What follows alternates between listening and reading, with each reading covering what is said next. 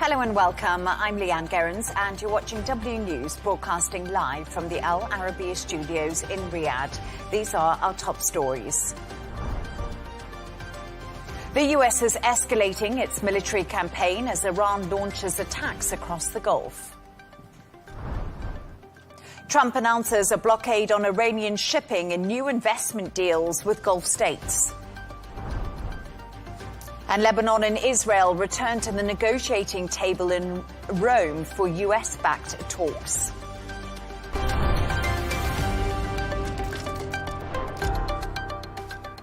The conflict between the US and Iran is escalating again, with Washington launching a third night of strikes and Tehran responding with attacks across the Gulf. President Trump has also told Congress the ceasefire is over, paving the way for more US military action. For more on this, I'm joined by Badr Al-Qahtani, GCC senior editor at Ashaq Al-Awsat newspaper. Badr, great to have you on the show. Thank you so much for joining me. President Donald Trump has dropped his proposed 20% transit fee in favor of trade and investment deals with Gulf states. Did pressure from Gulf allies force the White House to rethink the transit fee proposal, do you think? Thank you, Leon, for having me. I think we still followed this important announcement from the President of the United States, and we know there are so many announcements that didn't stand. Maybe it is going to be used just to achieve any political or any further moves. I don't think it's going to be like this, because the situation and the status from the whole Gulf countries is to get back the maritime in the Strait as it was before the 28th of February, whether that is Iranian issue or American issue. And I think this is the stance that the EU is backed, and the GCC countries as well. I think forcing any kind of percentage or money or fees for the Strait, it will change the shape of the economy. It will affect the other straits in the world. I think the law is very clear about that. So we will still see how the countries will react with more explanation from the American side, I think. And it's really interesting because President Donald Trump right now is talking in the Oval Office. He's hosting the Prime Minister of Iraq. And he himself has said, was called by different countries that said we'd like to invest in the US instead of charging a fee for the Strait of Hormuz. He said Gulf states are going to invest in the US, and I do think that is better. He also said, I don't think anyone should be able to charge a fee for the Strait. So do you think that's positive music coming out of President Donald Trump on the fees for the Strait of Hormuz, dropping that and appearing to be working closely with Gulf allies? Indeed, maybe one of Mr. Trump's tactics that he likes to announce this big announcement, but sometimes he changed his mind, or maybe he just wanted to use it for a certain purpose. But yeah, now, if we are talking about the Arabic or the GCC investment in the United States as a big partner around the world, it's huge already, and I think there is a lot of extra investment coming from the GCC to the United States, and I think it is normal. Most of the countries which has bigger wealth and investment or sovereign investment funds or any type of investment, it should go to the biggest companies around the world. I think this is normal, and the visit of the Iraqi Prime Minister is remarkable, especially when he is now establishing a campaign, anti-corruption campaign, and he seems like very serious in this time. And if we relate this to the whole saga that Iraq wanted, and the way how Iraq wanted to get back its own seat around the Arabic countries, because there is a lot of a gray shape of relationship between Iraq and the others, especially when so many attacks came to the Gulf countries, especially from the Iraqi land and by militias. They shouldn't be directly related to the government, but the government should play its roles to stop them from doing this attack.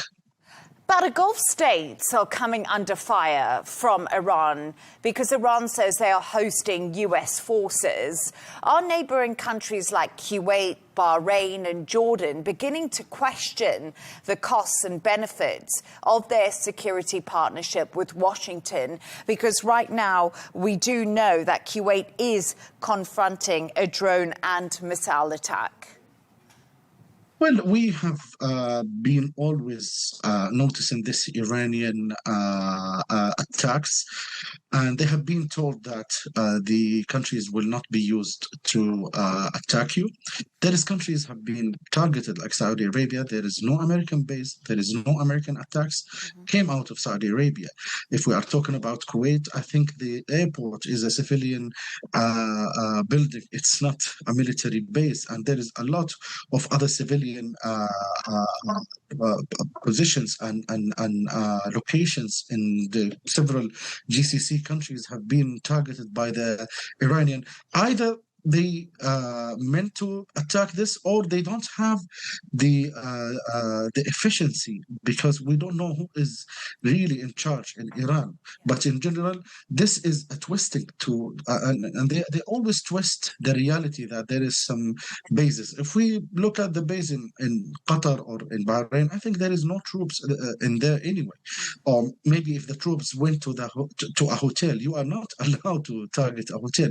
If you are under attack, even the GCC countries didn't accept or even involved or support this type of attack, but you cannot export your problems to the others. And I'm sure that GCC countries are not going to be dragged either by Iran or any other player in this war, and they will choose their battle, and they will choose the way how they react with it in a very wise way, because if we notice, each Gulf state is concentrating on their prosperity and economy, developing their societies to find better lifestyle for their people. Where we see Iran and people inside Iran are very angry with the government, which spend their money on Hezbollah and Houthis and the other militias, and they spend a lot of the oil revenues just to militarize the country. They let the country vulnerable to get attacks either from Israel or America, and they are not very happy with their government anyway. Iranian regime itself now, we don't know who rules it, and the example that this regime gave us in the area, it's not as we can compare to the other Gulf states. So that's why when any country wanted to take a decision, especially with the escalating wise, it shouldn't be very easy. It should be first of all their battle, not America, not Israel, not even Iran battle. And Badr, let's talk a little bit about, amid all the current geopolitical tensions in the region, the Iran-backed Houthis have fired missiles towards Saudi Arabia, really breaking a 4-year truce. How significant do you think this is? I think it is a limited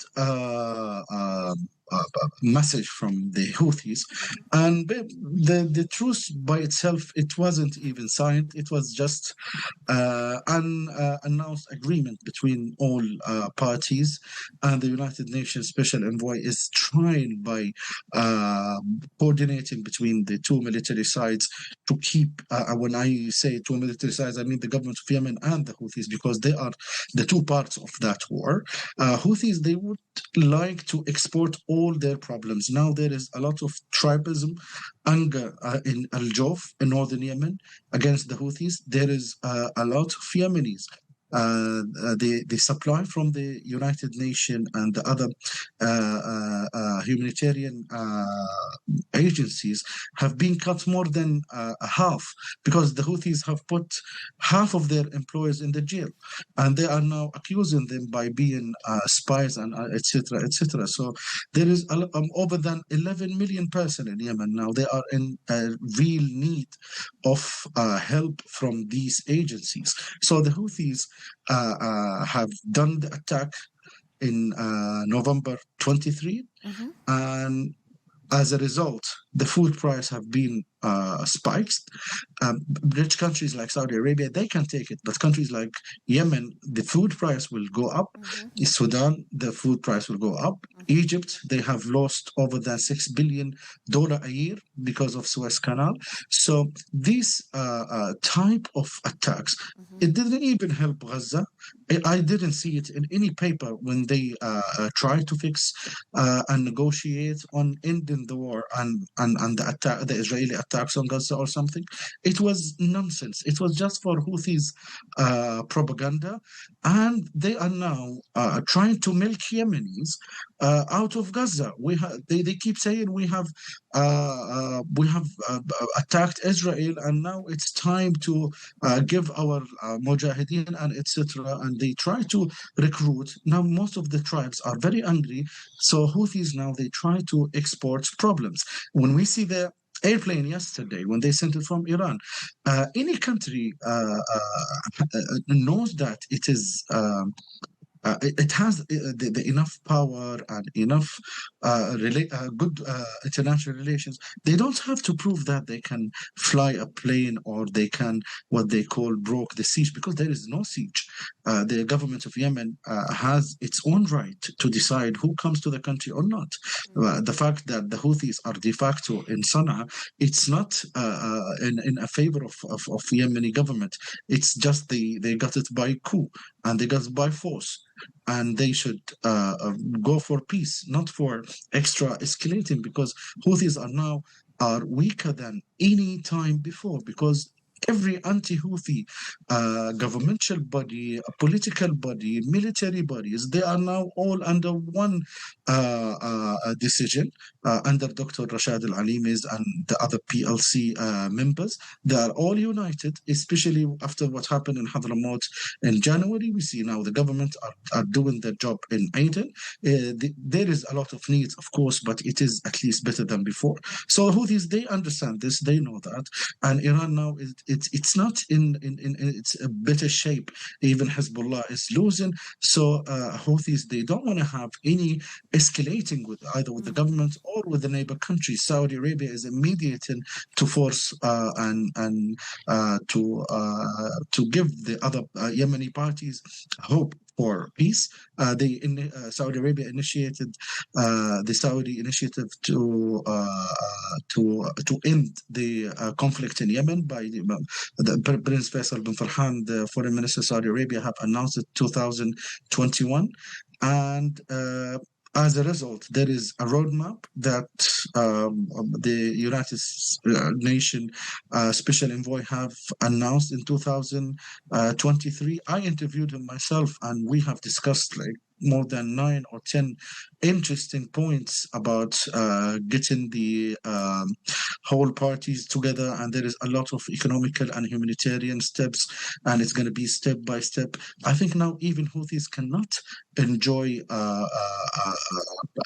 some steps like Badr Al-Qahtani, I'm so sorry. We're going to have to end the interview there. We're just out of time, but great to have you on the show. Thank you so much for your analysis and your thoughts. So great to have you on. Thank you. Thank you. Let's continue this conversation with former Trump state campaign chair, Rob Artlett, who joins us from Delaware. Rob, great to have you on the show. Iran is currently in a military conflict with the US and has responded to renewed strikes by targeting American military bases in Gulf countries. Kuwait is right now, as we speak, intercepting drones and missiles. What is President Donald Trump doing to reassure regional allies who are coming under immense pressure over the last few days? It's always a pleasure to be with you and your audience, and I always thank you for that opportunity. And look, make no mistake, President Trump is here to stay, and he is here to protect our allies throughout the region. And what he's doing specifically, I guarantee there are conversations directly happening right as we speak to these various leaders, both civilian as well as militarily, in these Gulf countries, to reassure them that we are there to stay and that we will defend them and their abilities to defend themselves. So President Trump is not walking away from anybody or anyone who is on board with him in his efforts to contain the regime from ongoing terrorism actions, both against Americans, our allies, and of course, the Strait of Hormuz. That is the key ingredient as we are speaking right now. It is that Strait of Hormuz. And really, it comes back down to a really simple difference. Complicated, but yet very simple. And what I mean by that, it is the regime believes they have sole rights to these waterways. They can be the gatekeepers of these waters, i.e. their waters. However, the rest of the world predominantly believes these are international waterways, whereas the regime cannot control this water. So that is really the big difference. They think they own it, can control it. At the same time, you've got U.S. and many other allies believe these are international waterways.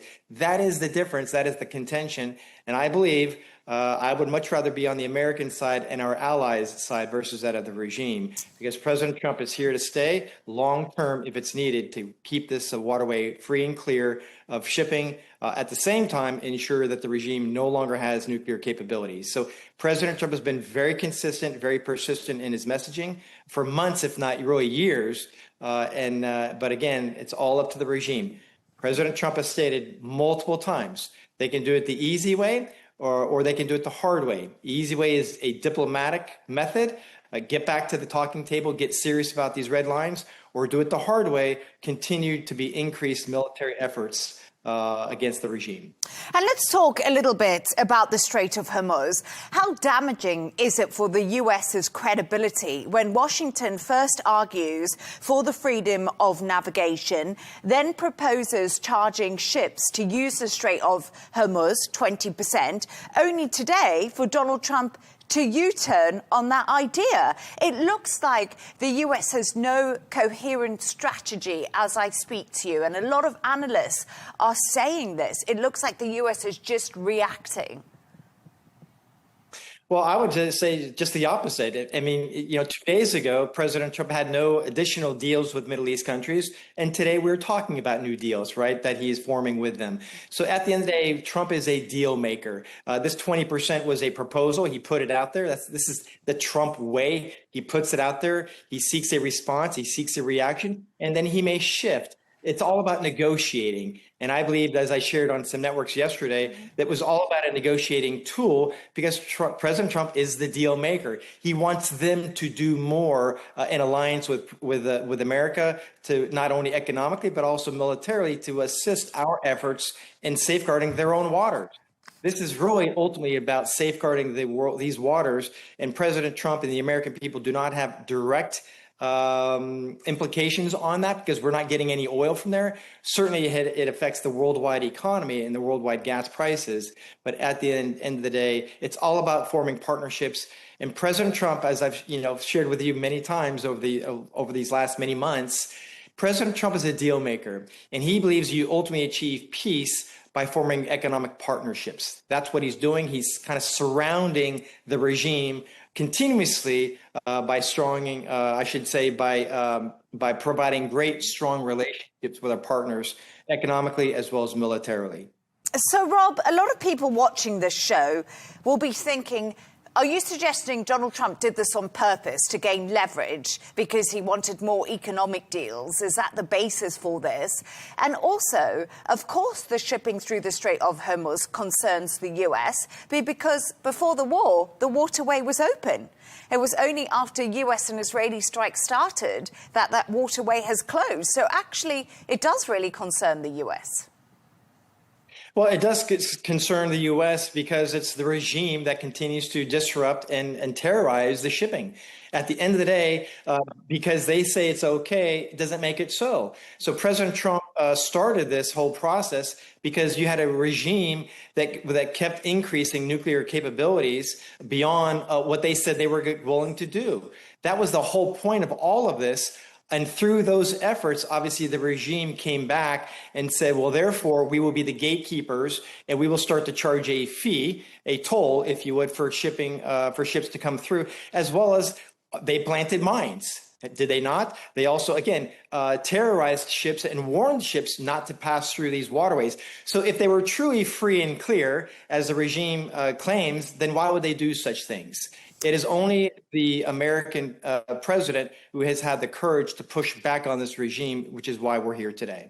And President Trump says the strikes are intended to weaken Iran's ability to disrupt shipping in the Strait of Hormuz. Rob, is there evidence that that strategy is actually working as we continue to see vessels come under fire from Iran? And that's today, including lots of vessels in the region and lots of reports coming out. So what has the US really done?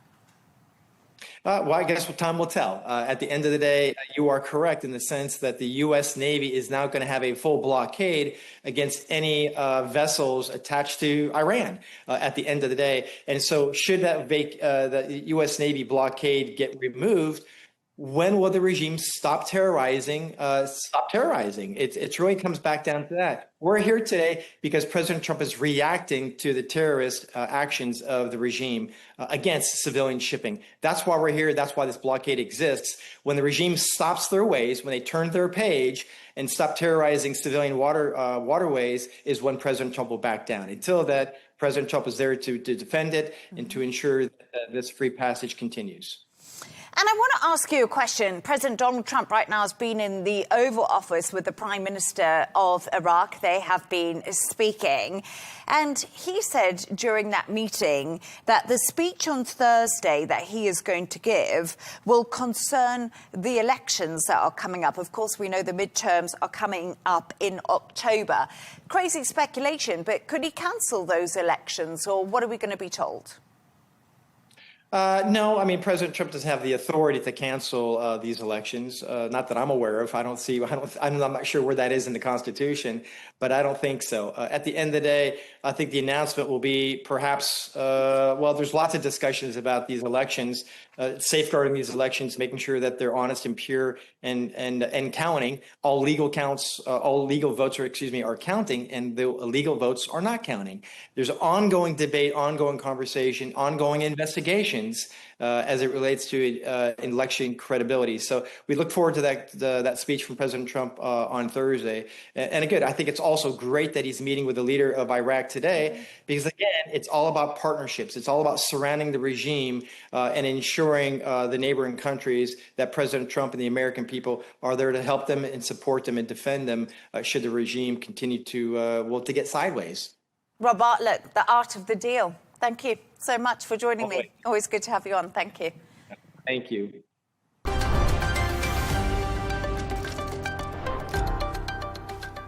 Now, oil markets have been rocked by the escalating US-Iran conflict. President Trump says the US will impose a full blockade in a matter of hours on ships traveling to and from Iranian ports or carrying Iranian cargo. Meanwhile, he also declared the waterway will be open to most shipping. For more on this, I'm joined by international economist Vicky Price. Vicky, great to have you on the show today. We've had a lot of headlines. Oil prices fell after Trump said the Strait of Hormuz would remain open to all shipping except Iranian vessels. Does this suggest markets are becoming more driven by political signals than by underlying risks? Well, I'm afraid we have seen that the markets have moved almost entirely by the latest pronouncement by President Trump, and they have been very volatile. But of course, the reason why they're moving on those pronouncements, because they do actually still worry about the underlying risks involved.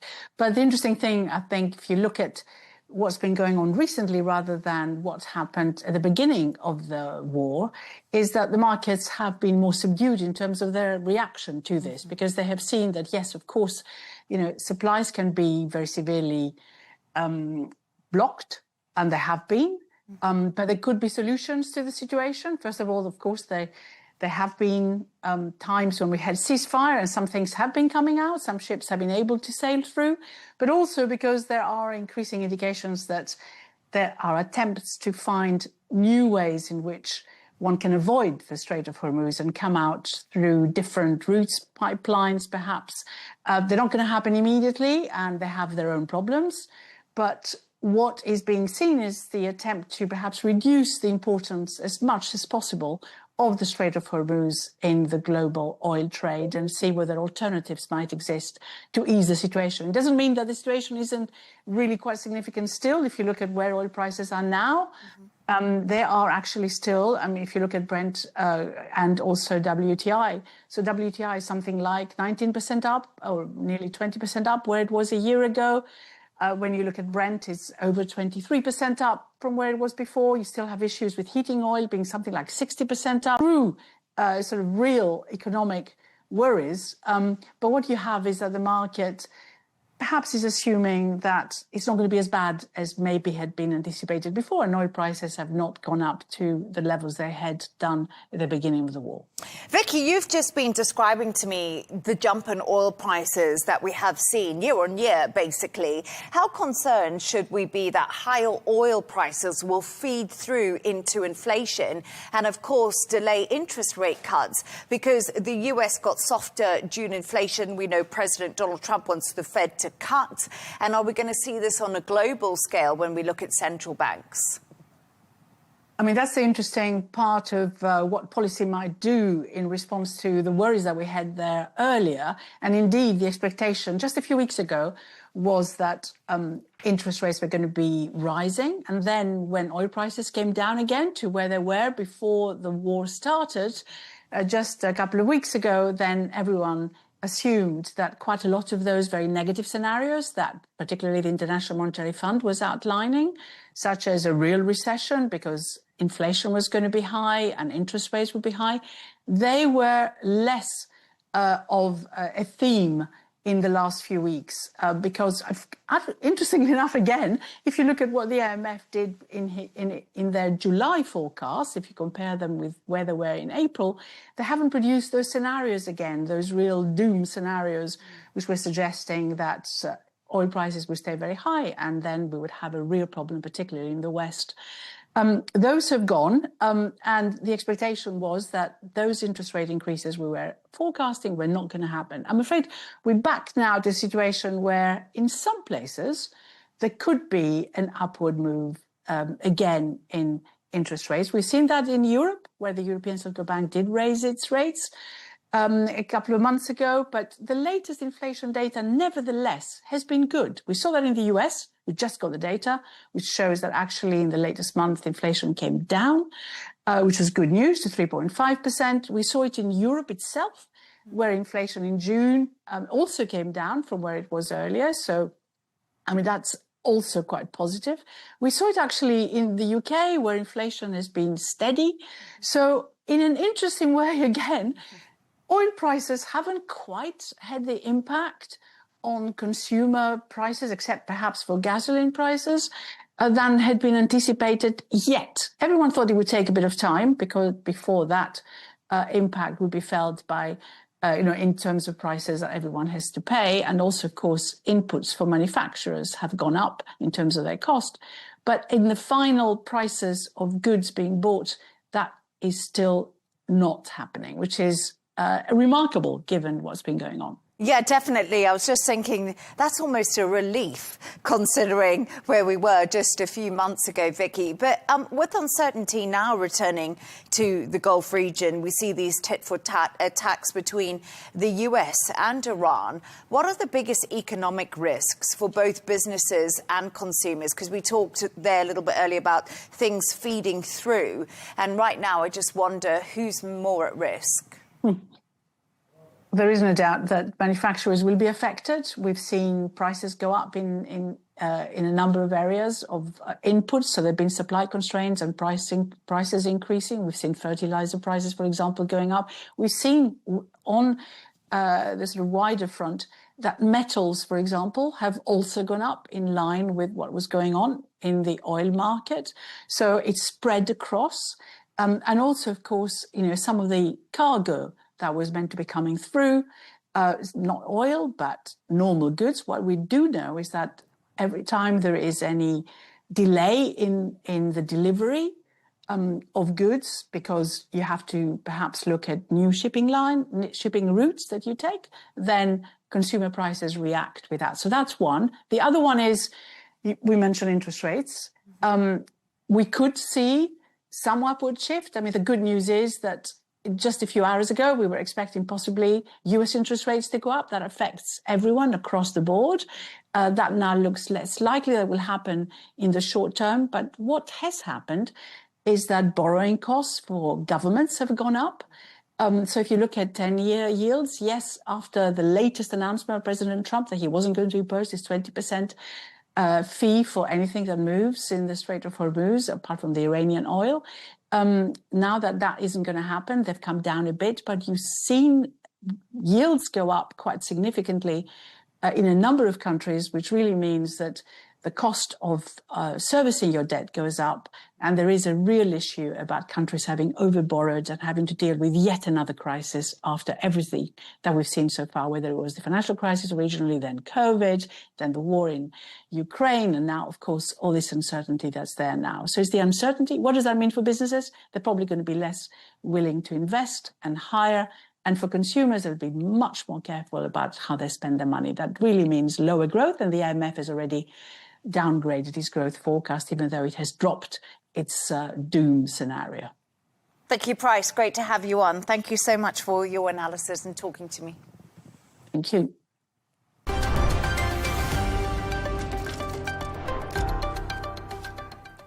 Lebanon and Israel are holding a new round of US-backed talks in Rome aimed at implementing last month's agreement. The deal calls for Israeli troops to leave southern Lebanon and for Lebanese forces to take control. The talks come as Israeli troops remain in parts of the south and Hezbollah continues to reject calls to disarm. For more on this, I'm joined by former Israeli national spokesman Elon Levy. Elon, great to have you on the show. Good to be back, Leigh Ann. Yeah, great to be back. Great to have you too. Elon, first sort of thought here, why are these talks in Rome taking place now at a time when tensions elsewhere in the region are really escalating? The Israeli-Lebanese conflict should have been solved long ago. Israel and Lebanon should never have been in a state of conflict, and that exists only because of the Iranian proxy army Hezbollah in the middle. Israel's priority now is to secure a permanent, peaceful border with Lebanon. That means a border that Hezbollah isn't shooting rockets over, isn't shooting drones, cannot threaten Israel with an October 7th style invasion, and people on both sides of the border can go back to their homes. That means that Hezbollah has to be disarmed. It has to be dismantled. Lebanon wants to get rid of Hezbollah. It wants to get rid of Iranian influence, break free and be a sovereign state, and it couldn't happen any sooner. So, Elon, critics say Israel is using security as a justification to occupy Lebanese land indefinitely. What assurances can Israel give that the buffer zone will only be temporary? Because this is something that is coming up a lot. Israel has been very clear in this framework agreement under the United States. It has no territorial ambitions over Lebanon. Israeli troops are in Lebanon because that territory was being used by Hezbollah to fire missiles and drones at Israeli families and threaten us with an invasion. Israel is saying it wants to give that territory back to a Lebanese state that is capable of maintaining a peaceful border. It won't give that territory back to Hezbollah, which means the IRGC. And that is why this framework that is being moderated and supervised by the Americans calls for an Israeli withdrawal contingent on the verifiable dismantlement of Hezbollah. It basically means if Hezbollah dismantles, Israel withdraws. If Hezbollah remains armed, it's not going to give that territory back to an Iranian proxy army. And so we hope now that Lebanon, after decades of foot dragging and doing nothing to combat Hezbollah, will finally dismantle this Iranian proxy army now that Iranian power is receding in the region, and then its territory will be returned back to it and we can have a peaceful border. Many in Lebanon argue that Israel's actions have actually strengthened support for Hezbollah rather than weakened it. Has Israel's strategy been counterproductive, do you think? And also, I think it's important to note here that Hezbollah isn't at the table when it comes to these talks between Israel and Lebanon.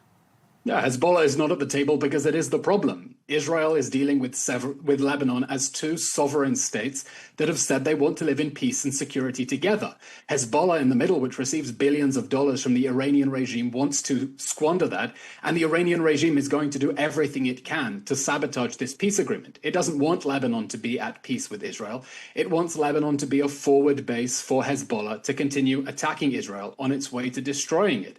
Israel wants a peaceful border. It does not want Lebanese territory to be used to fire rockets and drones and threaten us with an invasion. And no one can expect that as Hezbollah is raining missiles and drones at Israeli homes, threatening them with a Hamas October 7th style invasion, that Israel's strategy should be to sit back and let itself get attacked. Any country whose territory is being attacked by a terrorist army on the other side of the border is going to take action to push that threat away. And now, finally, we have a framework agreement for Israel and Lebanon to solve their differences as two sovereign states that want to live in peace and to push the Iranian regime out of the picture. The humanitarian toll in Lebanon has been severe, Elon, with 4,000 reported killed and more than 1 million people displaced. How does Israel respond to criticism over the impact of its military campaign in Lebanon? And many people feel it's disproportionate, similar to what happened in Gaza. Look, obviously it's a tragedy when any civilians are caught in the crossfire, but no one should be shedding tears for the Hezbollah terrorists who have been killed in this war, and the overwhelming majority of the dead in Lebanon have been the Hezbollah terrorists operating under the noses of UN peacekeepers, firing drones and rockets at Israeli homes and families. Hezbollah is the problem, and Hezbollah has to go. It is a tragedy that in decades, Lebanon and the UN allowed Hezbollah to build a huge military arsenal that, I'll remind you, on the eve of the October 7th massacre, they had 150,000 missiles and rockets in southern Lebanon, built under the noses of UN peacekeepers. If the UN had not allowed that, we wouldn't be in a war with Hezbollah in the first place. So the quickest way that we can end any humanitarian crisis and everyone can go back to having normal lives is when this Iranian proxy army that is determined to drag Israel and Lebanon into war is out of the picture, and we can have a permanent, peaceful border that, as Israel says, is going to be crossed only by business people and tourists. And Prime Minister Netanyahu has come out today and is warning Iran that Israel will respond to any attack. Does that warning also extend to Hezbollah, given its close ties with Tehran? Iran wants to link its war to Lebanon and to make them linked. And Israel's interest is to separate those two arenas and to say, we're dealing with Hezbollah in Lebanon against, we're working with Lebanon as a sovereign state, and the Iranian conflict is something different. We won't allow the Iranian regime to link those arenas and then use the ability to get Hezbollah to shoot rockets at Israel in order to blackmail Israel into making concessions. So Israel is saying, we're going to make peace with Lebanon, work with Lebanon together to hand over territory and dismantle Hezbollah, and the Iranian regime is separate. And it must not fire ballistic missiles at Israel, or the Israeli army is going to be ready to respond with full force against a regime that is trying to fire ballistic missiles at our cities. I hope it doesn't happen. And everyone here hopes the United States succeeds in forcing open the Strait of Hormuz and stopping those horrible attacks by the Iranian regime against Arab countries all over the region. It's really interesting what you just said, because the first point of the MOU between the US and Iran was regarding stopping the war on all fronts, including the proxies happening. And I guess that we haven't seen that, and that's what Iran wanted. So in some ways, by Israel continuing to attack southern Lebanon, has that really put the MOU in even further danger? Or do you think it's right to have the separate two things? Because it's clearly not what Iran and the US agreed. No, the MOU was a deal that sold Lebanon back to the Islamic Republic of Iran, and that's why Lebanon was unhappy about it. Lebanon did not want the Iranian regime stepping in and pretending to be its protector. It wants to solve this conflict directly with Israel as a sovereign state. The MOU was an agreement that Israel wasn't part of, Lebanon wasn't part of, and did not treat those countries as sovereign states. And so that's not going to help solve the conflict with Hezbollah. The Iranian regime, of course, wants to link its conflict with the United States to Lebanon. It wants to keep Lebanon as an asset. It wants to keep it under the control of the IRGC. And both Lebanon and Israel want to break free from that, break the linkage from Iran, and make peace directly. So as far as Israel is concerned, the only agreement that matters for Lebanon is the agreement that Israel and Lebanon have reached directly between the two of them as sovereign states, and not some agreement made on its behalf together with a regime that is determined to keep Lebanon under its heel as a forward base for attacks against Israel and permanently enslaving the country of Lebanon. Elon Levy, thank you. Good to have you back. Thank you very much.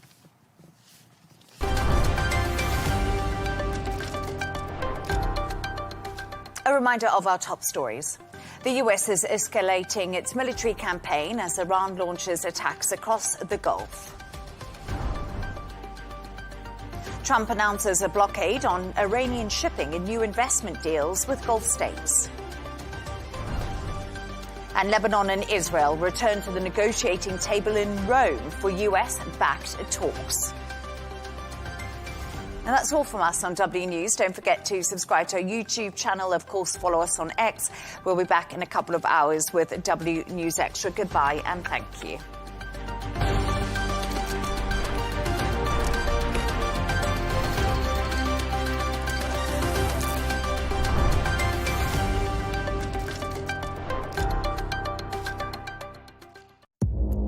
Our allies, in many cases, are worse than our enemies. Stay informed and connected with the latest international headlines. There obviously is a risk. From breaking news to in-depth analysis. It would appear that this war is coming to an end. Who buys this stuff? Investors, pension funds. We deliver the most important developments straight to your screen. Iran always wanted to deal with militia. Join us for compelling, expert-driven conversations. A curfew order has been established. And an insightful look at the issues shaping our world today. There are lots of proposals about European architecture for security. I'm Leigh Ann Gerrans, and this is W News. We dealt with this when I was Chief of Staff in the first term. Where you don't just hear the headlines, you get the full story.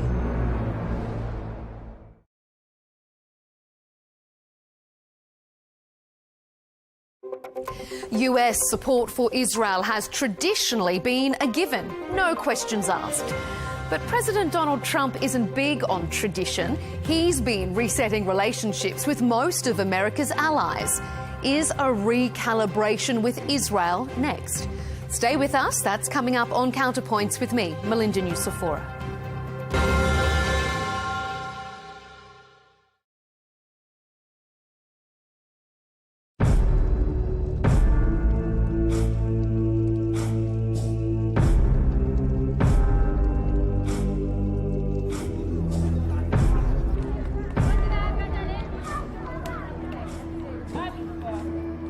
The people of Milana are distinguished by their light brown hair and eyes. Their noses are long. Their skin is wheat-colored. They resemble the inhabitants of the Mediterranean basin more than those who live in Himachal. The unique democratic system practiced in Milana is considered one of the oldest in the world. It closely resembles the model of ancient Greece. It consists of two councils, a lower and an upper house, where matters are discussed carefully.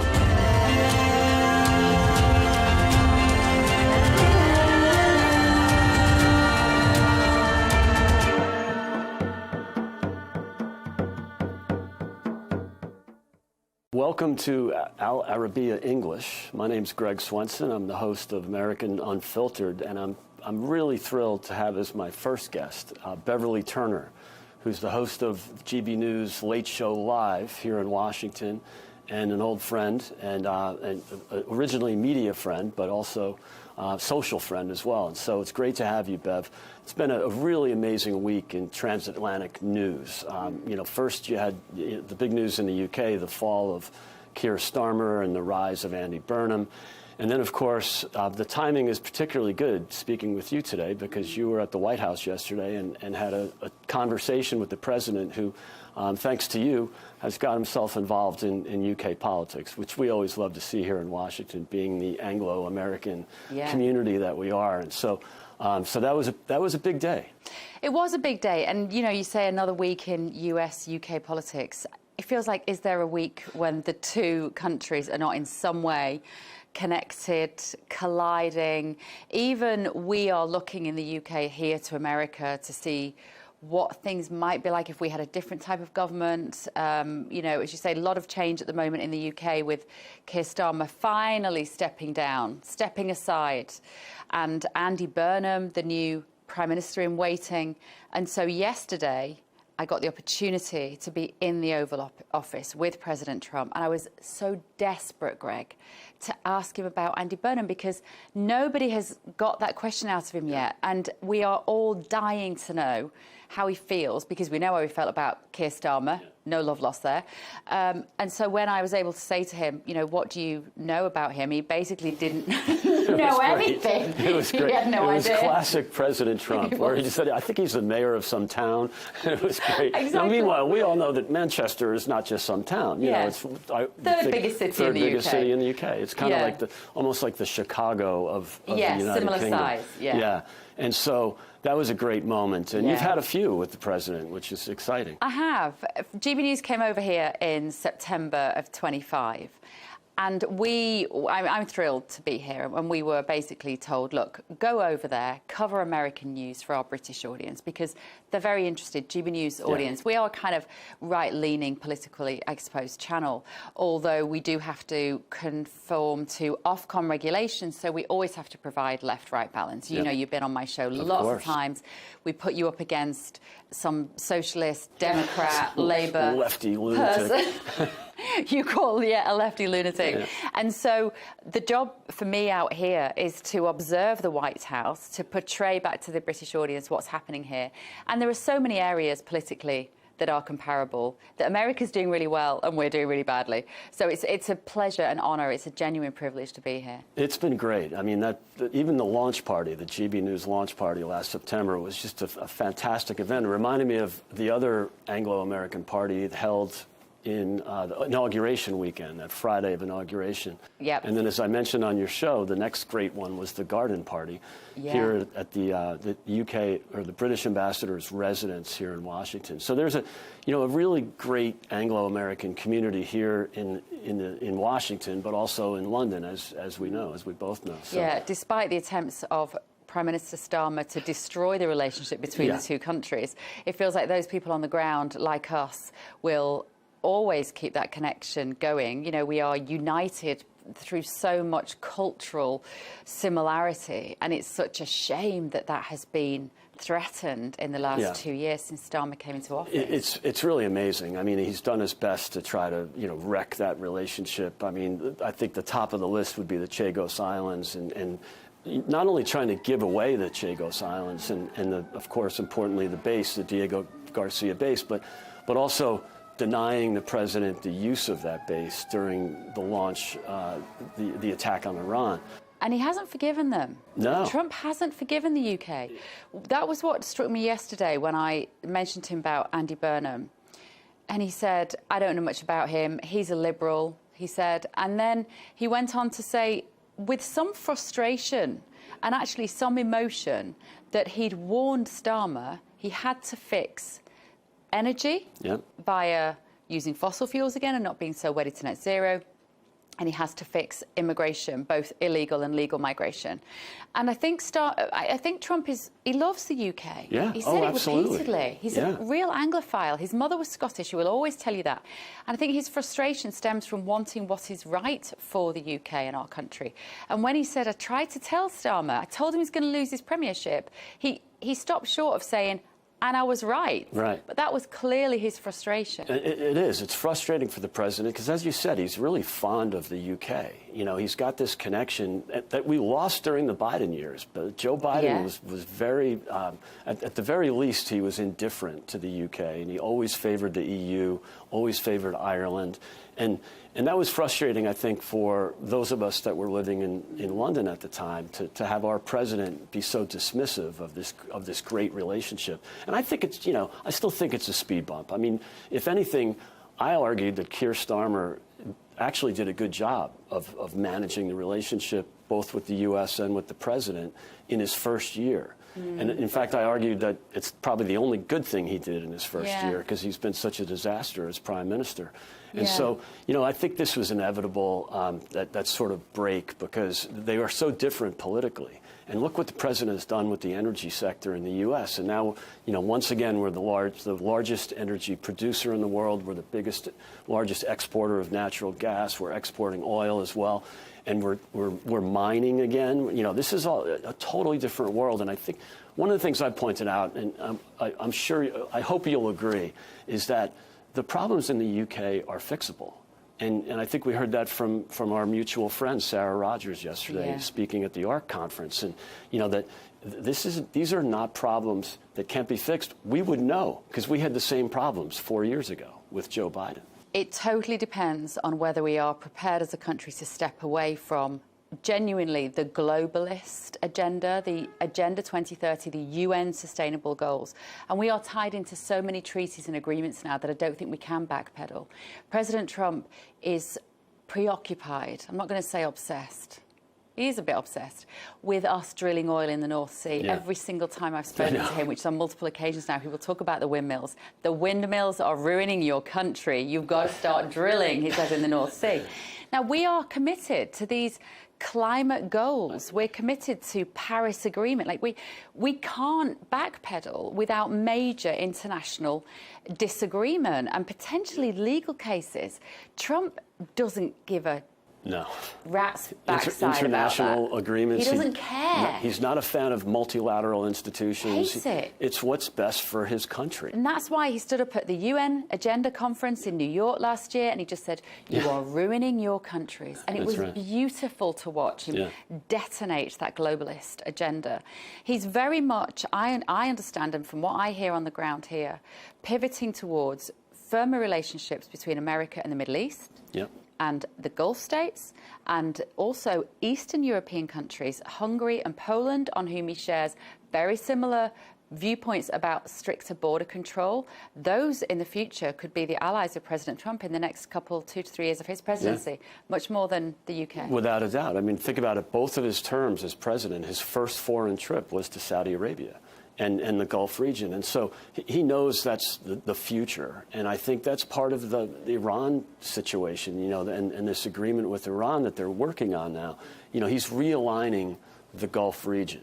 And that's really on the top of his agenda. And he knows that Europe just continues to fall behind. And then my argument with the UK is, do you want to be part of that managed decline in Western Europe, or come back to the United States and replicate, maybe take a few pages out of the president's playbook? I don't know that this government can possibly do that, because they'd be going against the cult of climate change, of net zero. I think it might have to wait till 2029, unfortunately. And it will largely depend on what Andy Burnham wants to do. You know, I've said that Andy Burnham, our new incoming Prime Minister, he hasn't been an MP for the last 10 years. He's been in Manchester as the mayor. He has spent more time in Denton than Davos. Now, that might put him on a par with President Trump. You might be surprised to see that their relationship is better than people expect, because Andy Burnham also is not a massive fan, I suspect. I may be proven wrong. But I've met him on multiple occasions. He's a very kind of down-to-earth guy. He's very normal. He's everyman. That's why people like him. He doesn't have that public school upbringing vibe. He's not like a Boris Johnson that looks down at people. He's a normal kind of guy. Now, it depends whether he comes in and says, if he has the testicular fortitude, let's say, to push back against some of those treaties and agreements on the global stage, then he might keep the British people happy. And that will align him more with President Trump. They're both quite anti-establishment. They are both well aware of the fact that the political class hasn't served the working person for a very long time. There may be more synergy, Greg, than we anticipate. That's a great point, Bev, because he is more of a man of the people. He's been in Manchester, he's been in the North, and he's connected much more to the trade unions like a proper labor politician, like the old Labour. Whereas Keir Starmer, as we all agree, was from that new Labour, that, you know, North London, uppity, Oxford, Cambridge, kind of that lanyard class. And I don't see Andy Burnham as part of that. He might be a man of the left, and that's what I worry about. But you're absolutely right. He might actually have more in common. And look what happened in I think it was Aberdeen in Scotland. You know, because oil and gas exploration is so important in Scotland, and that might be a moment for him to pivot and get away from Ed Miliband and the lunatic kind of fringe net zero crowd. He'll have so much pressure on him from the net zero agenda. I mean, his wife actually works for a big electric car charging company, is my understanding. She's quite private. She's Dutch, I think. You know, there will be a lot of pressure on him to maintain that course towards the greener future, whatever we mean by that anymore, I'm not even sure, and not to get involved in any oil and gas drilling. It might be that we have to wait until potentially another government, if that does become, for instance, Nigel Farage next time round. And I think that, you know, surely that's in the cards in 2029. I mean, liberating the energy sector, and again, we've done it here, so we know it can work. It might be a stretch to expect a Labour prime minister to endorse that. The other thing we often forget about, because you're right, President Trump is so focused on the North Sea, he's a common sense guy. He just can't understand why we in the UK are buying oil from Norway, who's drilling it in the same sea that we've banned drilling in. He's got a point. And this goes back to the Tory party, to the Conservatives, you know, and I've been lecturing them for years now on not only do you have to stop this nonsense of net zero, but apologize for it, bury it. Just, you know, don't even leave it lingering out there. Just end it and drill for natural gas. It's not just the North Sea oil rigs. There's plenty of natural gas under the ground in the UK. It all depends on whether man-made climate change is scientifically nailed on. That's what it all comes down to. Yeah. You know, we have been told for 20 years the consensus is that using carbon is going to ruin the planet. And that was literally written into the broadcasting regulation in the UK. It still is. We're not meant to, in the UK, say that that is anything other than 100% true. It's because amazing. We could be fined by Ofcom for saying that. That's incredible. I didn't realize that, Bev. But I think that the tide is turning for sure. I mean, the public consensus is surely not behind it like it was 5 years ago. It never made the top 7 as an issue in the United States. And that's why when, you know, Al Gore started his lecturing 25 years ago, they bought into it in Western Europe and the UK, and the U.S. never really did. No. In spite of that, Biden tried the Green New Deal, and he blew all this money on you know, wind and solar and the so-called Inflation Reduction Act, which was really the Green New Deal. And so, you know, he bought into it, or at least his advisors did, or his AutoPen did, but really the people in the U.S. never really did, and that's why they never really were able to get momentum. He almost went against, President Biden went against what the people wanted. And much like in the UK and especially in Ireland, the top issue right now is affordability and mass migration. And what did they get from their governments? Misinformation, policing misinformation, which you and I will just call censorship, and as well as net zero. So it's this total disconnect between that lanyard class, the Keir Starmers of the world. But I blame Theresa May and Boris and, you know, Rishi. 14 years of Conservative rule that pushed through all of these policies that I think were the product of talking shops at these NGOs around the world. That's right. And not enough people in the room to stand up and go, hang on a minute, are we sure about this? Groupthink. Nobody being prepared to swim against the tide of popular opinion. And, Greg, money to be made. Let's be honest. What a cottage industry that was. What a cottage industry. When Biden lost the election, they had, that 90-day transition, and they were shooting money out the door as fast as they possibly could to these NGOs that just started the week before. That's right. We're in the net zero education sector. Can you give us $500 million? And they did. It's crazy. So I'm a big fan, I have to say. I am a big fan of new homes in the UK being built in a way that can generate their own power. Sure. So that we have solar panels and air source heat pumps and good insulation. Yeah. That makes sense to me. Common sense. Because it also gives the homeowner an element of kind of autonomy away from the grid and away from the government. And away from deciding you've used your carbon credits. Yep. I think that's something that, in terms of the environmental protections, go forward, build the right kind of houses. I'm totally on board with that. And God knows we need more housing in the UK, that's for sure. Let's talk about Nigel Farage. He's a friend of both of ours. He might be arguably the only hope for the UK when we talk about not just energy and mass migration. And I know that's almost a one-issue, reform in many ways is kind of, whether they like it or not, a one-issue party. By some miracle of marketing, the Tory party is still leading in the polls when it comes to economic matters, which I think is something that Nigel has to change that view. But do you think he can save the UK? I think they are as close as we're going to get to a small c Conservative government, if I'm completely honest.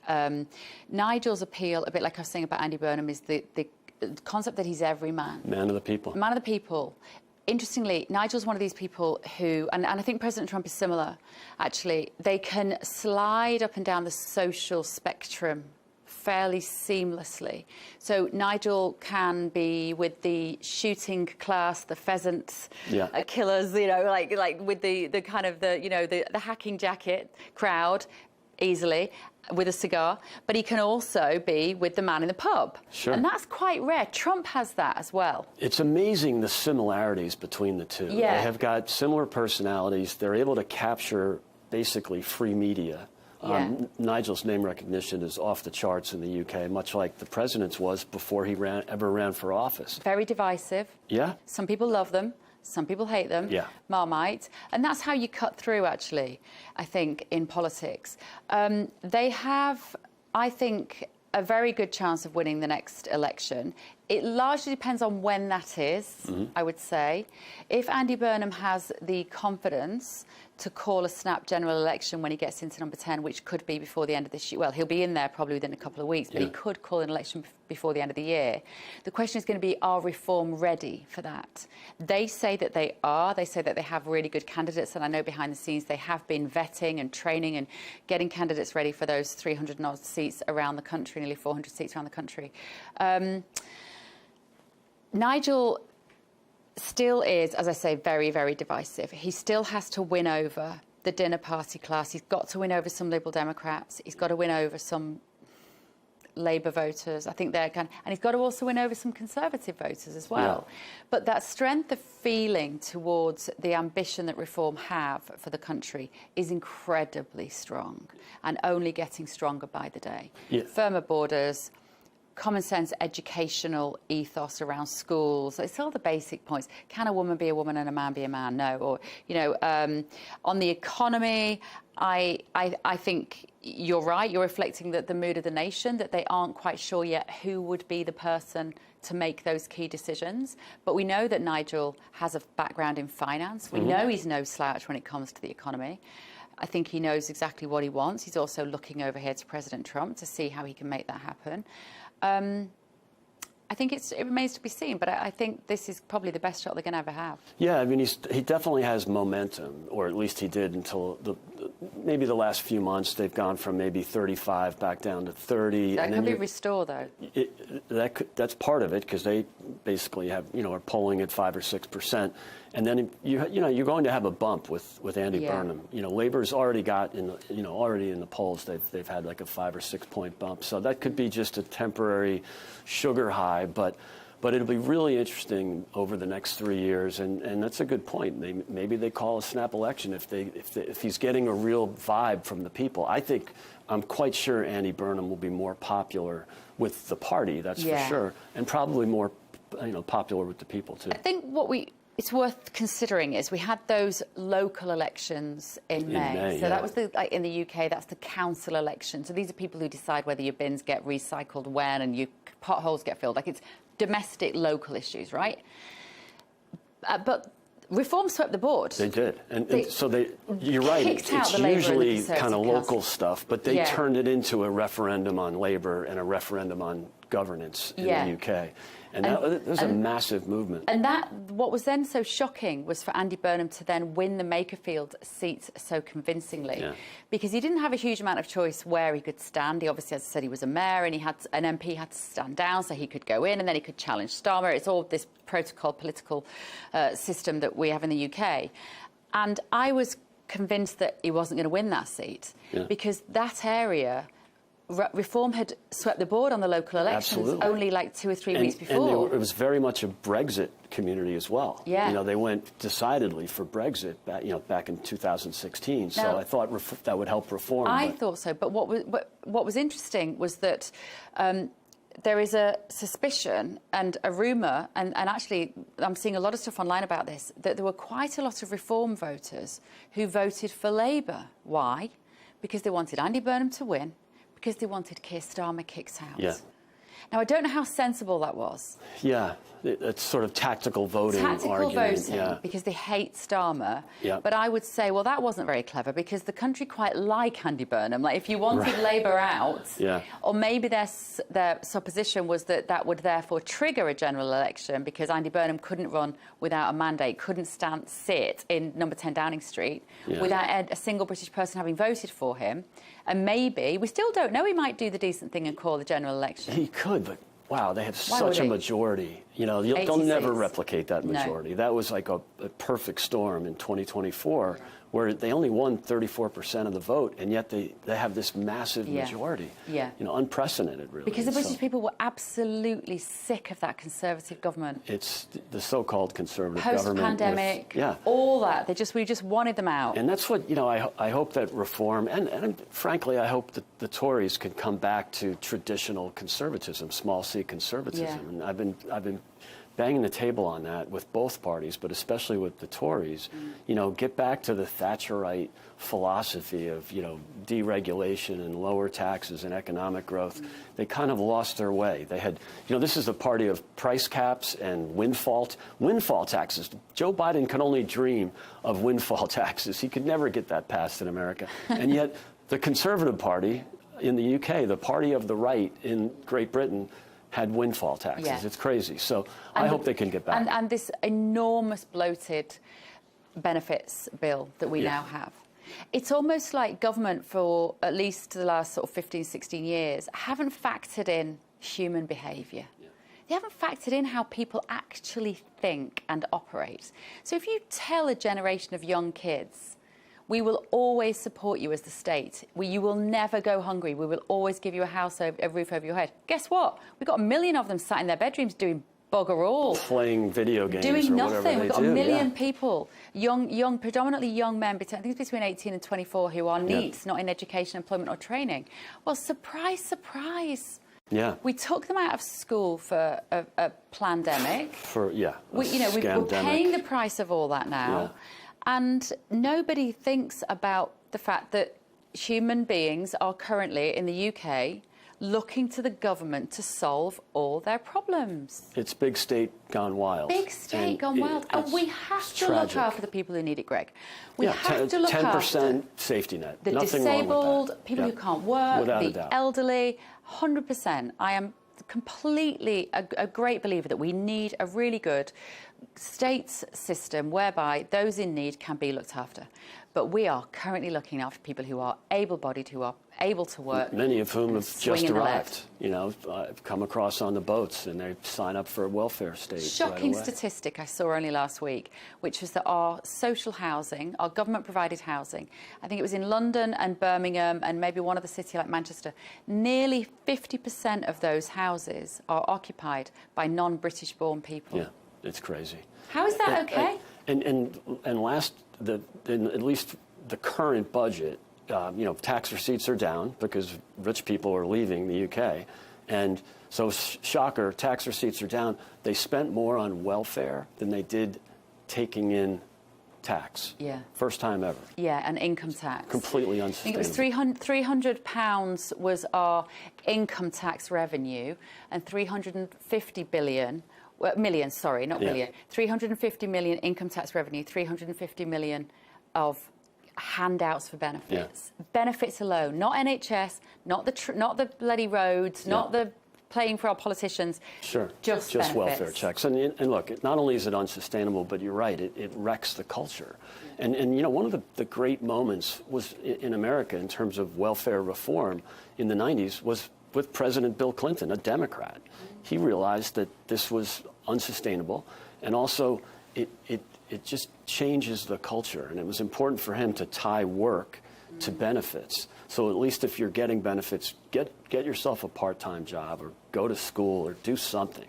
And that really was one of the signature accomplishments of a Democrat president. Yeah. Granted, he had Newt Gingrich, driving the bus in the House, for the Republican House, but there's a lot we can learn. Yeah, and you reach across the aisle, it can work. So yeah, there's lots to fix. Be sure to watch Sarah Rogers' speech; it was fantastic. She really captured it, but in a very positive way. Yeah. So that was a great moment, I think, for U.S.-UK relationship and sort of bringing it back. We're not just critical all the time. We can look at the great aspects of Great Britain, right? Yeah. And she highlighted the people, and America is really sort of a derivative of the UK. Yeah, so, well, she's the Under-Secretary of State for Diplomacy in the State Department, and she's a remarkable person. Yeah. I'm thrilled to call her one of my friends here in Washington, D.C. She's great. Sharp as a tack, intellectually phenomenal, and she and I share a great passion for freedom of expression and freedom of speech, which is being increasingly oppressed in the UK. It's really unfortunate, and again, she talked about it yesterday, but she's been talking about it quite a bit for the last year. She became almost a social media phenomenon in the UK because of her criticism of the overreach from big government. So, well, that's a lot of bad news. Let's talk about some good news. It's been an exciting year for you, not quite a year, but an exciting for you and GB News. Let's talk about the relationship in the media between GB, and so far so good. Really good. GB News is only 5 years old, just had our 5th birthday. It was born out of, I think, a frustration with the British media landscape being predominantly left-leaning, very anti-Brexit. It was born just after the Brexit referendum, and our ambition, I think, of the channel, I wasn't there right in the beginning, though, was to portray Brexit in the way that we hoped it would be a positive outcome. Pandemic came hot on the heels, and so who knows what the benefits of Brexit would have been. We never kind of got to see that, I don't think. But we are the UK's most watched news channel now. We beat Sky News and BBC News every day, sometimes both channels combined. We have more viewers than them. We're very much the people's channel. That is our definition, and I think we are. Yeah, we don't talk down to our viewers. That's right. We think they are adult enough to be given the information and to make their own decisions. That's an incredibly old-fashioned concept, Greg, in the UK, as you know. You're not getting that from the state-owned media, that's for sure, who are so snobbish in a way. And I think they actually misinterpret a lot of the news from the US as well.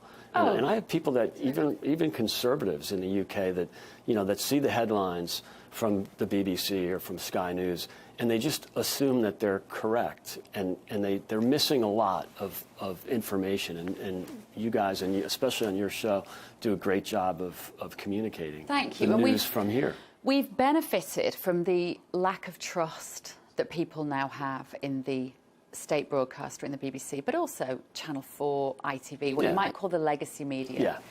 The trust in those organisations was utterly obliterated during 2020 onwards, when the COVID situation happened and everybody was being told to not believe their eyes, not believe what they saw when they were being convinced that bodies must be piling up in the street, and everyone was going, I don't know anybody that's actually died of this thing you call COVID.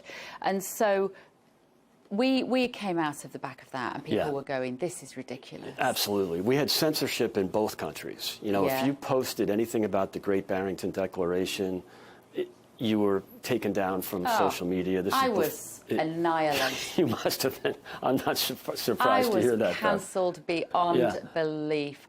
2020, the channels thought I was quite fun to have on because obviously we were all doing these Zoom calls from our homes, and I was doing a lot of panel stuff for TV then.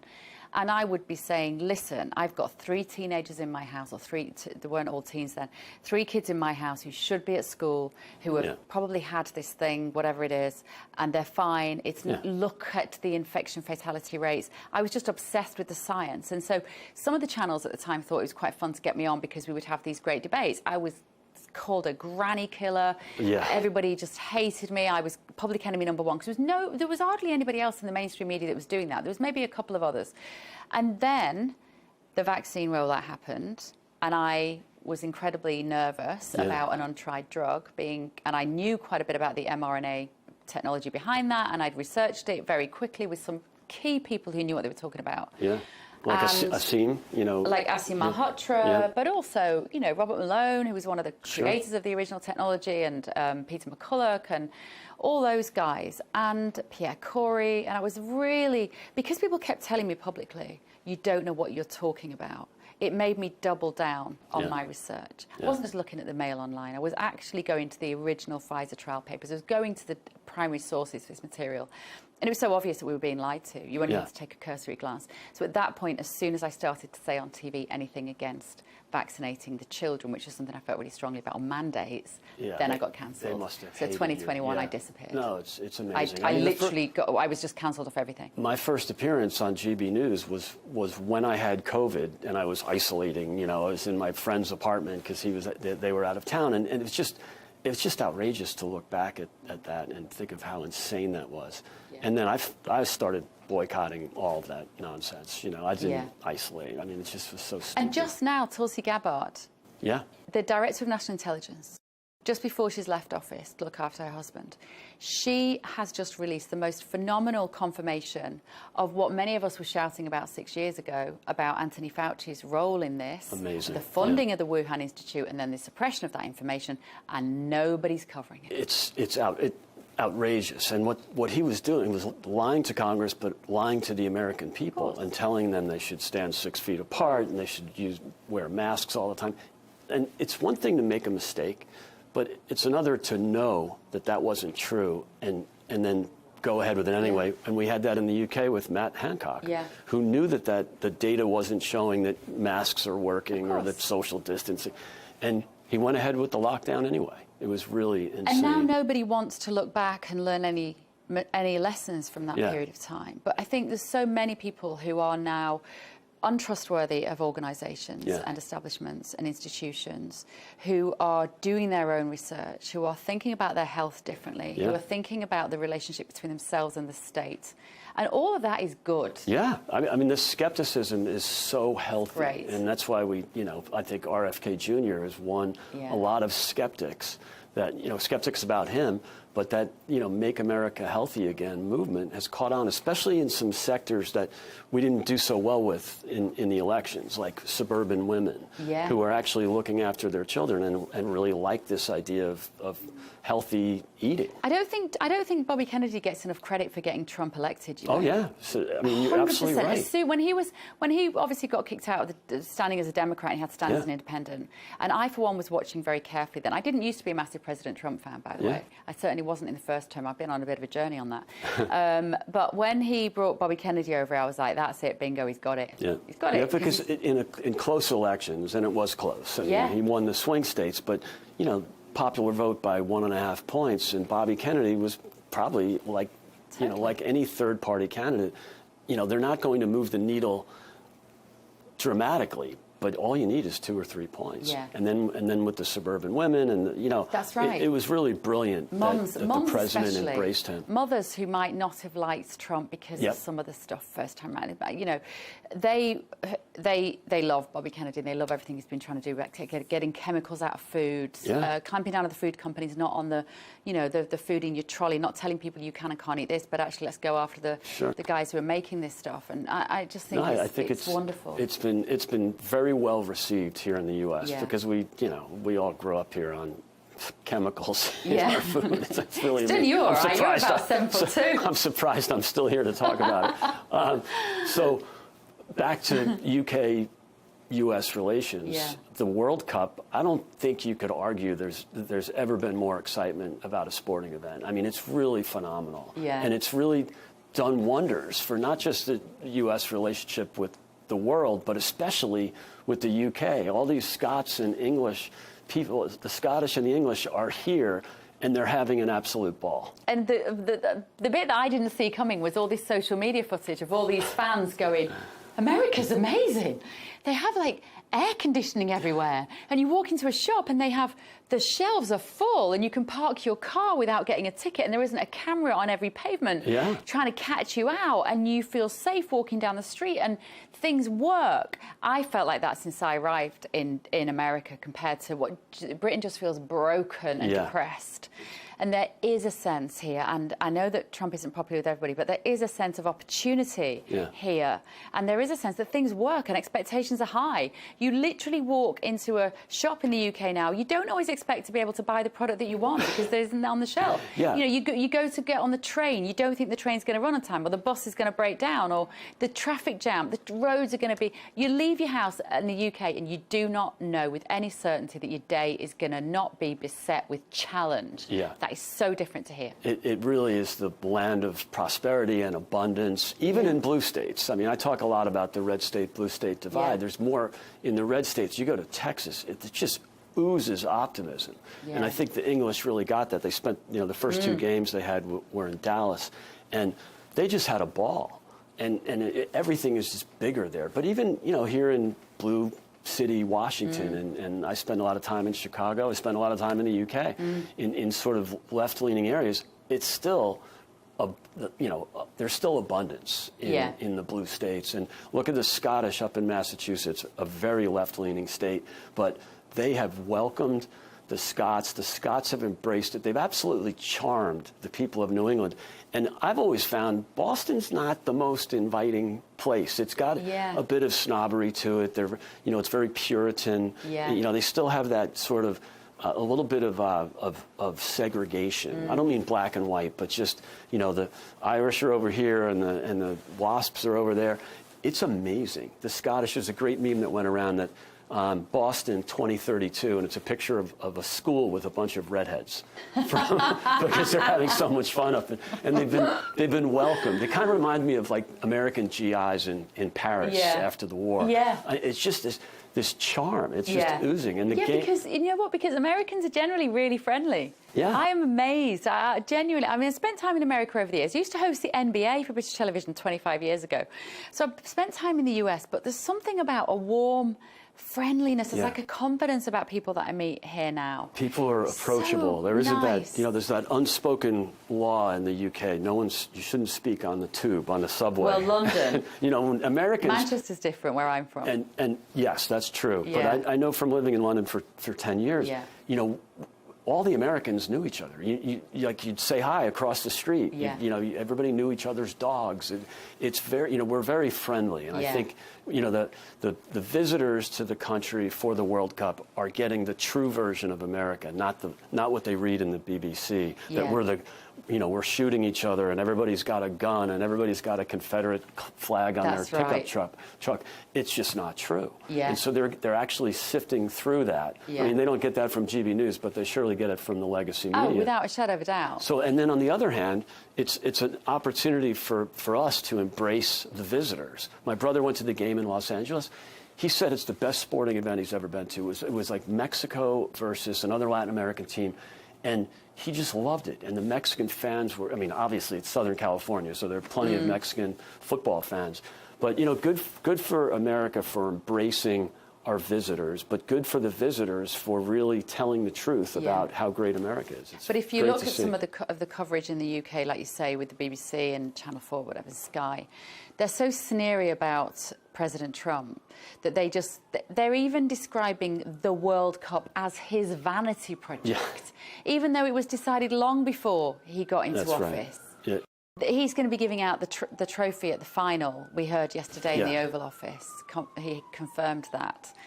He will be so criticised for that. Right, which is crazy because he is the president of the country. You want the president at the games. I mean, it's fantastic that he went to the Knicks game. It's actually, unfortunately, it's the one they lost. Yeah, it is New York, right? Well, this is the thing. People were.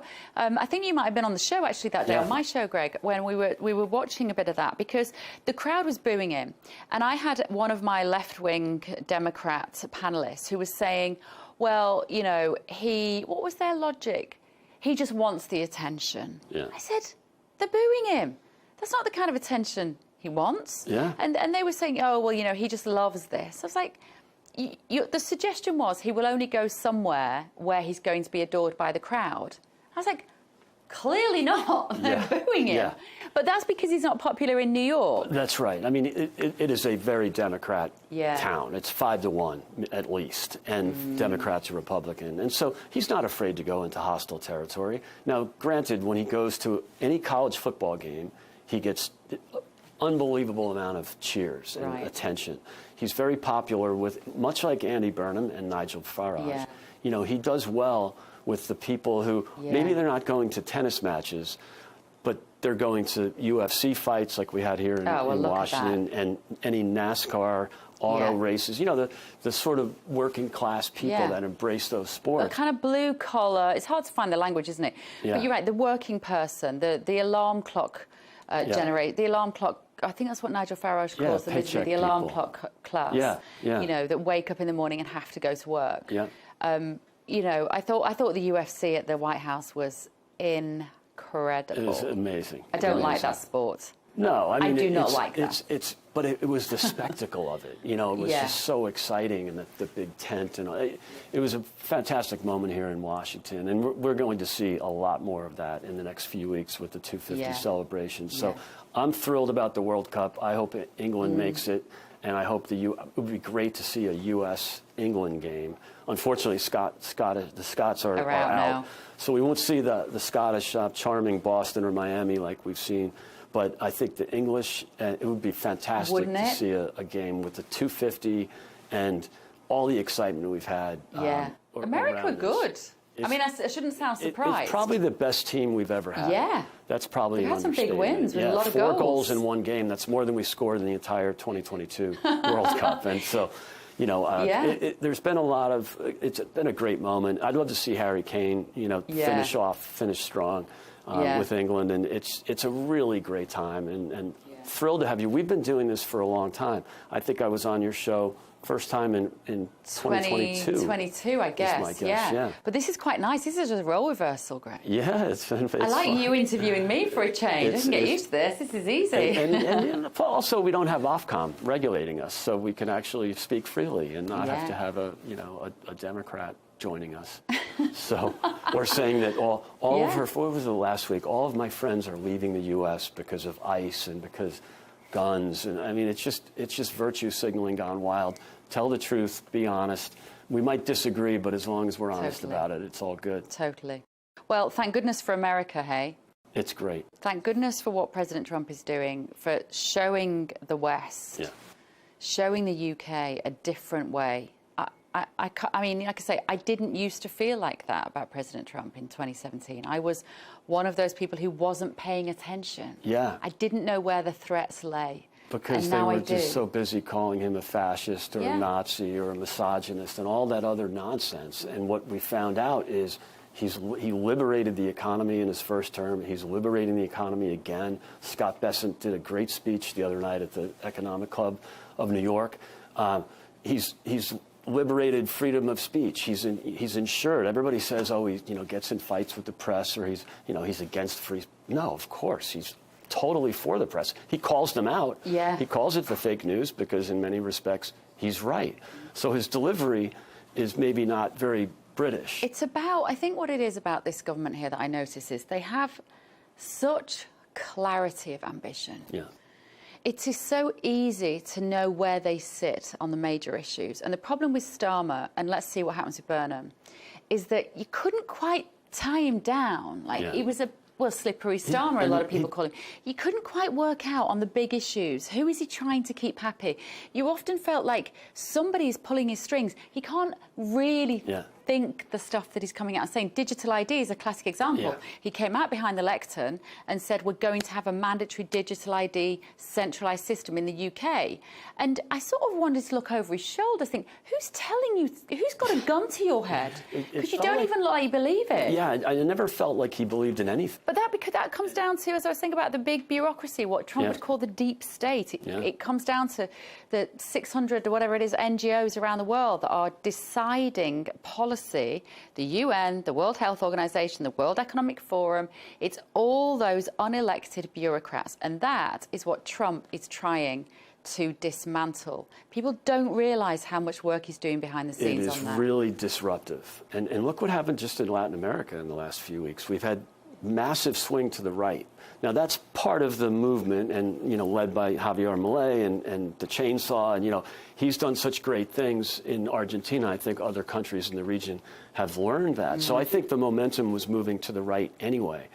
But it doesn't hurt that the cuts to USAID, that Marco Rubio and Doge, they were funding leftist political campaigns all over the world. And that's completely disappeared. Yeah. So you're not going to, at least the elections will be fair. Yes. You won't have it kills me that U.S. taxpayer dollars were going to fund leftist campaigns. They shouldn't go to anybody's campaign, but especially not a leftist campaign. So, I think the trend is great here in this hemisphere. I hope that the UK and Western Europe, I'm a little more skeptical of, but I hope they can take some pages out of the playbook because it's working here. When I interviewed Monica Crowley just recently, the wonderful Monica Crowley, She's Chief great. of Protocol for President Trump. She is the very glamorous, very beautiful, blonde lady, used to be a TV host, and she's often there, and she has a very important job. And she said to me in this interview, it's the deep state that is trying to kill President Trump. Yeah, and that was why first term was really difficult for him. And you also had the media fabricating these stories, the Russia collusion hoax, the Charlottesville hoax. Yeah. There was so much collusion between the mainstream media and the big state. It's really hard to defeat the bureaucracy when you have the media and the universities on their side. It's really tough. But he by winning in 2024, he's really been able to break through and set back the bureaucracy. So and his team, though, Greg, his team of people. Yeah. I've been in those cabinet meetings when you look around the table, and he's got Hegseth, impressive. Rubio, phenomenal. J.D. Vance, brilliant. Tulsi Gabbard, sadly, no longer there. Who else is there? They're just brilliant. Yeah, he's surrounded himself with people that are really good. Scott, of course, or the Treasury Secretary. Doug Burgum, was on Fox this morning talking about liberating not just the energy sector, but the mining sector. And again, it's all common sense. Why are we dependent on China for critical minerals? We've known this for 25 years, and nobody did anything about it. Iran was about to get a nuclear weapon. Nobody did anything about it. 47 years. So I think the president is bold. I think he's even more bold this term than the first term. It's a massive bureaucracy to fight against, and they're doing their best to keep his agenda from really materializing. But so far, so good. And I think there's one myth that I would like to bust a little, which is this idea that the people around him are sycophants, and that his cabinet just don't really respect him. They're just telling him what he wants to hear. I hear this all the time, and I've been in those rooms. That could not be further from the truth. Yeah. You can't get people who are as independently minded as Tulsi Gabbard, Bobby Kennedy, former Democrats, Scott Bessent, former and Marco Democrat. Rubio. Yeah. Do you think you can get those people to somehow fake their feelings towards that man. Impossible. He smells authenticity a mile off. That's one of the things that I've identified. He can see fakeness. He can see it. Yeah. Those people, when all of those adults who are brilliant in their own area, when they stand up and they say, we respect the president and we trust his judgment, they're not lying. Right. No, they mean it. They like right. him. Yeah. They respect him. He's funny. And I wish people would understand that and take away some of this mad derangement they have about him, because I know that his delivery can be problematic. Right. I know especially that if he just dialed it down a bit. Especially if it's snapshots or it's, you know, the clip on, you know, the mainstream media will be President Trump using an obscenity about something, and it'll just be that clip, and then you don't have the context around it. You've been on Air Force One a couple of times. It's wonderful, and that he's just surrounded by good people. There was who was it? Somebody died recently. I think it was one of the judges who was part of the lawfare cases against him. I can't remember the guy's name, and this guy had died, and Trump basically put on Truth, good riddance. Don't care, not sending it here. He is not one to respect traditional diplomatic norms. He got in such trouble for that with people. Even some of his supporters were like, I think he went too far. I'm like, I love that honesty. He is so... For someone that they tried to say lied all the time, which wasn't true, he exaggerates a bit. Of course. But you know, hyperbole is one thing.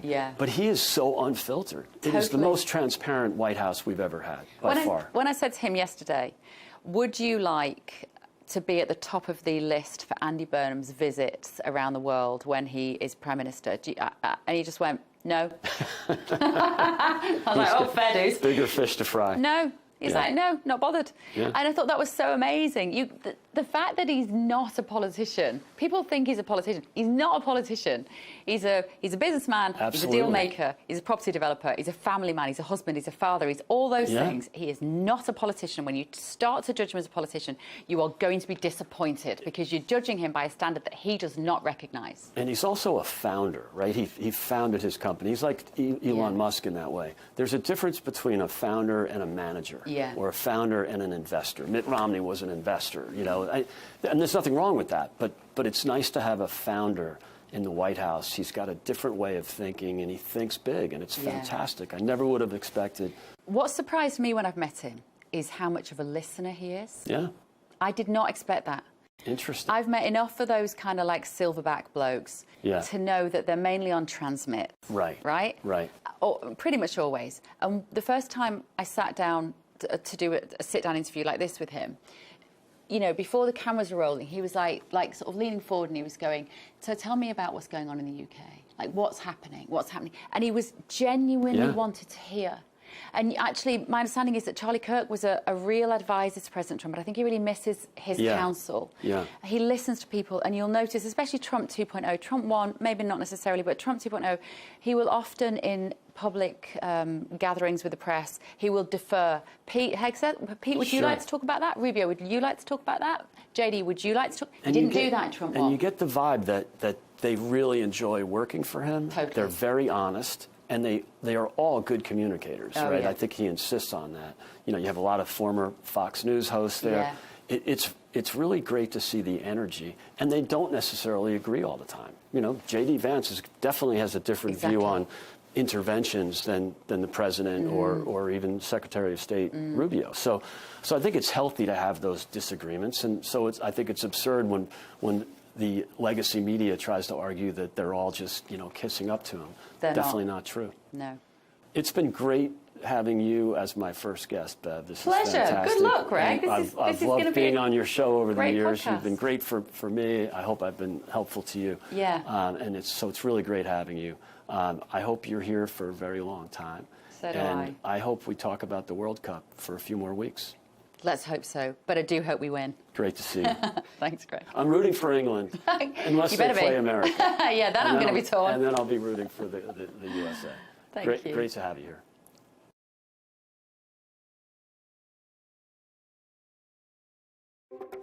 US support for Israel has traditionally been a given, no questions asked. But President Donald Trump isn't big on tradition. He's been resetting relationships with most of America's allies.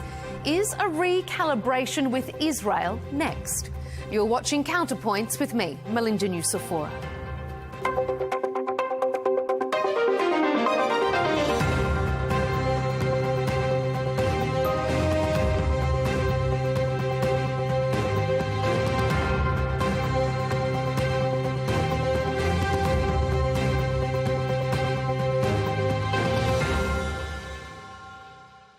It started with criticism of Israel's actions in Gaza and was exacerbated by an unpopular foray into Iran. While it's unrealistic to think this is the first time the US-Israel relationship has been tested, it's certainly the first time it's fractured so publicly. Donald J. Trump is the only head of state in the entire world who is sympathetic to the nation of Israel at this moment in time. And he happens to be the head of state of the world superpower. If I was in the cabinet of the Israeli government, I might not be attacking the only powerful ally that I have anywhere left in the entire world.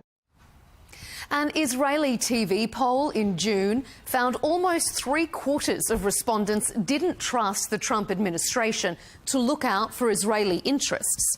And on the flip side, in the US, numerous opinion polls from various agencies have shown an erosion of public support for Israel.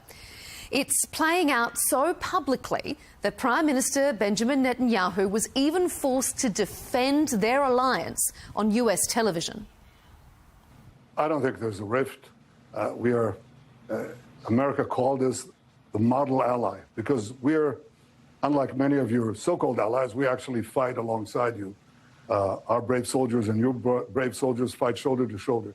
I think America has no greater ally than Israel, and Israel has no greater ally than the United States. So, coming up, we'll ask, is there a serious rift between Israel and the United States? Do the allies now have competing visions for Middle East stability? And what impact will an erosion of US public support have on Israel's policies and its security? So let's get into the debate. Joining us is Harrison Berger, a correspondent for the American Conservative magazine. Josh Hammer is back with us, senior editor-at-large at Newsweek and host of The Josh Hammer Show.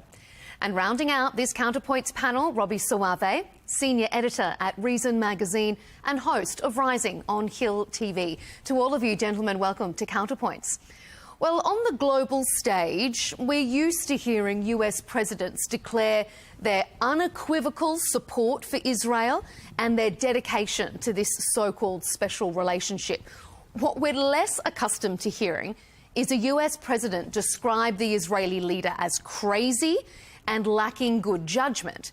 But such is diplomacy in the age of President Donald Trump. During his second term, the US relationship with Israel has at times appeared stronger than ever and at other times deeply damaged. He's been accused of doing Israel's bidding in Iran and then in the next breath accused of turning his back on his allies in a bid to end that war. So what's real and what's rhetoric here? Josh, let's launch in with you. Is there a real and serious rift currently between the Israeli and US administrations? It depends what you're defining as the administrations. Is there a major rift between Donald Trump and Bibi Netanyahu? I think that the answer is squarely and unapologetically no.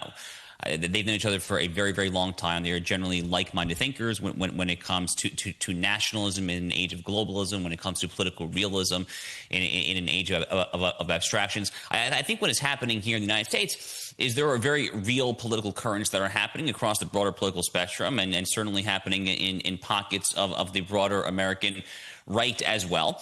And I think above all, really what's happening is you have a midterm election happening. That's really what's happening here is you have domestic political considerations that I think are dictating in favor of, in my opinion, prematurely cutting off what began as an overwhelmingly successful military operation in Iran. I think that the president and a lot of his advisors are looking, and no one can blame them for this, they're looking at gas prices, oil prices, inflation, things like that. After all, we know that it still is the economy stupid, to paraphrase James Carville. That remains the case in virtually every American election. It's been that way for my entire lifetime, with very, very, very rare exceptions. I don't blame the president at all for this. But on the other hand, it is my personal contention that if you get into a war, then you should probably finish that war and not repeat some of the mistakes of American foreign policy for the past 20 or 30 years. So I have my criticisms as to the way this has played out. But when the dust settles, Melinda, I do think that this relationship is going to endure for the long haul. It is definitely facing its pressure points across the spectrum as well, again, including no shortage of pressure points on the right here. But what's happening right now in this exact moment, I think is really dictated by short-term political considerations, not a long-term ideological separation or anything like that. Mm-hmm. Harrison, does that ring true for you? Is this just rhetoric leading into midterms, not a real wedge between their ideological positions, or do you see it differently? Well, I would hope that that the shift is real, but I actually do agree with Josh. I don't think it's necessarily real, and you could look at the rhetoric coming out of the administration from people like J.D. Vance and Trump himself, who are saying that Israel is going too hard in Lebanon, that they're destroying entire apartment buildings with entire families inside of them.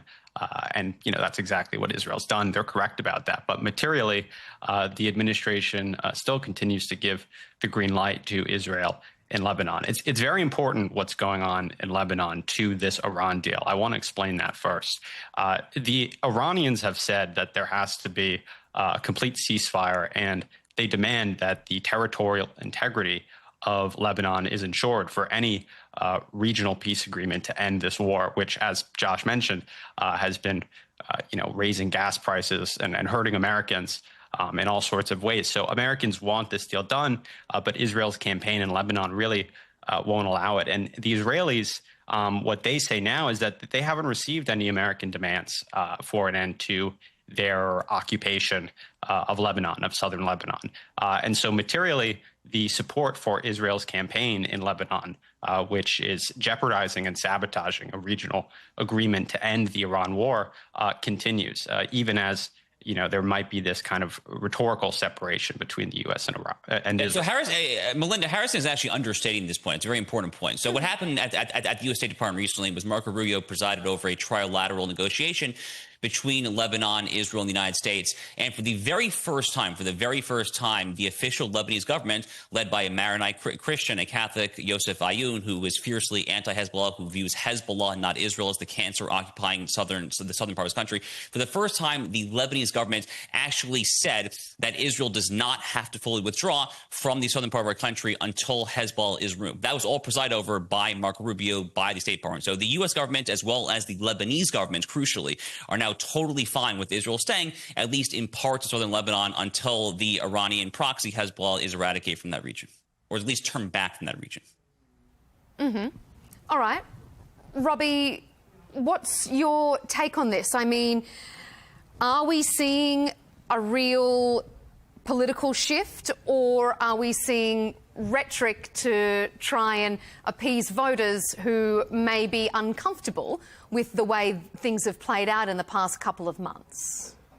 I mean, I think we should always keep in mind that there have been moments in every American presidency, going back to Reagan, right, where there has been frustration with Israel maybe going too far or doing more than America thinks is in its interest in reining them in somewhat. So to the extent that's happening again, it doesn't actually represent some new break between the two countries. It's just kind of how things have always operated. Now, Is it new, though, that we're seeing this play out quite so publicly? Well, everything with Trump plays out a little bit more publicly because he says what's on his mind, and he's a free thinker, and he doesn't have some of the ideological commitments that past members or leaders of the Republican Party or even the Democratic Party had, where his mind is up for convincing. There are strengths and weaknesses to that. But what you are seeing, maybe not for the first time, but in a very palpable and powerful way, is widespread frustration among elements of the right, not elected elements of the right, but elements of people who are popular in conservative media. You can't say their audiences are all just foreign bots or something. There is a strain of this among conservatives, reflecting deep frustration, and then a huge segment of the progressive left that is succeeding, at least in primaries so far. We'll see about general elections, but is successfully electing people politically whose main deal is frustration over Israel. So I think the question is, will real tensions or sentiments in the American people push this administration or potentially the next administration to widen that rift to remain politically viable? Mm-hmm. Josh, I want you just to pick up on one thing that Robbie said there. Is the public nature of this current little spat that we're seeing, is that damaging, do you think, or is that just par for the course?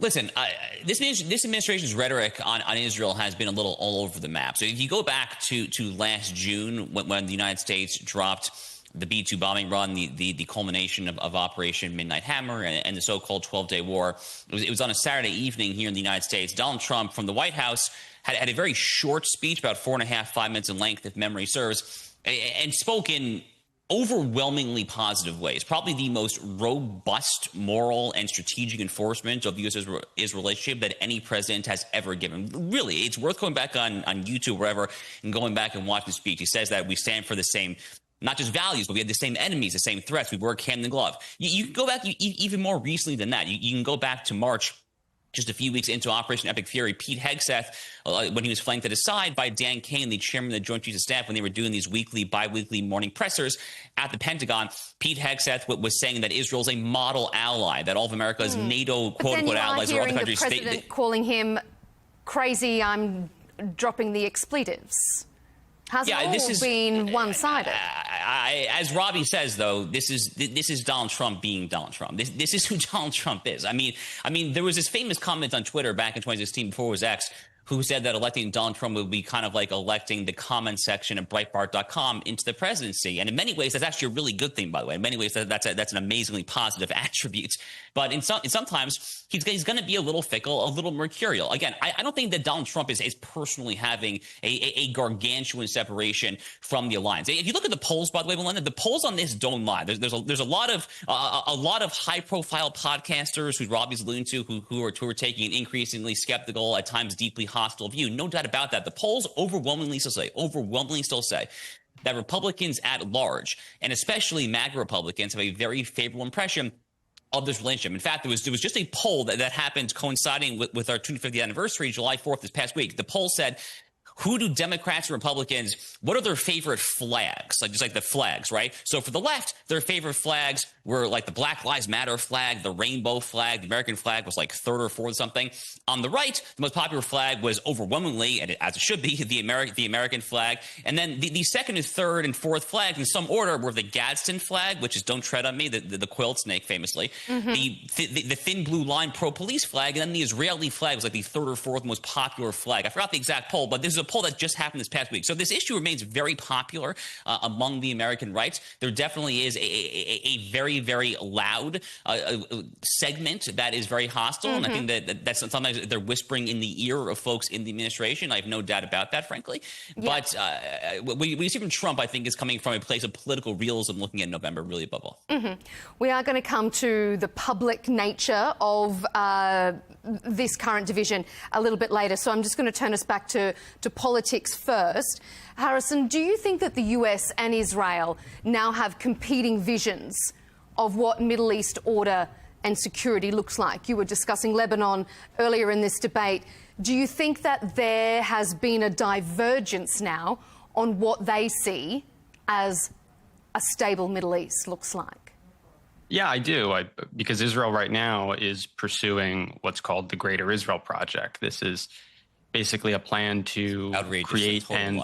There is no such thing. This is a total garbage talking point. There is not a single official in the entire history of the Israeli government who is referred to so-called Greater Israel, because it's literally not a thing. It is absolutely not a thing. The only thing that he is even possibly alluding to was one line from the United States ambassador, an American official, Mike Huckabee, speaking with Tucker Carlson at the Ben Gurion airport a few months ago, talking about a quote from Genesis about the borders of the land of Israel from the Red Sea to the Euphrates River. That was an off quote from the U.S. ambassador. It has nothing to do with any statement that has ever been said by any member of the Israeli government ever. This is a scathing, stupid lie that a lot of dumb people fall for, frankly.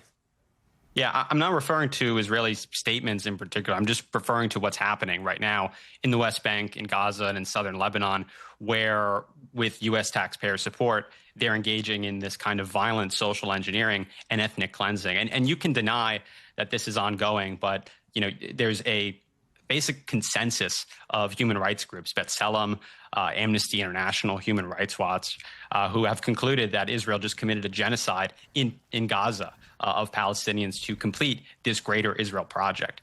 So it's just only in these Israel first circles that you exist in where this is denied. But around the world, everyone can see it. And Americans increasingly are rejecting it. They go on Instagram. They see the fact that Israelis are posting their own war crimes there, the mass suffering that our taxpayers are just paying for more and more, and they just reject it. They don't want to pay for it anymore. No, I find the notion of genocide to be one of the most it is literally the single most ludicrous thing ever. A genocide does not happen in a land where the local population expands by thousands of percentage points over the course of years. The Arab population in Gaza has expanded over the tune of literally millions since 1948. Millions. Currently in Gaza, there is an exploding Arab population. The birth rate there is absolutely astronomical. Furthermore, not that people like Harrison particularly care about facts or such statistical niceties, but it probably is worth pointing out for the people who actually care about such things that the civilian to combatant death ratio in Gaza from the October 7th war onwards is literally the lowest in the entire history of urban warfare. Not exactly how a genocide works. A genocide does not work where you literally drop leaflets from the sky when you call up individual cell phones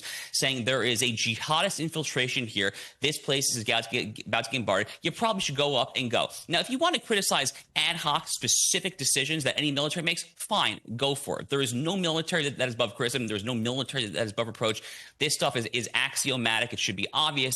Frankly, it's silly that it even needs to be said. But the notion that there is a genocide is one of the most disgusting lies that has ever been said here, and it is not borne out by facts, reason, logic, history, or anything other than just a fervent, scathing, vile, anti-Israel ideological fervor that comes from Harrison and his comrades over at the American Conservative. Okay. All right, Harrison, back to you, and obviously respond to what Josh has been saying, and then I'm going to bring you back away from that particular genocide topic and onto the idea of whether this has sparked a divergence in policy between the two countries.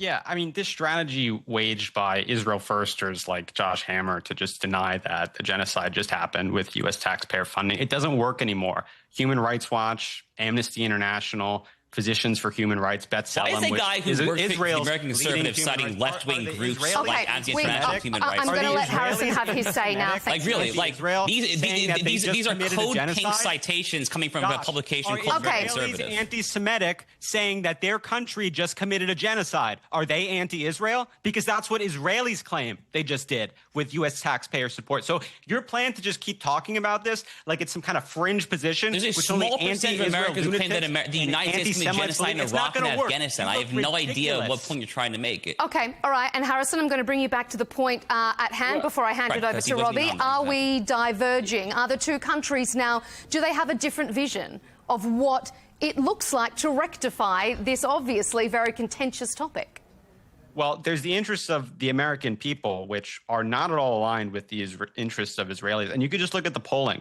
Right now, if you ask Americans what they want to do with this war in Iran, they want a deal to end it. If you ask Israelis, the vast majority want to continue funding this war, which isn't even their war. It's an American funded war using American Air Force to defend Israel.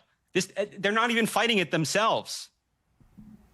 All right, Robbie, jump in. What's your... I often find myself in this position, and maybe I'm totally alone, and everyone else doing this has strongly held and deeply formed moral convictions for or against Israel, like our other two participants in this discussion.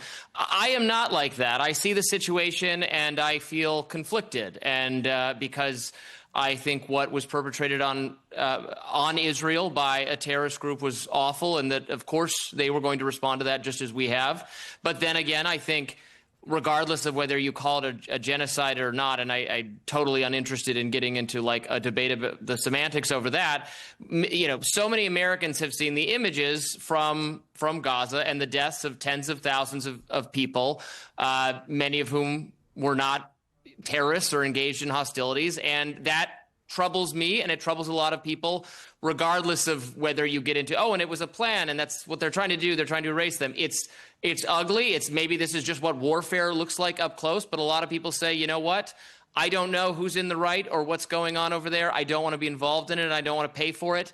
And then it's up to them. And that's a position, I think, that I would advise more people in politics on the right in America to adopt that position, or else they're going to lose out to the total anti-Israel position, which again I don't hold. I think Israel should remain an important ally of the United States. I'm happy to sell weapons to them and to other allies of the United States, but that much of what they're doing is coming off as too indefensible to the American people, and that's a problem.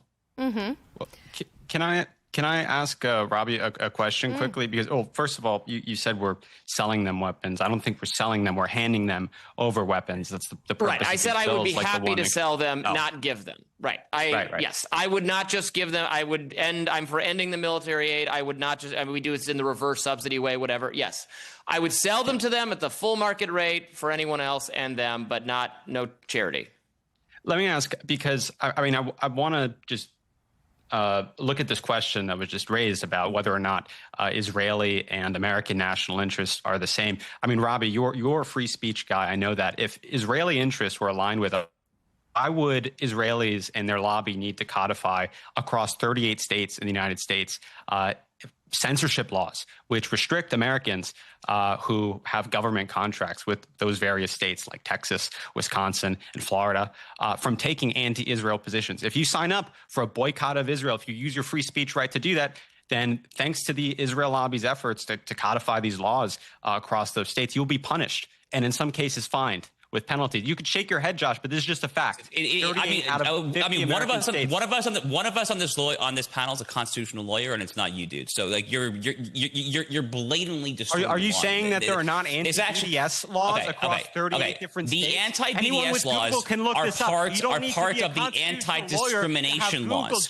They are part of the same anti-discrimination laws from the 1960s. Okay, the same way that if you were competing for a state contract in Texas, Florida, South Carolina, Tennessee, wherever, if you're competing for a government contract and you come out with a public statement and says, I hate black people, guess what? You're not going to get a state contract. The same way you come out and say that I hate Israel. You could boycott China. So you could boycott New York. They are accepting the internationally accepted definition of anti-Semitism, which Harrison included in life.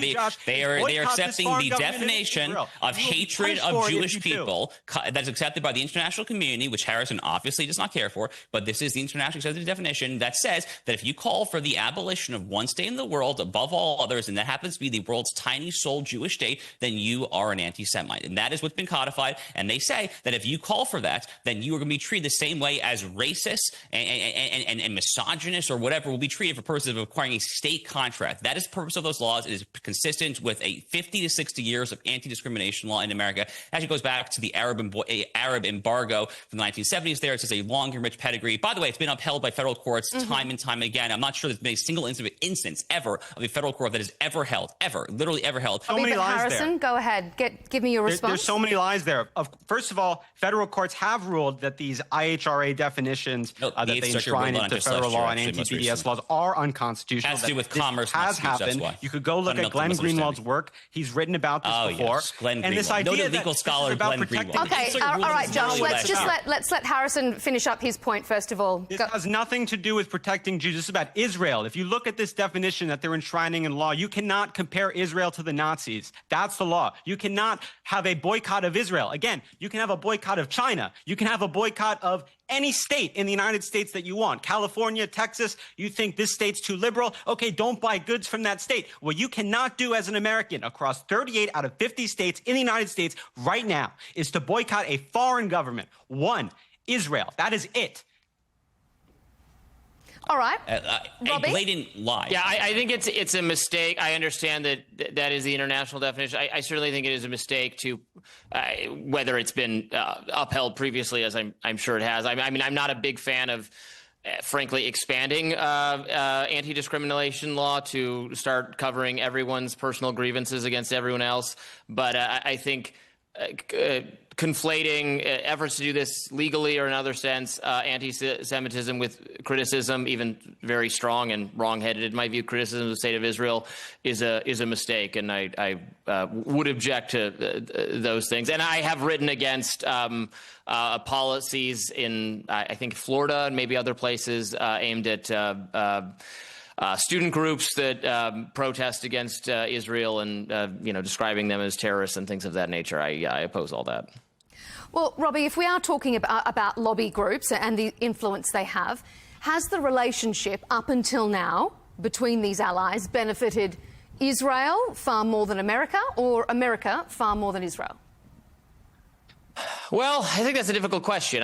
As I said, I'm conflicted on this topic. I think the case for Israel remaining a strong ally of the United States it makes sense. We are, similarly Western in our orientation and have many of the same enemies and many of the same terrorist groups and so on and so forth. The difficulty, of course, is that Israel's actions in the Middle East have invited terrorist reprisals against the United States, which is why, as I said, every previous president has at some point tried to rein in or constrain Israeli behavior vis-a-vis its neighbors by thinking that they're going too far and this is damaging us or damaging our standing with the Islamic world, and that's a problem, and that for Israel, Israel's in the fight with these people every day, so they're not thinking as much about, oh, well, this gets Americans some trouble. They don't care as much. We got to think about our own national security. Biden did not constrain Netanyahu at all whatsoever with respect to Gaza, and it engendered massive electoral backlash from his side of the political aisle.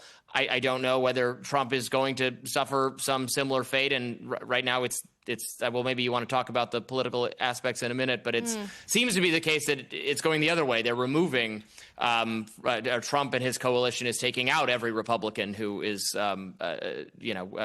evinces a criticism of Israel. But this is a long-standing thing, and it should, whether we go to war with Iran or any other nation, should be the U.S. government's choice. Really, it should be the Congress's choice. It should not just be a foreign power's choice, but we should be in conversation with our allies, of course, for mutual benefit.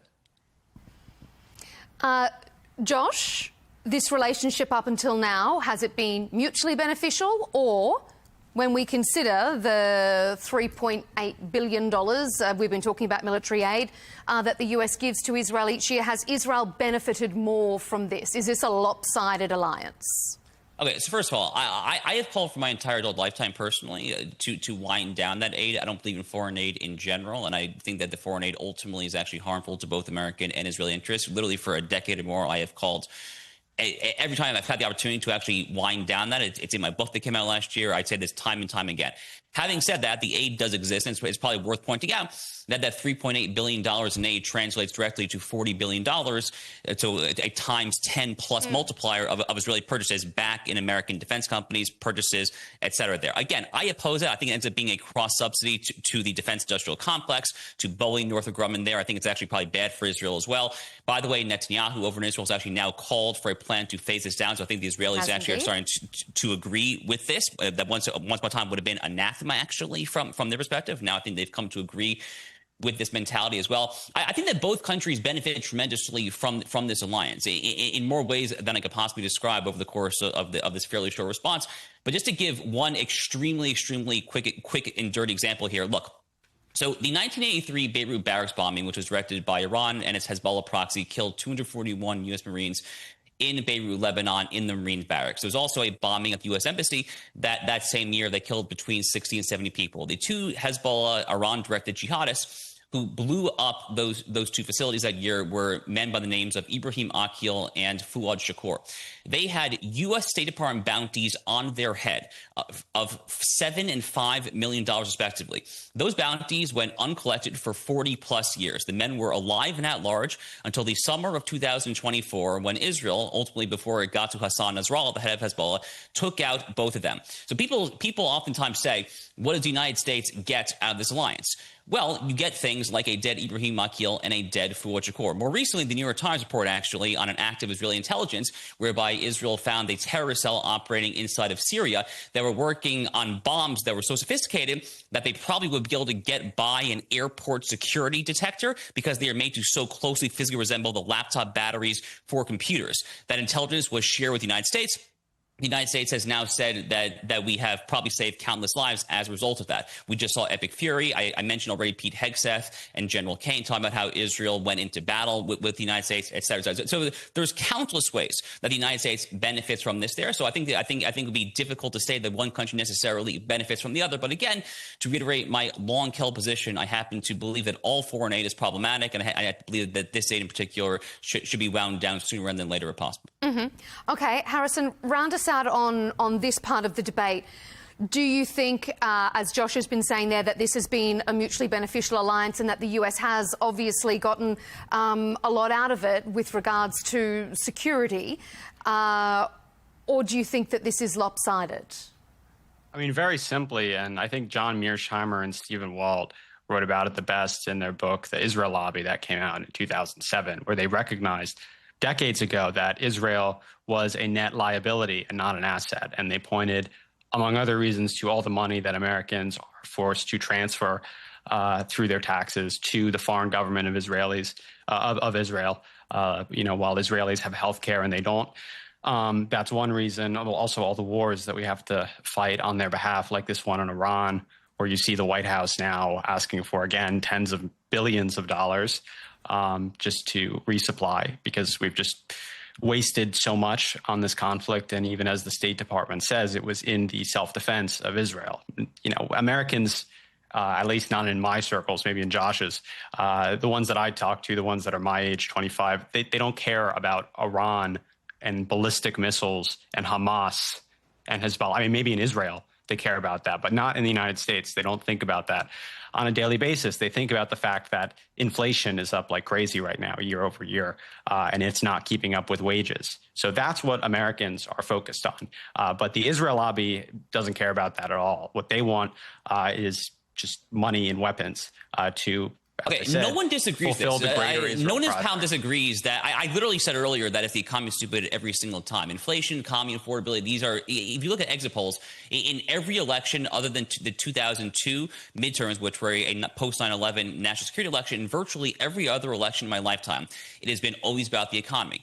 President Trump did not have to go into Iran. My contention is that if you choose to draw a red line, which Donald Trump drew over the course of the Islamic Republic, butchering somewhere between 30 and 80,000 of their own people, he drew a red line 2 or 3 times. Is that the number? The number keeps going up. I thought it was like 6,000 or 3,000. Now it's like 40 or 80. That's probably because you're looking at. That's probably because you're looking at Russia without evidence. That's probably because you're looking at Russian propaganda, Russia-funded Glenn Greenwald sources. But if you're looking, the point is, when you draw a red line, you should fill it up. And when you go in, you should finish the job. It's wacky, but you could just say with no evidence whatsoever that tens of thousands of people were killed. If I say there's a genocide, citing international scholars, I'm a lunatic and a nut to Israel firsters like you. Iran International estimates it between 30 and 50,000 there, but you're free to rely on your Russia propaganda if you prefer the MI6. Okay. You're literally currently on Saudi television, you absolute idiot. Okay. Do you realize that? All right. So, astounding. I add to that, on the Iran point, I mean, I look at it in terms of the outcome, right? An outcome you, Josh, seem unhappy with. A lot of people aren't happy with it. I say, what did we spend $300 billion for to end up with an agreement that is functionally the same or very similar to the Obama-era agreement that everyone on the right hated so much? If we'd had no agreement with Iran and the achievement of the war was this, you could at least say, well, we had nothing and now we have this agreement to have them delay developing a nuclear weapon, or say they're not going to develop a nuclear weapon at all, delay their enrichment, et cetera, and we're going to release funds to them. But we had already agreed to do all of that. So now, because of pressing needs for Israel's security, right, was the justification for doing this. It was not a crackdown on dissent in the country, which, while obviously lamentable and something very bad and something that deserves condemnation, we are not. You probably agree with this. America is not obligated to intervene or to stop, bad domestic civil liberties and worse than that, murders and detentions that are happening in all sorts of sordid places all over the globe that we just don't want to involve ourselves in. But this was not sold to it wasn't really sold to the American people at all. It happened, and then the post facto justification was that Israel's security was in jeopardy, and we wanted to be involved to prevent that. And the outcome of that, again, being a deal similar to the one we already had in place, weeks, months, we were told this would only be days, this would only be weeks, longer than that, economically damaging. And when and across the board, right, are all saying, for what? What was the point of all that?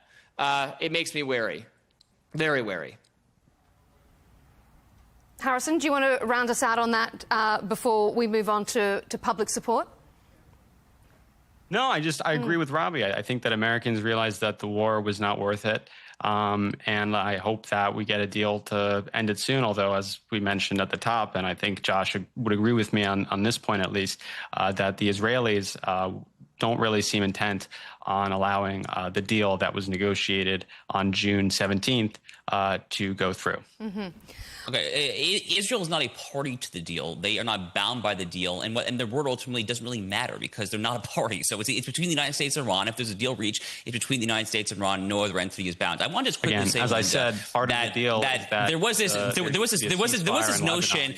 After February 28th, and as we discussed earlier, Harrison, as you may recall, if your memory goes back that far, we discussed how the United States actually presided over this trilateral diplomacy, thereby solidifying Israel's presence against Hezbollah in southern Lebanon. Anyway, if we go back to the beginning of the war, Melinda, this is an important point. I want to make it real quickly. February 28th is when the United States launches the decapitation strike of Khamenei. In the days that followed, you heard this rhetoric from some, it was mostly a New York Times source, that there was an imminent threat to Israel. But if you go back a little bit, what happened was there was a meeting between Trump and Netanyahu at Mar-a-Lago on New Year's Eve. It happened on New Year's Eve and a few days prior to New Year's Eve in late December. That, based on all the accounts, is when they decided, in the midst of the Iranian regime's butchering of its citizens, that's when they decided apparently to launch this attack. Okay. So I think that this New York Times report that there was some imminent threat to Israel, it may or may not have been true. I have no idea. I don't always trust the New York Times sourcing for whatever it's worth. But I think that was probably a bit of ex post facto justification for a military action that had been planned roughly 2 months prior at Mar-a-Lago. All right, let's turn our attention to public support or otherwise. We've looked at political implications because since the October 7th attacks, US public support for Israel, it has really shifted. I mean, even amongst the next generation of Republicans, we've seen it change. As Israel's retaliation in Gaza has intensified, public sentiment deteriorated, according to some polls. It's also reignited the long-running debate about how much influence Israeli lobbies have over US politics. Robbie, is the US public turning away from Israel with regards to public sentiment? And is even the discussion of whether that's happening a problem for Israel in the future, perhaps post-President Trump? I think it's very clear that public support for Israel is evaporating among Democrats. I mean, you're seeing evidence of that now in the victories. In some cases, victories over Democratic these primaries, Democratic House members who are pretty progressive and not like, I would argue, super pro-Israel in like a John Fetterman sort of way, and even them We are seeing it on the Republican side of the aisle as well, though. Well, no, on the Republican side, you've seen the reverse. You've seen Marjorie Taylor Greene is no longer in power. Thomas Massie is no longer in power. You mean the voting out of right? Okay. Right, but among actual, look, it's hard to tell. Donald Trump took in a lot of first-time younger male voters, disproportionately from his successful podcasting tour, very savvy use of new media, and among those people who maybe are different from like rank-and-file Republicans, maybe they're not ostensibly Republicans at all, they're independents, out for gettable independents. Yeah, among them, it is like so clear that there is a skepticism of Israel, a desire to separate from Israel, not fund its wars. That is a much more pervasive sentiment among young people. Anecdotally, I can tell you it's certainly a sentiment among younger staffers I meet in Washington, D.C. who work for Republicans. These are, difficult numbers to quantify, as I think I've said on your program before. But yes, certainly the support is eroding somewhat, but it's translating to a much more massive political, it has political relevance right now in the Democratic Party. It's yet to be seen on the Republican Party, whether this will work in this direction. I mean, the latest polling from Pew, for example, from April, found 4 out of 10 Republicans hold an unfavourable view of Israel. Republicans aged 18 to 49, that rose to 57%. So maybe young first-time Republicans might be seeing a different story. The rank and file, if I can just add really quick, they back the Republican Party is the party of Trump. They like Trump. If you are not on board with Donald Trump, you have exited the party at some point in the last 10 years. In the first term, there were arguments about, is there room still in the Republican Party for people who pathologically dislike the president? That question has been pretty definitively answered no. So if Donald Trump came out and said, Israel's a huge problem, I'm sick of them, I want nothing to do with them, screw them, the attitude in the party would shift completely in that direction, substantially, in my view. But Donald Trump hasn't said that and doesn't feel that way, so among rank-and-file Republicans, there's support for it because he still considers them to be an important ally, even though he is mad at Netanyahu and what Israel's doing, is affecting in some way his own approval ratings. Harrison, what do you think? Do you think that the public in general are turning away from Israeli support, or do you think this is purely amongst Democrats because Republicans will do whatever the president says? Yeah, I mean, certainly among Democrats. Again, the numbers speak for themselves, and you read them. The Pew polling from April, which shows that some 60% of U.S. adults now have some sort of negative views toward Israel. And then they break that polling down by, age group, which I think is more informative than breaking it down by political party, because what you see exactly as you mentioned is that people under 50, so not necessarily people in like Josh's audience, but people who consume like Tucker Carlson or relevant shows, they don't like Israel at all. And they reject it because they see all the videos coming out of Instagram, again, that Israeli soldiers have posted themselves, the war crimes that they've committed, and they don't want to fund it anymore. They see what's going on in their country. Again, I'm 25. I talk to people who are my age. There's not much hope for the economic future of this country, and they want reinvestment there. And so they see all the focus on Israel, not necessarily from people like Tucker Carlson, but from the U.S. Congress. The U.S. Congress all day long is focused on Israel. They're constantly legislating for Israel to sanction the ICC, to debank Francesca Albanese and various other tasks that they perform, U.S. Congress members, on behalf of a foreign government. Again, all day long, abandoning the interests of Americans. So Americans are done with that. We'll see how it'll affect 2028. I imagine some kind of third-party option will be available for many voters who seek to go that direction. Maybe we'll have you on for that debate if and when we get to it. Josh, what do you think when we talk about public perception? Do you think that this is statistics being able to tell any story that anyone wants it to tell? Do you get a sense that there is a public turn away from Israel? And is it equal across the aisle? Listen, I'm not going to tell you that polling is not real. I happen to be generally a fan of polling as long as it is good polling. So I'm not going to tell you that these polls are lies or anything, but the story is obviously quite a bit more complicated. The left has been turning on Israel in the United States since at least 1967 and the Six-Day War. That was when I think the perception of Israel as the David fighting Goliath started to turn on its head, and Israel emerged as a regional superpower. Then you had the emergence of critical theory and notions of anti-colonialism and anti-imperialism, et cetera, et cetera. So the left at this point is an overwhelmingly anti-Israel, and by the way, also an anti-American and anti-Western civilization political movement. And that's not a coincidence. Those things are all deeply related because, as many have pointed out over the years, many on the left understand that Israel is just the tip of the spear of Western civilization. Many on the right still understand that as well. Increasingly, I think there are some people who don't think of it that way, unfortunately, but that happens to be the truth of the matter. So the left at this point is the party of Zohar Mamdani. It's the party of the DSA. A lot of this started to change really in earnest. Again, I mentioned 67, but Barack Obama took it to the next level. Barack Obama really legitimized a lot of this. And at this point, frankly, the Barack Obama moderation towards Israel in particular, I think, looks well, frankly, just moderate compared to a lot of the rhetoric and policies coming out of the Mamdani DSA wing today. So the left at this point on this particular issue of the U.S.-Israel relationship is, I think, totally done. The only question, frankly, is the future of the right, and I think at this point that's very much an open question.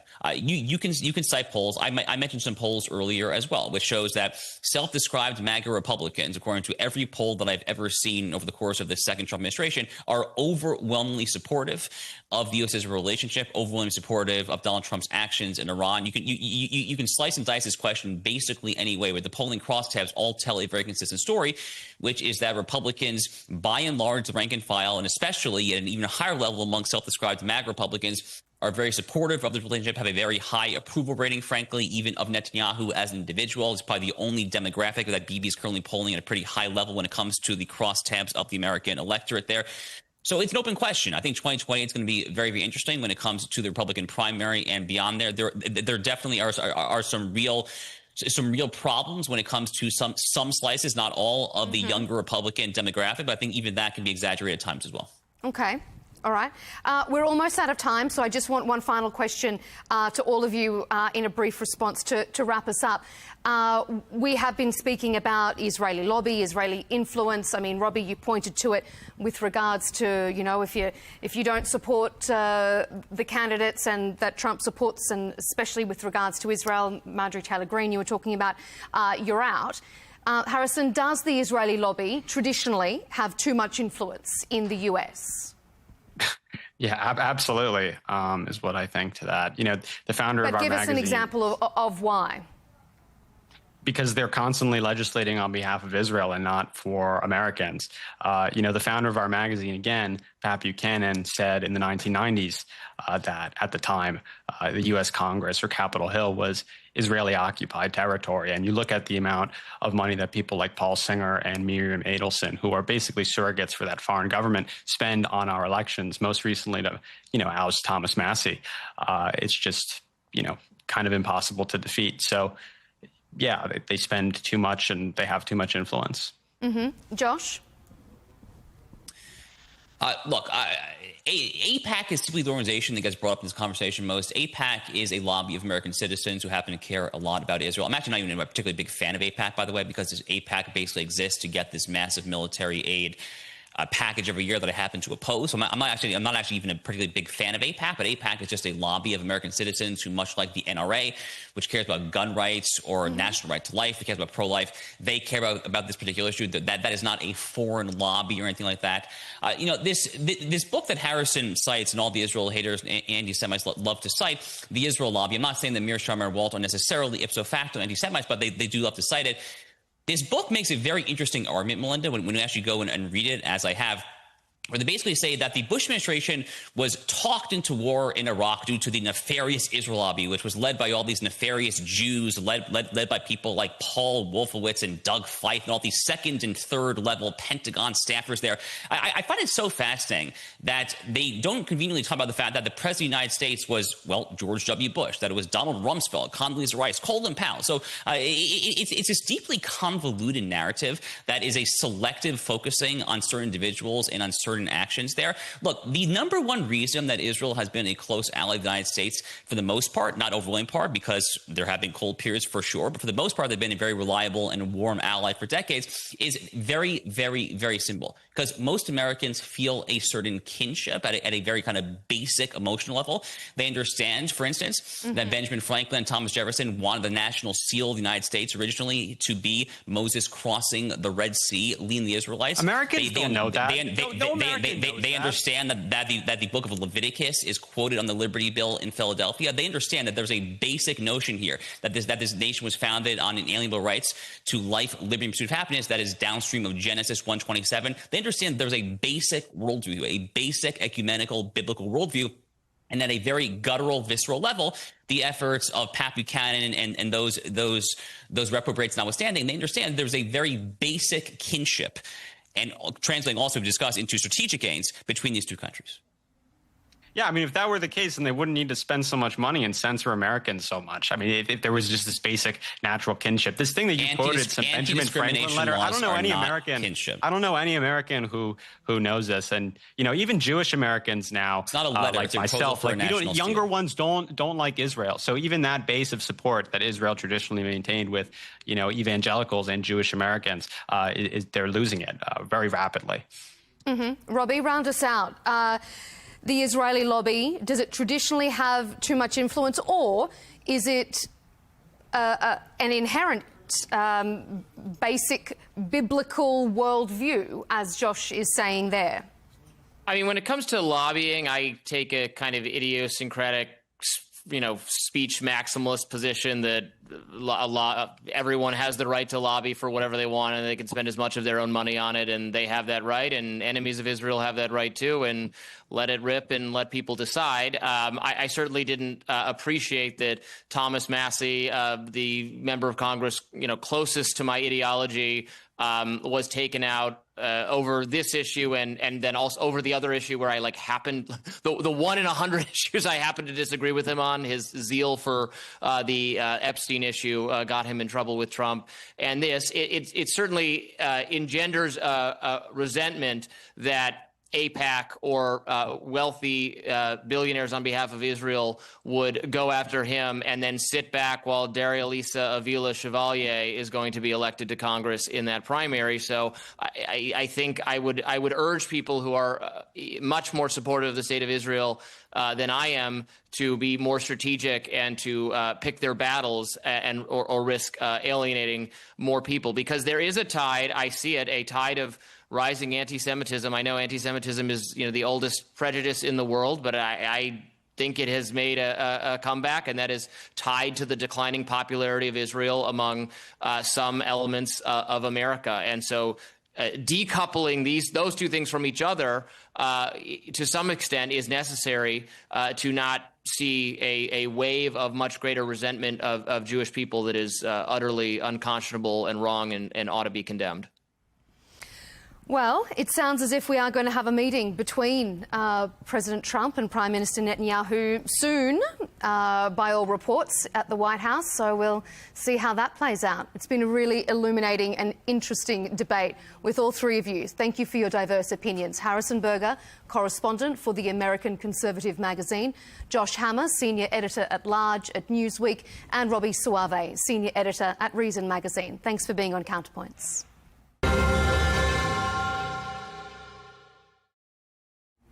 And thank you for tuning in to this episode. Of course, keep up to date with our latest debates and our exclusive interviews by subscribing to Al Arabiya English on YouTube. And as always, you can catch our latest clips on X and TikTok. We'll see you next time.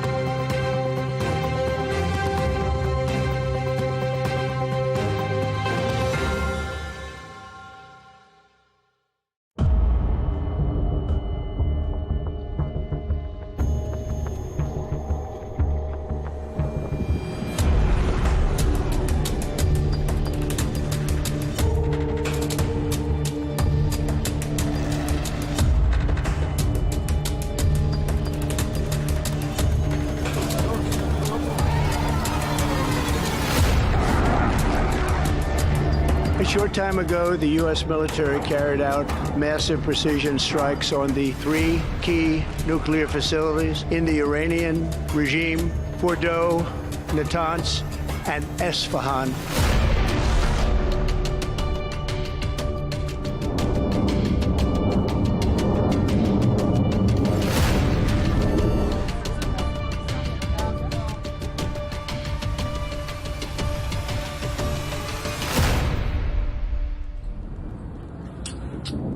What is happening today in the Middle East is not a fleeting moment. It is a new chapter in a long conflict between the United States and Iran, a conflict whose chapters have extended for more than 4 decades, transcending traditional borders and fronts. A struggle for influence, fought through sanctions, covert operations, and proxy wars. An American-Iranian conflict that has redrawn the balances of the Middle East. Its repercussions are still being written to this day. To understand what is happening today and how we reached this escalation, we must go back to the history of the conflict between the two sides since the Khomeini revolution in 1979 until today. Following the fall of the Shah's regime, students loyal to Khomeini stormed the American embassy in Tehran and held 52 American diplomats for 444 days in a crisis that shook relations between the two countries. When negotiations failed, Washington tried to end the crisis militarily through a secret operation known as Operation Eagle Claw in April 1980. But a sandstorm in the Tabas Desert led to the failure of the operation and the death of 8 American soldiers, turning it into one of the most embarrassing American military operations in the 20th century.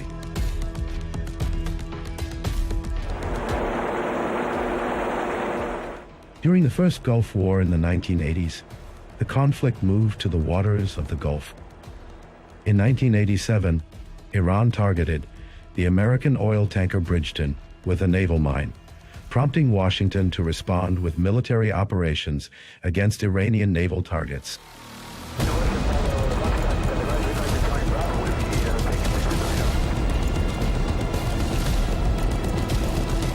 In April 1988, the United States launched Operation Praying Mantis, a direct naval confrontation between the two sides, after the American destroyer USS Samuel B. Roberts was hit by an Iranian mine in the Gulf.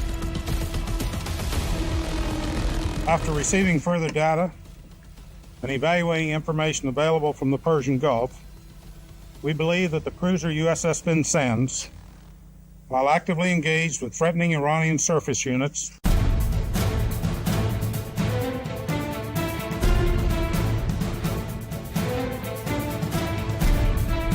A few months later, the Strait of Hormuz witnessed one of the most tragic incidents in the history of this conflict, when the American destroyer USS Vincennes mistakenly shot down an Iranian passenger plane in 1988, killing 290 civilians.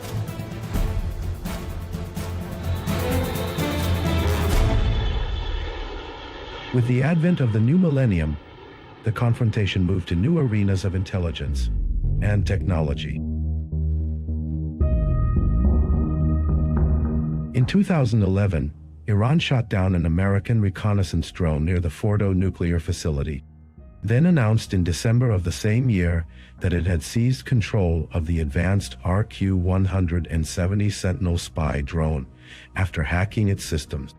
In 2016, tension escalated again when Iran detained 10 American sailors after they entered its territorial waters in an incident that turned into a media crisis between the two countries. However, the confrontation reached an unprecedented level in June 2019, when Iran shot down the latest American reconnaissance drone over the Gulf in an incident that almost pushed Washington to launch a direct military strike before it was canceled at the last moment.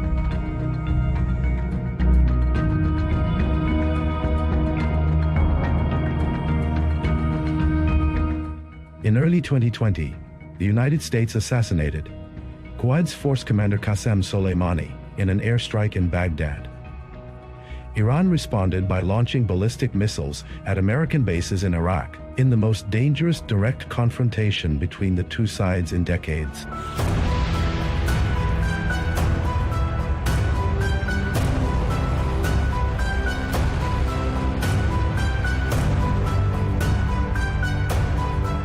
In the following years, the conflict took a broader and more complex form through proxy wars, with repeated attacks on oil tankers and commercial ships in the Gulf and the Red Sea, and increased attacks by Iranian-backed militias on American bases in Iraq and Syria, turning the region into an open battlefield between the two sides. With the outbreak of the Gaza war in 2023, the region entered a new phase of escalation. The scope of tension expanded to include Iraq, Syria, Lebanon, and the Red Sea, with mutual attacks and scattered military operations, turning the conflict into a wider confrontation in the region. In 2024, the region entered an unprecedented phase of escalation. Iran launched a direct missile attack on Israel. It moved the confrontation from shadow wars to direct strikes launched by Iran on Israel in response to the bombing of its consulate in Damascus and the assassination of leaders from the Revolutionary Guard, Hezbollah and Hamas. Meanwhile, after years of conflict, Iran was managing the confrontation with Israel and the United States through its widespread proxies in the region, until the biggest shift came in 2025, when the conflict entered a new phase. In that year, the confrontation known later as the 12-Day War broke out, with Israel launching Operation Rising Lion on June 13th to strike Iranian targets, followed by American strikes in the middle of the night on June 22nd on nuclear facilities in response to Iran's nuclear progress.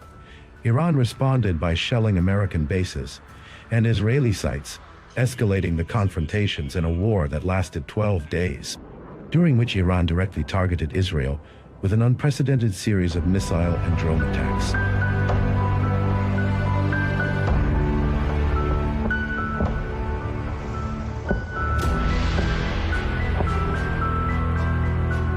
During those 12 days, the Middle East seemed to stand on the brink of a full-scale regional war, with unprecedented activation of air defense systems and exchanges of strikes at unfamiliar depths between the two sides.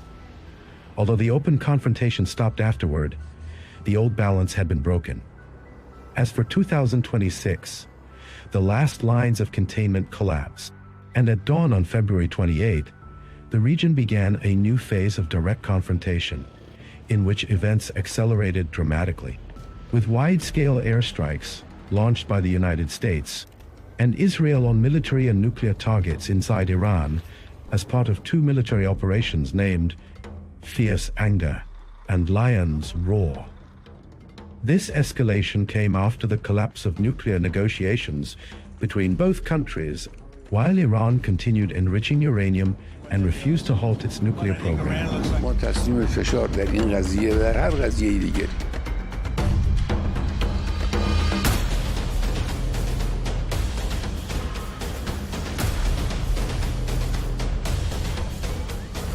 The first strikes focused on military installations and the infrastructure of Iran's nuclear program, particularly sites linked to the development of missile capabilities and sensitive facilities in Natanz and other areas inside Iran, in an attempt to weaken Tehran's strategic capability.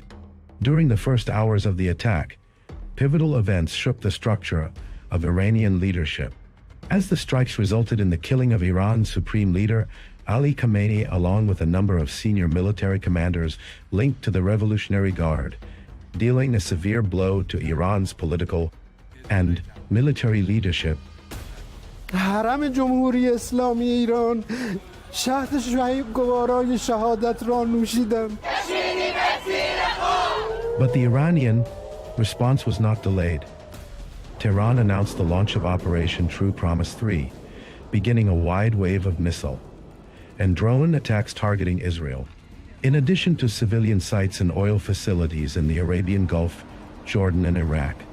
With the expansion of the strikes and counterstrikes, The confrontation quickly turned into an unprecedented direct war between Iran on one side and the United States and Israel on the other, with continuous Iranian targeting of Arabian Gulf countries and Erbil, pushing the Iranian regime to also deploy one of its most prominent arms in the region, Hezbollah, in Lebanon, to expand the scope of the confrontation and open a new front on the border with Israel, where it fired 6 rockets toward sites inside Israeli territory. A move considered a clear message that the war is no longer confined to one front. British bases in Cyprus were also attacked by drones. However, the Israeli response was not delayed. Israel launched a wide series of strikes targeting Hezbollah's military infrastructure in Lebanon, along with sites and field commanders linked to the party, as well as elements of the Iranian Revolutionary Guard, believed to be overseeing military coordination between Tehran and the party inside Lebanese territory. Tehran also used its allied militias in Iraq to target American bases and interests in an attempt to open an additional front in the confrontation. Tension expanded to reach Azerbaijan after Baku announced the foiling of attacks and intelligence operations attributed to the Iranian Revolutionary Guard. These included attempts to target sensitive sites and the Baku-Tbilisi-Ceyhan oil pipeline, which provoked Turkish and Gulf condemnations and fears of the conflict spreading to the South Caucasus. In conclusion, this conflict has been described by many concerned parties as an attempt to bring about structural change in the Iranian regime and to redraw the balance of power in the Middle East. Since that moment, the region has entered a new phase of escalation, whether the confrontation is no longer limited to proxy wars, but has turned into an open multi-front confrontation that may change the shape of the region for many years to come. The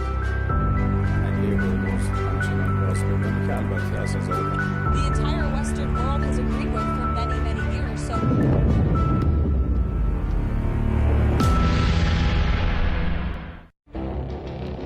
It feels like decades are passing by in a matter of weeks. Seismic shifts in the world order. Never, ever will be part of America. With so much happening and so much noise. Whether it's political upheaval, Canada has been ripping us off for years. Economic shifts or social movements. And no one wins from tariffs. I think America can be more friendly to the rest of the world. For in-depth analysis and all the latest developments across the globe. To have an inclusive policy together. The meetings with Hamas gave me some hope. We're in another nuclear arms race. The most important development straight to your screen. Welcome to the dressing room. I'm on my own. I need backup. And an insightful look at the issues shaping our world today. It was not going to happen, that war, and it happened. Join us on Arabiya News, where the world talks.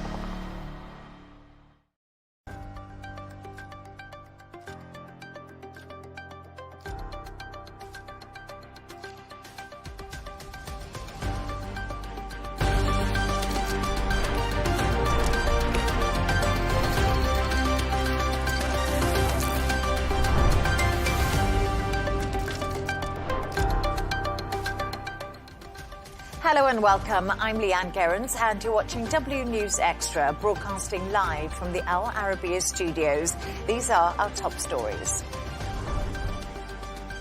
The ceasefire is over and the fighting is spreading as Iran launches attacks across the Gulf and the US steps up its military campaign. Trump announces a blockade on Iranian shipping and new investment deals with Gulf states. And Lebanon and Israel return to the negotiating table in Rome for US-backed talks.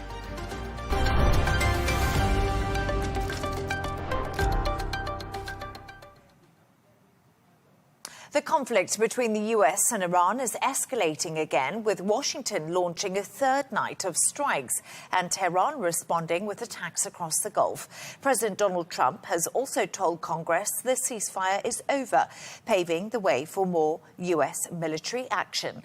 To discuss this and all of today's stories, I'm joined by correspondent and columnist Gemma White and managing director of This Is Dubai, Michael Jabri-Pickett.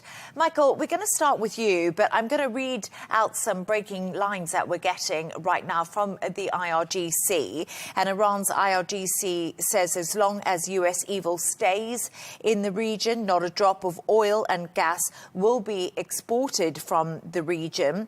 They've also said US aggressions will have no result other than delaying the opening of the Strait of Hormuz. And we've also got a breaking news line too through from Iran's deputy foreign minister, who says the MOU with the US no longer stands. So tensions continue to escalate between Washington and Tehran. Just giving you some of the latest lines, but what's been going on throughout the day? So we certainly can't be surprised that the MOU is dead in the water. I think any sensible person seeing what's happened over the past 24, 36 hours would agree with that. But some of the other news, of course, that has happened is Donald Trump has said that in a very short period of time, he will start blockading Iranian ports, which means that the ships that the U.S. would like to go through the Straits can, but any ships that the Iranians would like to go through the Straits cannot. He's also, also what has happened news-wise is that Iran has hit targets in Bahrain. They've hit 2 UAE ships, killing 1 crew member. And they've also fired missiles towards Jordan. Those missiles apparently were shot down, though. Other things that have happened is Donald Trump has notified Congress that hostilities have resumed. And yet Donald Trump still says that he believes a deal could be worked out with the Iranians. This, I think, is par for the course when it comes to Donald Trump, where he could contradict himself. Sorry, I was struggling there for the word. He could contradict himself within the same press conference. So it doesn't surprise me that he could say what he says and yet also say that perhaps there is a deal in place. And the last big piece of news, of course, as you mentioned at the top of the show, is that there is going to be some sort of not 20% toll on the value of the cargo, but it's going to be an investment that the GCC states are going to be making in the US. So let's get this so we all understand it. Donald Trump starts this war, doesn't consult with all of his allies. And then as things really start to fall apart, when we all had hope that things were going to be doing okay, he then announces that the Gulf states, who are the victims in all of this, who are caught in the middle of this war, they're now going to be investing 20% into the United States. Donald Trump and the art of the deal. And I think that's where we stand today. We stand, of course, as you say, the US President Donald Trump making a U-turn after announcing that proposed 20% transit fee for ships using the Strait of Hormuz. Within 24 hours, that idea was changed. He came out and announced it today, Gemma. And the big question right now is we are getting some alerts coming through that US military launches fresh strikes on Iran. So we see these tit-for-tat strikes continuing. Strait of Hormuz appears to be the flashpoint. Iran is saying that the Strait of Hormuz is part of its national security. The US, of course, wants to be the guardian of it. But the big question is, where do the Gulf countries stand in all of this? It's very interesting that we only really have heard about where the Gulf countries stand through Trump, who said that were after he'd proposed this 20% fee, and I believe it was for US military warships to escort ships through the Strait of Hormuz, that he was then fielded lots of phone calls from his friends who he loves, from all the Gulf states to say that, could we look at, alternatives to this?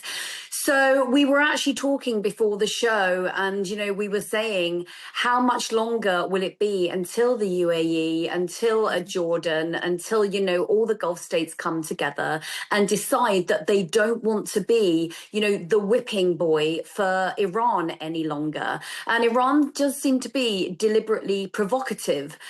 As soon as escalations happen with the US, because they can't strike US soil, they are obviously striking military bases, but more and more we're seeing it's going beyond US military bases. They are striking civilian infrastructure. You do have to wonder how much longer the Gulf states' patience can go on for. And in many respects, like you do say, Iran is being provocative when it comes to its Gulf neighbours, and everyone appears to be under huge security and economic pressure, especially the neighbouring countries, Michael. So I think the big question right now is, where do we go from here? It looks like the MOU is on life support. Back channel talks are supposedly happening, but Iran has hit the people who are trying to mediate. We see that when it comes to Qatar, especially. We know Oman is also involved in the mediation, and Pakistan. But serious questions now being raised about where this leaves Iran and, of course, any deal that was in place. I want to step back and look at the JCPOA, and that took the Obama administration about 2 years to get sorted. So the idea that we were going to be able to get to a framework within 60 days, and that framework would then be the building blocks upon which a peace deal could be worked out.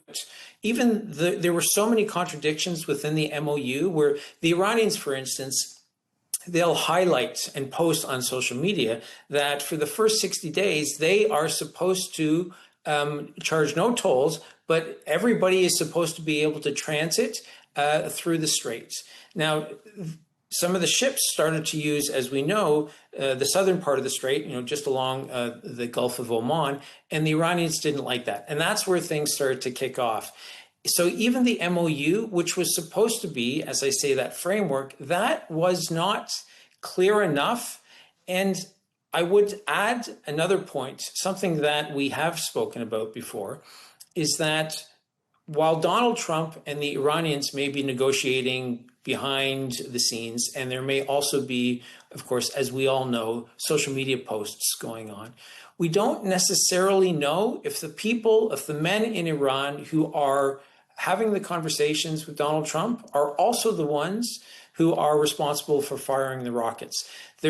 I think we can all accept that in the IRGC, there is that quite militant group that is adamant that they will continue to fight the great Satan.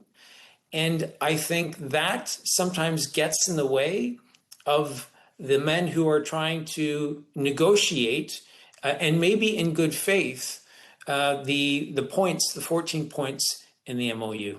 And I think that's a big question that many people are asking themselves right now. Who is in control in Iran? Because Mujtaba Khamenei, the supreme leader, hasn't been seen. The IRGC could be doing their own thing. A lot of people do not know what the system in Iran looks like. But Gemma, how significant is this warning for airline passengers that has been given out today, and of course anyone flying to certain places in the Gulf?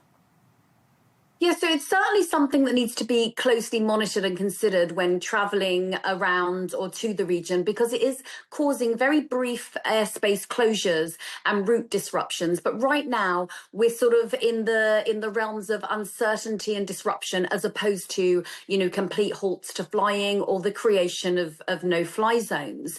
So we have actually seen the European Union Aviation Safety Agency. Now, they've issued a statement saying, a conflict zone advisory statement warning airlines to avoid the airspace of Gulf countries. And now that included the UAE, Bahrain, Kuwait, Oman and Qatar. And we did see this week, we saw services with Fly Dubai and Air Arabia disrupted between the UAE and Saudi. Now, this renewed escalation will have some ongoing impact. For example, there could be, delays, there could be reroutings.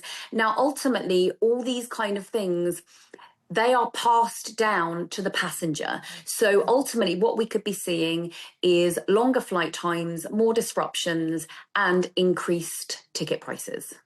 Thank you so much for your thoughts on that, Michael and Gemma. Let's move on to another story now. Serious questions are being raised after federal immigration officers shot and killed a Colombian man during an enforcement operation in Maine. The Department of Homeland Security says the officer acted out of concern for public safety, but conflicting official accounts and eyewitness testimony have intensified scrutiny over what happened. Gemma, let's start with you, because what key questions still need answering about the shooting that we have now seen in the US, again linked to ICE agents? Yeah, there are many unanswered questions around this shooting. There's a lot of opaqueness as well. Now, this is the second time in a week that ICE has used deadly force, and it's at least the 9th death since Trump began his immigration crackdown. Now, these ICE officers were not wearing body cams. However, nearby security footage has been shown to the Associated Press, and that does show a white vehicle approaching the intersection at a modest speed. And then later on, a law enforcement SUV blocking its path, 2 officers opening the door and a body being dragged out. Now, an eyewitness called Daniel Boucher has said that he heard the victim say, "I tried to stop," and that he also heard an ICE agent say something along the lines of, "He tried to run me over." So already, as you said, lots of conflicting information. Now, it wasn't until 12 hours after the killing that the Department of Homeland Security actually released a statement, and they said the ICE officer fired his weapon, quote, "fearing for public safety," as the victim attempted to flee the scene. Now, we don't know how close the officer was to the vehicle. We don't know whether the driver was told to stop, and we don't know what kind of danger they claim the public was exposed to. So there's still much that needs to be established. Now, one of the central questions will be, was the ICE officer justified in their use of deadly force? That's likely to be sort of the primary legal issue in the investigation, which the FBI is spearheading. We also don't know, because the Department of Homeland Security has been quick to say that the victim here was not the intended person, that the ICE were going after. They were not the intended target of this operation, but we still don't know who the intended target was or why they were being targeted. So I think here, what we're going to be seeing coming out over the next few days will be more surveillance video, eyewitness accounts. They'll be looking at bullet trajectories, they'll be looking at forensic evidence, and also the public will be wanting to know whether this investigation and the results of it will be made public. And I think that's the big question, because the agency's legal watchdog has now opened this investigation, so we'll have to wait and see what the outcome of that is.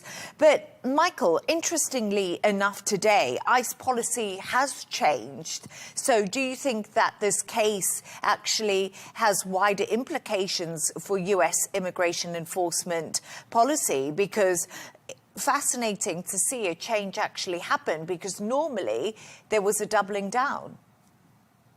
Absolutely. And I think that the various secretaries within Donald Trump's cabinet would 100% have doubled down, because they see that that's how the president operates. If we think back to January, when there were 2 shootings in Minnesota, Kristi Noem, the then DHS secretary, spoke about how these were domestic acts of terrorism. But the policy has changed, and perhaps that's because Mark Wayne Mullen, who is now the DHS head, this is the first, I shouldn't say that. Last week in Houston, there was a horrific shooting, but this one assume it's because he's seen enough now, and he's recognized that at least there has to be some sort of acknowledgement to appease the public. And maybe if I give him the benefit of the doubt, it's actually because he does want to change policy. And this particular policy is that most car stops now, those have been halted. And I think that that makes a lot of sense because the terrible tragedies that we've seen in 2026 have usually been when someone who either is an American or is a legal resident in the country, they've been shot, and they've in 2 out of the 3 cases they've been shot in a car, and it's not a good look. Now, I also have a strategy that I would like DHS to implement for their ICE agents, which is because in this particular case, there has been no body cam footage that the ICE agents were wearing during this confrontation. I think you get a gun when you get body cam. If you don't have body cam, then you don't get a gun. Now, there have been, of course, some incidents where there is deadly force that's been used, and officers may 100% have felt threatened. But the men the men and women that should be at the lead when it comes to the ICE agents, the ones that do have the weapons, they should have the body cam footage. You know, it's one of the, as a result of what happened in Minnesota in January, it's one of the changes that has been introduced. You know, the Democrats demanded that there be body cam footage, and it's taking a little bit of time for it to be rolled out and for all the ICE agents to get their body cam footage. But I think that when you do get the body cam footage, then that's when you can have a weapon. And I think we need to pare this all back because really, as we were just talking about, now we've seen this policy change, but the broader context is Trump launched a mass deportation campaign after returning to office, didn't he, Gemma? This was one of the very first things he did. And of course, in January, we saw those protests across America after the killing of Renee Nicole Good and Alex Pretty. But it's taken a long time to get here, but seems to be that the right steps are being taken to try and make sure that this is done fairly. I think it was obviously a cornerstone of Trump's, policies as far as voters were concerned. But there's so much murkiness as well. You have, obviously you have illegal immigrants in the country, but then you have, your dreamers and your DACAs. Then you have people who are on perhaps student or visitation visas. Then you have people who are on visas but have also been given social security numbers, but, don't yet have citizenship. There's so much murkiness here. You have to wonder who ICE is actually going after, because Trump talked about, kind of basically sweeping the streets clean of illegal immigrants who are perhaps members of gangs or, involved in illegal activity. But, what we're seeing is kind of innocent people who have visas or the right to be in the US or who are US citizens being caught up in the crossfire and paying with it, with their lives. So I'm not entirely sure how successful, especially from the optics point of view, irrespective of, the statistics point of view, how successful this part of his, election campaign has been. And I think there will be lots of questions regarding how successful it has been. But Gemma and Michael, thank you so much. Stay right there as we move on now to another story. And France has used this year's Bastille Day parade to send a powerful political message. Joined by Ukraine's president and allied troops, President Emmanuel Macron showcased France's military strength and also European unity. Michael, the big question here is, what message is France trying to send today with this Bastille parade that we saw? I think it's quite clear as the war with Ukraine and Russia rages on well into its 4th year. This is a message for an audience of one. I think we can assume that Vladimir Putin is the intended target. Maybe you could also argue Donald Trump, NATO, will want to make sure that Donald Trump recognizes that they are united and that they have incredibly strong force. They have lots of military, they have lots of vehicles, and they needed to put on a giant show for Vladimir Putin to let him know that they are, as I say, united. And you had more than 25 leaders from various European countries. You had 6,600 troops. You had almost 200 horses. You had about 100 aircraft. And it was Macron's final Bastille Day. And perhaps there was also a little bit extra added emphasis on his part because he wanted Vladimir Putin to recognize that we are NATO, we're strong, we're powerful, we have a shared history together, and we are going to challenge anyone who thinks about trying to attack one of our allies. Yeah, absolutely. And something that I found really interesting, Gemma, is, of course, you were just talking there about leaders going, and Keir Starmer was at Bastille Day, and he was honoured with France's highest distinction from President Emmanuel Macron. I'm not sure. What do you think about that? I think it sort of speaks volumes, doesn't it, about how close the two of them have been, you know, in office. And we have to remember that it was for a very long time just France and Britain, you know, quite strongly united in their condemnation of the Russian invasion of Ukraine. Whether I think, you know, politicians should be given awards and things like that, I'm not really a fan, you know, unless you've done something absolutely extraordinary. I'm not sure it sort of merits being awarded. But I guess it's more, as Michael said, it's Macron's last Bastille Day. You know, there's a lot of symbolism there. And I also think that, you know, obviously when US presidents are outgoing, they tend to hand out awards, you know, by the handful. So it does seem to be a sort of political thing that does happen during, you know, as you're leaving office. And I just want to also just hone in on this, because Ukrainian troops and soldiers from the Coalition of the Willing also took part in this parade. Of course, that was the UK and France's brainchild, wasn't it, Gemma? The Coalition of the Willing. But how can a parade like this, we know it's symbolic, as Michael said, actually help Ukraine in the situation that they're in? Well, I wouldn't call myself a hawk. I'm more of a dove, to be honest with you. But I can actually see the use and the point of this military parade. Now, we see them, you know, they're most closely associated with perhaps the US and China when they want to show off their military might, and then also nations like Russia and North Korea. And I do really think that including Ukrainian soldiers in this parade, hosting this parade, does send quite a strong message. You know, obviously, France, NATO, the UK, they have all come under quite a lot of verbal barrages from Trump. He has called NATO and, you know, his allies, you know, all the names under the sun. He's basically inferred that they're useless, that they have no backbone, that they contribute nothing. And so this is a way of saying, well, actually, this is what we have, and this is what we're potentially prepared to do for our friends and our allies.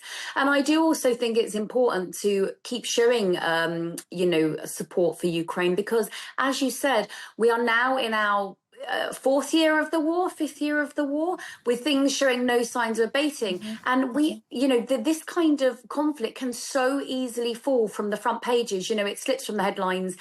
So something like this keeps it fresh in people's memories, keeps people knowing that it's still going on. So I'm all for it, you know, irrespective of whether it's symbolic or, you know, for the Putins and the Trumps of this world. So as we were just looking at those pictures on the screen, Michael, it is actually quite impressive, the show of unity and military might that Bastille Day has shown us that the Europeans can deliver. But obviously, it was mainly for the Russians. Do you think Vladimir Putin will be concerned after he's seen this massive show of unity today? I don't know that it's necessarily Vladimir Putin who's going to feel concerned.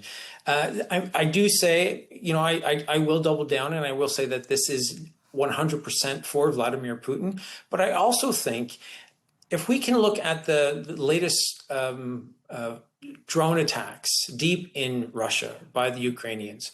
I think this might also be a little bit of a message, a symbol, to use Gemma's word, for the Russian people, because there is chatter that perhaps Vladimir Putin is feeling a little bit of pressure back home because the war is not going the way that it is, because I think we all felt that when the invasion happened, it would be 2-3 weeks, maybe. And here we are, 4.5 years. And that you could argue that Ukraine is actually starting to take the fight to Russia. So perhaps if the Russian people see that NATO allies are united and they are incredibly strong, and Bastille Day is to mark an incredibly important day in the history of France, that when it comes to important occasions and for important reasons, NATO allies will fight. Perhaps the Russian people will start to feel that they might need to apply a little bit more pressure to Vladimir Putin. And that's where some of the pressure within his own country might come from, his own people. And I think it's a really good point to make, because I think when President Donald Trump was at that NATO summit, the European leaders were really trying to hone in that point that Ukraine is now on the front foot in many respects and would like to stay that way. And we actually saw President Donald Trump then saying, OK, we'll allow them to build Patriot missiles themselves and give them the technology and parts to do that. So President Trump seems to have recognized that after that NATO meeting in Ankara in Turkey. Let's move on now to another story. And the first World Cup semi-final has kicked off in Dallas this evening, with France taking on Spain. Meanwhile, England and Argentina are preparing for another fiercely anticipated encounter tomorrow, with security measures being increased as the three lions get ready to tackle the defending champions. Gemma, OK, I've just been told the score in my ear. I don't know if you know what it is, but 1-0 to Spain. So Spain have scored a goal. Does this France-Spain clash feel like the real final of the tournament, do you think? As an England fan, obviously I have to take minor offence at this wording, because as we know, the real final will be between England and either France or Spain.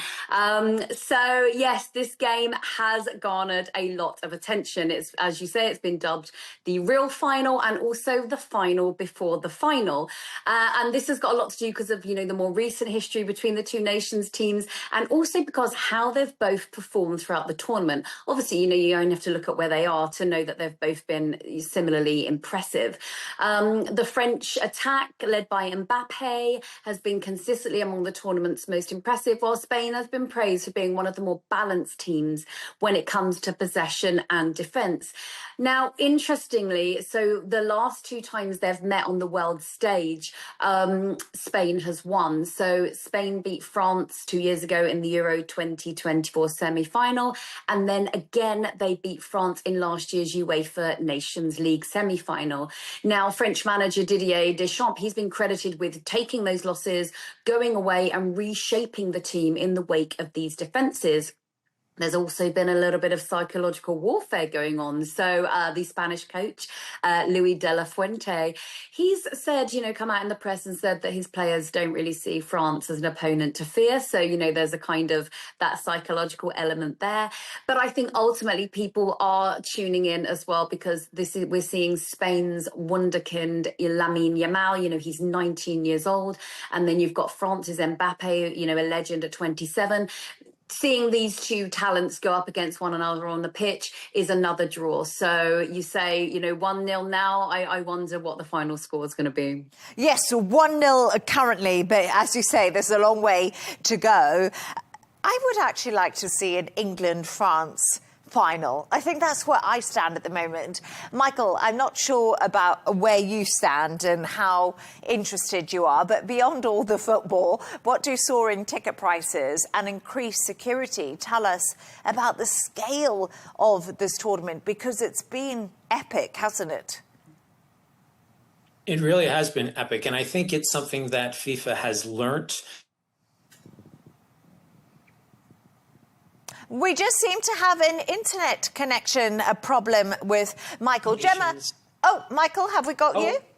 Oh, I'm here. Can you hear me? Yeah, Michael's back. Okay, Michael, sorry, Okay. we lost you for a second. Apologies. Gremlins So on what the line. that would be my Dubai internet. Perhaps I'm going to get a message very soon on my phone. But I would say this, that I think FIFA has learned that there are many ways that they can become more and more lucrative. And I'm going to use the cliche, if you build it, they will come. And that means more nations will come, more host countries will come, more sponsors will come, and more fans will come. That's one of the great successes that this tournament, as well as most of the World Cups, have consistently shown us, that the fans, they come together, they celebrate the stuff that should be celebrated.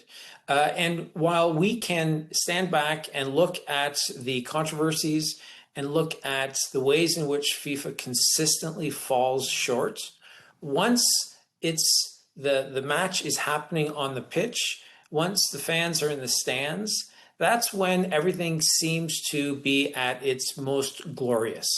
Yes, are there fewer fans who are eligible to see these matches because tickets are so prohibitive? Absolutely. But because the game is growing so incredibly well, you know, the World Cup, it used to be 16 teams, nations, and then it went up to 24 and then 32. This year, it was the first time it was at 48. Who knows what it's going to be in 2030 or in 2034 when it's in Saudi. So they keep making it bigger. They keep having more host nations. You had 3 host nations this year, and they keep having more teams and more fans. It keeps outshining the previous World Cup because everybody loves, you know, watching these matches, and it brings so many people around the world. This year, for 39 days, everybody is pretty much glued to a television set watching, you know, an African nation against the European nation, even though they wouldn't be able to identify where they are on a map. They're 100% bought into, you know, the exploits that are happening on the field. And Gemma, let's talk a little bit about Argentina and England tomorrow, because there's obviously been a little bit of controversy when it comes to Argentina and refereeing. So it feels like the whole world is actually supporting England tomorrow, which must be the first time ever. There's also increased security around that game. And do you think it's because England fans can misbehave a little bit? You were, of course, watching the World Cup yourself. You went to Canada, you went to the US. What's your take on things?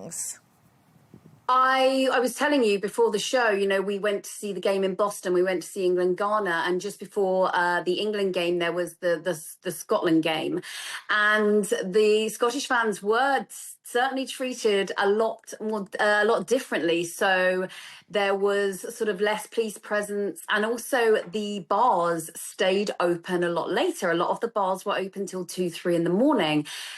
Cue the England fans arriving, and they went back to their usual closing times. So yes, unfortunately, England fans do have a reputation around the world. But to be honest, as someone myself who does follow football, you will find elements of bad behaviour in every single nation's football, you know, supporters around the world. And the World Cup does, more so than, you know, sort of regular league games, you know, that are held in different countries. The World Cup attracts families more. You know, you've got families travelling, you've got people taking their children, you've got people sort of going, you know, with older generations. So, yeah, I do wonder where this sort of notion that, you know, the England fans are going to turn up en masse and create chaos when you do have those kind of elements in lots of different teams. But yeah, I mean, England, Argentina, we have form. You know, I don't think anyone in England has ever really got over the Diego Maradona's handball.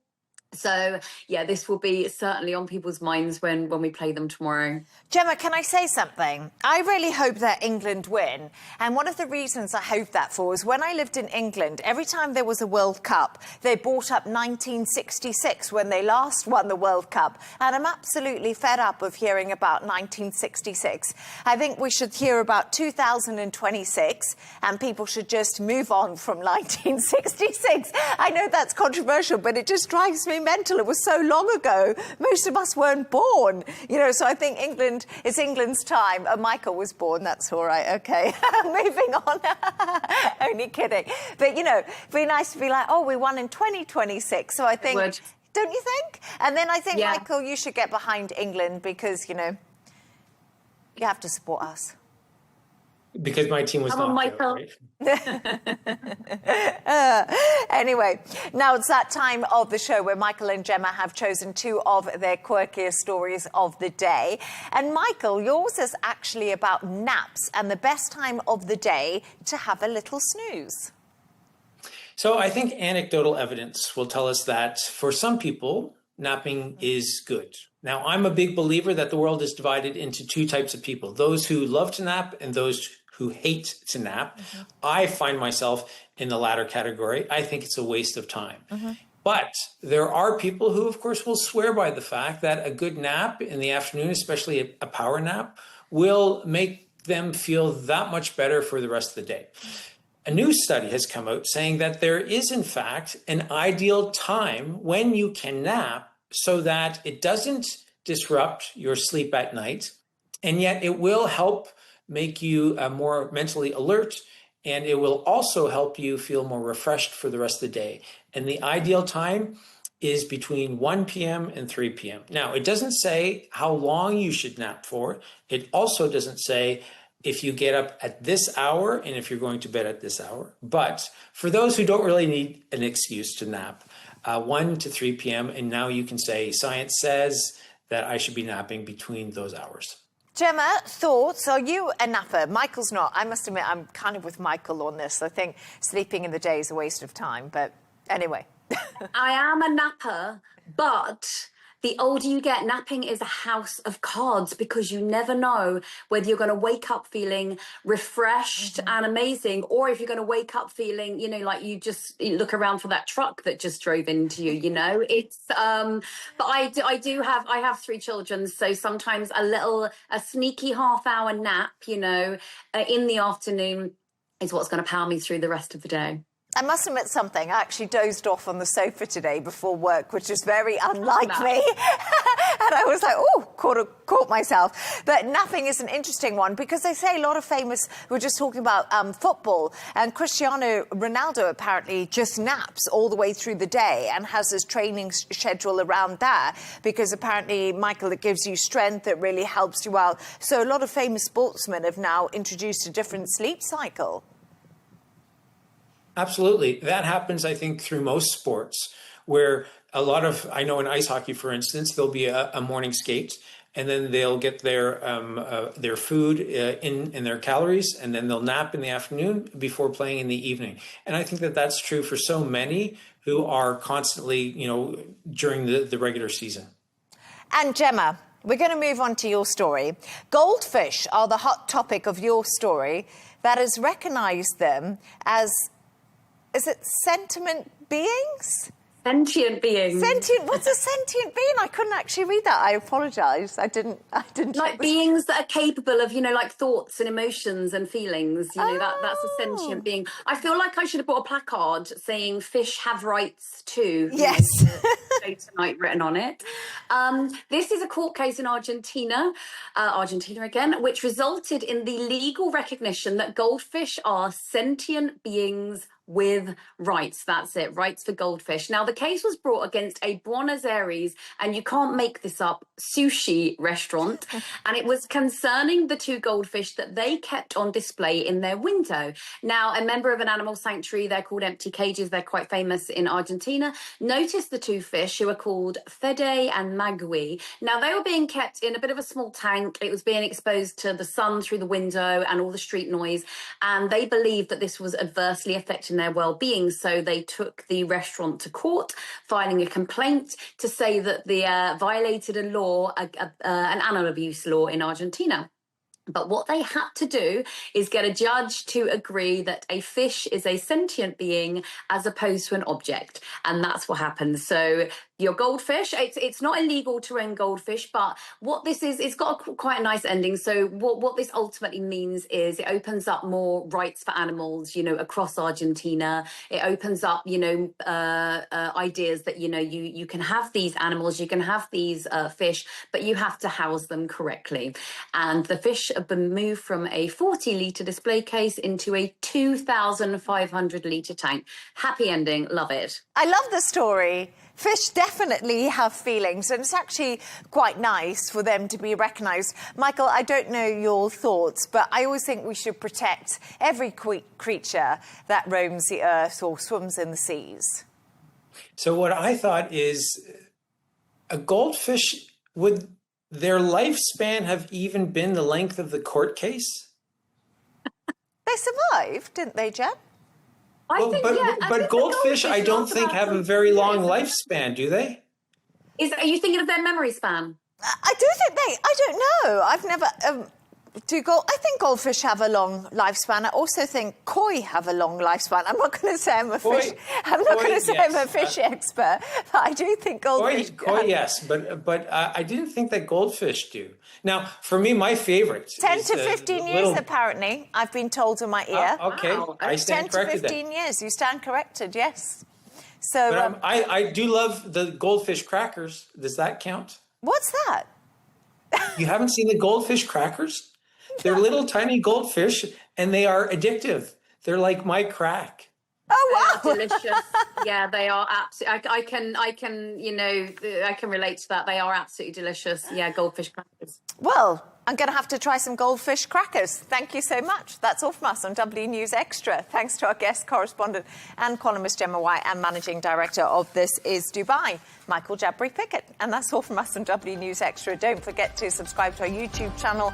Of course, follow us on XGNT. That's coming up next. Goodbye and thank you.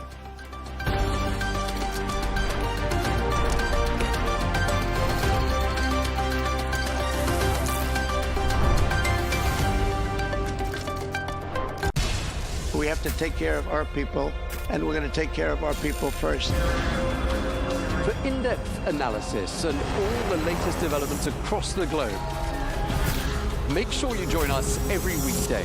President Trump is trying to negotiate a ceasefire.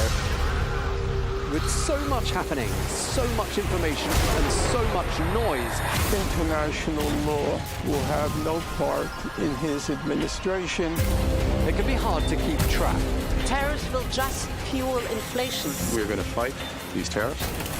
But you can count on us to tell you what you need to know. We stand by your side. Join me, Tom Burges Watson, for Global News Today, right here on Al Arabiya News.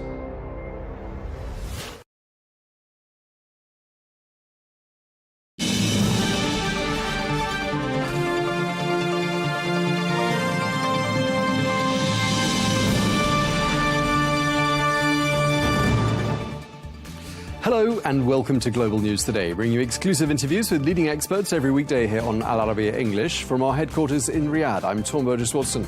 Coming up today, the US says the blockade of Iranian shipping has been reinstated effective this Tuesday evening. We ask, what phase of the conflict are we now in, and where could things head to from here?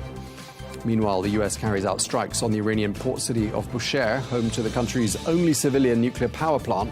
We ask, how dangerous a development is that? And Lebanon and Israel resume diplomatic discussions in Rome. We assess the progress of that conversation. All of that coming up in this edition of GNT.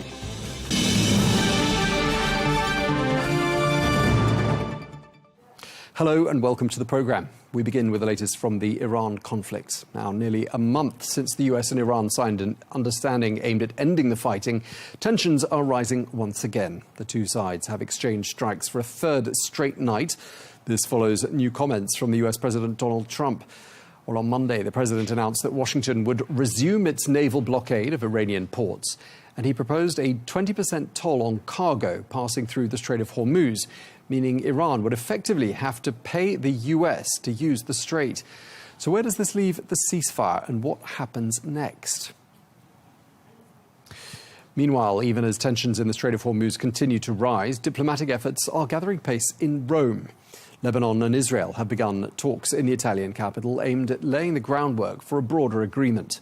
Well, Beirut has made its position clear. Before any further discussions, Lebanon is demanding the immediate withdrawal of Israeli forces from 2 areas of southern Lebanon. Well, Israel, meanwhile, insists its troops will remain until Hezbollah is disarmed. Well, these US-brokered talks, which will last for 2 days, have raised cautious hopes for a breakthrough, although expectations for any quick progress remain low. Well, let's bring into the conversation Danny Citrinovich, who is a former Israeli Defense Intelligence representative to the United States. Thank you so much for being with us, Danny. Great to have you back on the programme.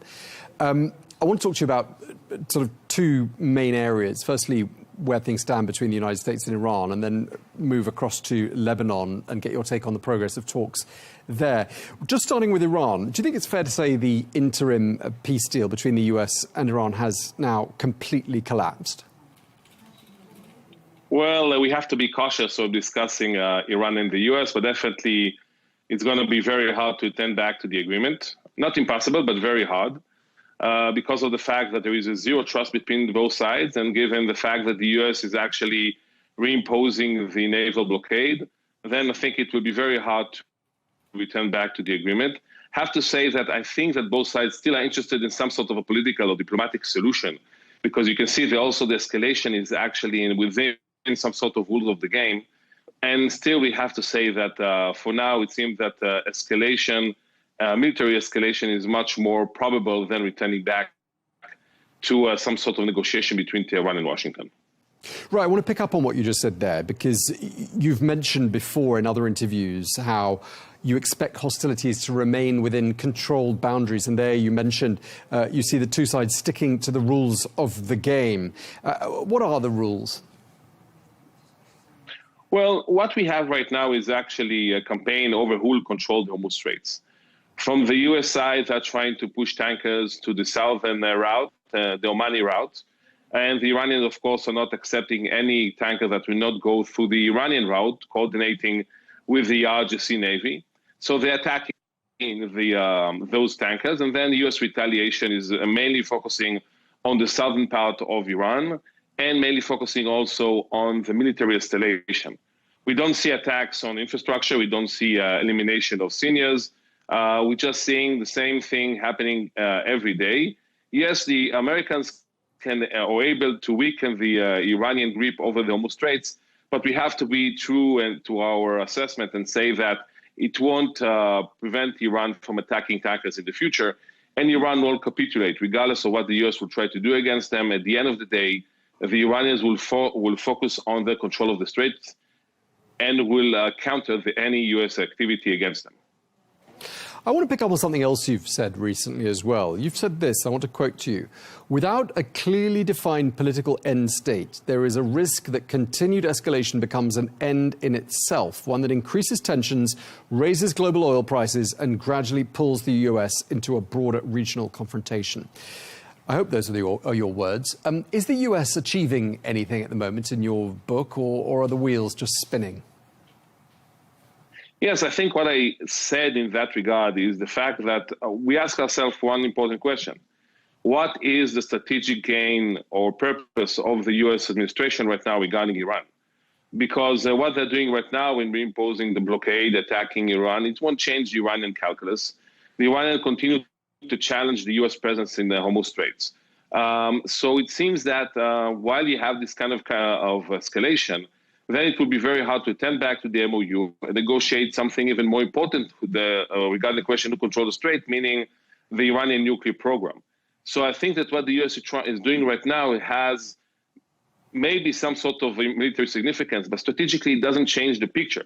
This is why it seems like what they're doing right now is really focusing on punishing Iran for attacking tankers in the Hormuz Straits, but definitely it won't going to change the strategic picture. This is why we are asking ourselves, what is the end goal regarding the administration? Because without an end goal, we'll continue this limbo with no ending.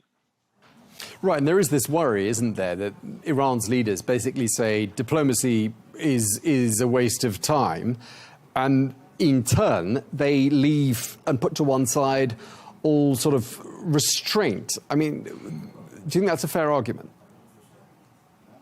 Yeah, definitely it's a fair argument. And again, I think that you're looking at the Iranian behavior.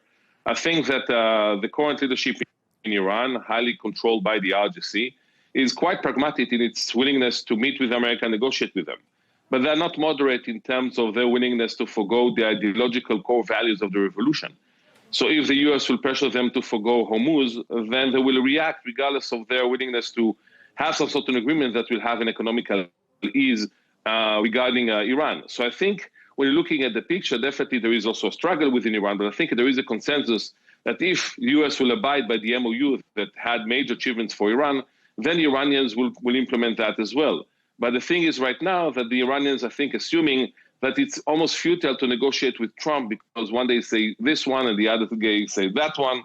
So it's very hard to reach an agreement with someone that can cancel the agreement the day after. Right. I want to ask you how all of this is viewed by Israel. I mean, I think it's fair to say Prime Minister Netanyahu and his inner circle were pretty skeptical about the MOU from the beginning. I wonder whether you see this deterioration between Iran and the United States as being perhaps a welcome development in Israel. What are your thoughts? Well, I don't think you find people that are sad in Israel regarding the recent escalation between Iran and the US. Israel was highly alarmed by the MOU that actually gave major achievements to the Iranians. And I think because of that, I think that we are highly interested in seeing this MOU canceling and nobody returning back to it. There is another issue of Israel involvement in the escalation now. And I think that Iran and the US have no interest in pushing Israel into the mixture right now. And as long as we are focusing on the Hormuz Straits, I don't think that Israel will play a part. But if escalation will occur, then there is a chance of returning back to a war, including Israel. But from Israel's standpoint, it's obvious that Israel will prefer everything but an agreement between Iran and the US. Right. But you seem to be thinking that it's unlikely Israel is going to step back in at this stage and get involved and engage militarily with Iran. Well, I think it's all depending on the US administration. You won't do something that will actually counter the US administration. And I don't think that Trump is will or interested in seeing Israel returning back to war, because in the end of the day, if Israel returning back to the war, definitely the war will change in terms of the volume, in terms of the geography, and it will be very hard to return back to diplomacy after that. So I think that for now, Israel probably getting ready for any sort of escalation. But I think as long as President Trump wants to solve this issue on the diplomatic route, and he still think about maybe a solution in the future, I don't think that he will be very happy to see Israel returning back and being involved in the war against Iran. Danny, I want to turn our attention to Lebanon for a moment, because these talks are taking place in Rome today between the Israelis and the Lebanese, brokered by the United States. I'm told, and it's reported, that the situation on the Israel-Lebanon border is calm today. There have obviously been 5 rounds of talks in Washington already between the two sides. How do you rate the chances of some sort of a breakthrough there in Rome? Yeah, well, the sides are focusing right now on the pilot, one or two areas that the Lebanese armed forces will take control and dismantle Hezbollah capabilities and infrastructure over there. I have to say that I'm very skeptical about the situation because of the fact that I think that Israel is highly interested in staying in Lebanon. And I think that from political reason, I don't think that Netanyahu is willing to return back or withdraw our forces from Lebanon itself, definitely until the election. And the agreement actually gave Israel the acknowledgement for that, because it created some sort of dependence between Hezbollah dismantling and Israel withdrawing. And because Hezbollah won't be dismantled anytime soon, Israel won't withdraw from Lebanon anytime soon. I'm truly hoping that the pilot will succeed, but I find it very hard to believe that it will lead eventually to the full withdrawal of Israel from Lebanon. Do you think that the escalation that we were talking about earlier between Washington and Tehran is making this dialogue between the two sides more complex, or do you think it's got no direct bearing on it? It can become complex if the war will expand. If we'll see now Iran is involved against Israel and Hezbollah will be involved also. So definitely it has a potential. For now, I don't think there is implications what's happening on Hormuz Straits to the negotiation between the Lebanese government and Israel. I think that they're highly focusing on the pilot issue.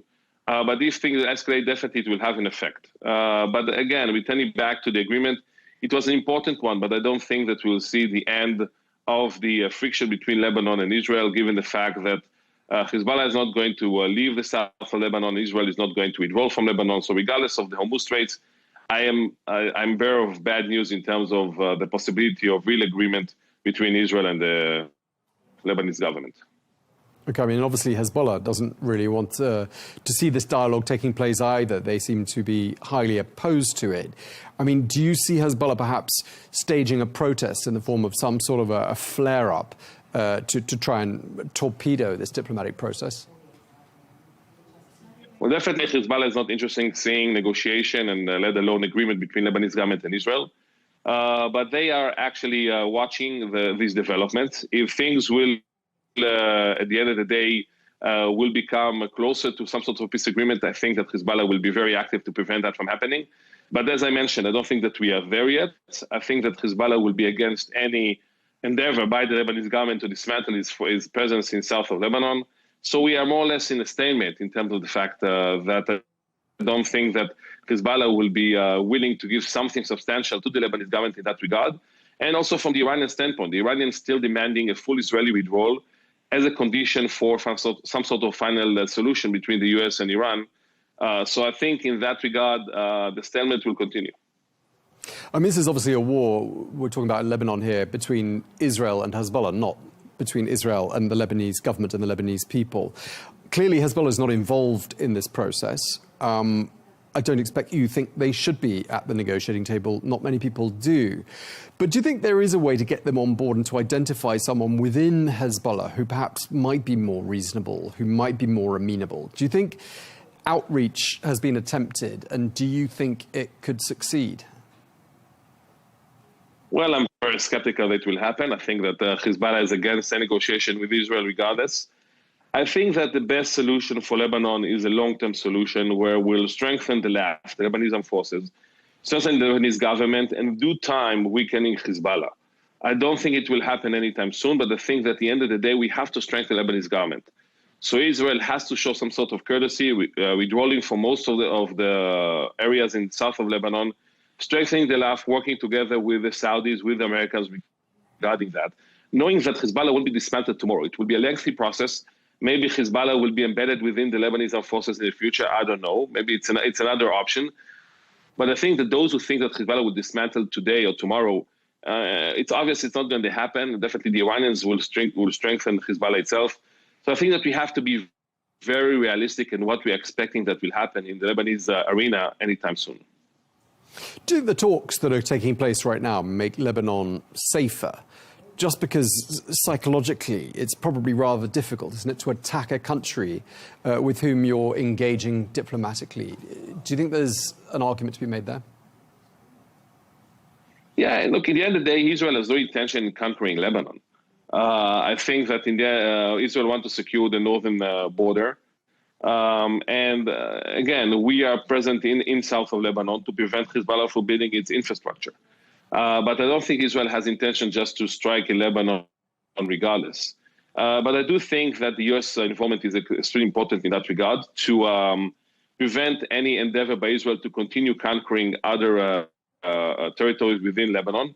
That I don't think that also will serve the interest of Israel, because I don't think that if we'll take more territories in Lebanon, it will actually improve the defense of our northern villages. So I think when you sum it up, I think that when you're looking at the future, I think that there is a need to negotiate between Israel and the Lebanese government. As I mentioned, Saudi Arabia and the U.S. can play an important part, but we have to be realistic. It will take time. But at the end of the day, I think that it's important that the U.S. is involved right now, because it's actually preventing some sort of Israeli adventures in Lebanon that I don't think are necessary. Okay. And just lastly, I mean, what would you like to see the United States and other allies of Lebanon doing to equip the Lebanese armed forces in such a way that they're set up for success and that they can counter Hezbollah? We have to remember that in Lebanon there is is a political change, dramatic one. Joseph Aoun and Nawaf Salam are representing something totally different from previous Lebanese government. We have to exploit that and utilize that and strengthen them. This is why we have to put some sort of a plan, a lengthy plan, to strengthening their political stance, but also strengthening the LAF. Again, it's not going to be easy because we know that Hezbollah is trying to infiltrate the LAF as well.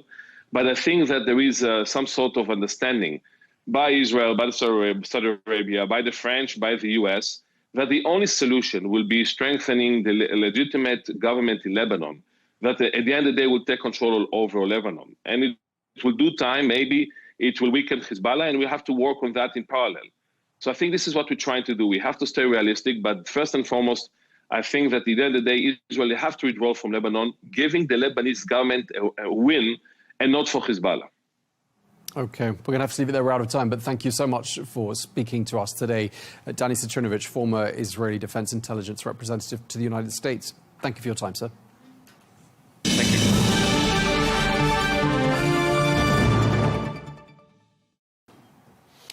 Well, Jennifer Gavito is a former US Deputy Assistant Secretary of State for Iran and Iraq. She joins us from Amsterdam. Thank you very much indeed for joining us. It looks, doesn't it, like we're back at the pre-MOU phase of this conflict, which, let's face it, is a low-intensity conflict. I wonder what you think it would take for diplomacy to resume. Thanks for having me back. First, I think that we've seen indications that the diplomacy is continuing, despite the fact that, as you say, we're back to a fairly hot phase of this conflict. And so I think that we've learned some lessons over the last few months, and chief among them is that there is no military solution to this war. So it is inevitable that we will come back to diplomacy to resolve this. In the meantime, the United States will take the opportunity to try to strike some strategic targets, some that it has already struck.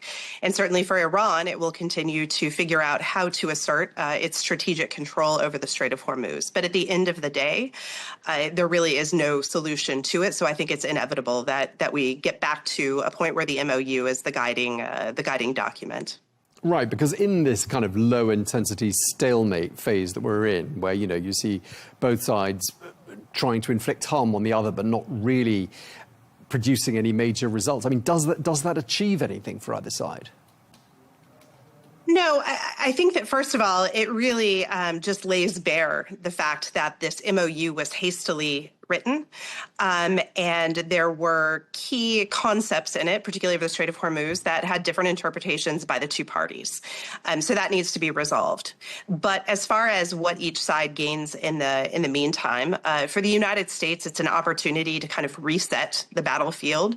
Iran has already made significant progress in rebuilding some of its capabilities, some of its infrastructure, and so this offers the U.S. an excuse to take that out again.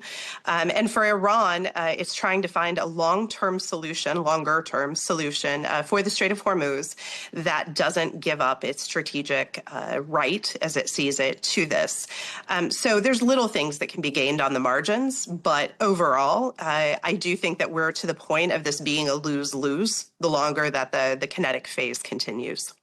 Right, and all the while, the original three concerns of the United States and Israel have been sort of almost long forgotten because the focus is so much about the Strait of Hormuz, where the naval blockade is back on those Iranian ports.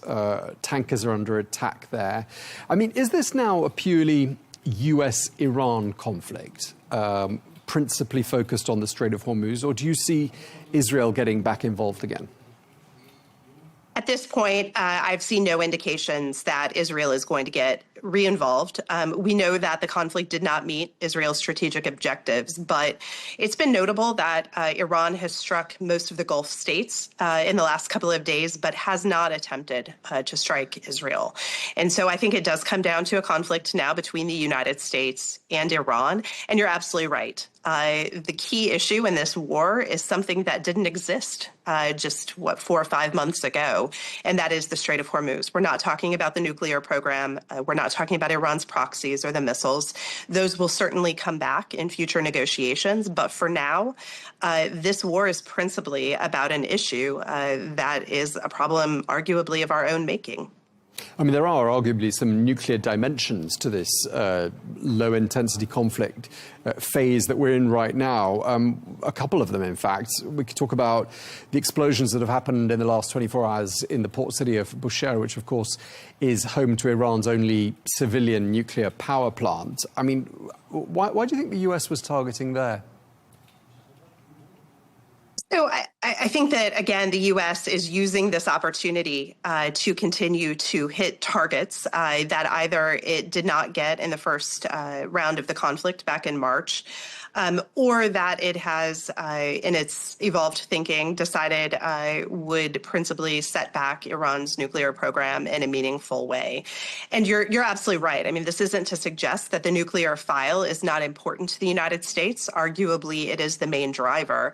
I would just argue that this particular round of violence or of kinetic activity isn't driven by the nuclear file. Rather, that is a byproduct of it. OK, so that's sort of, we've talked a bit about that, that strike near the nuclear power plant. President Trump's also talking about striking and destroying, he said, Pickaxe Mountain, which is, of course, that deeply buried underground nuclear site near the city of Natanz. Is that significant? It's significant, certainly, if the U.S. had the capacity to easily hit that site. I think that it would have in the first round.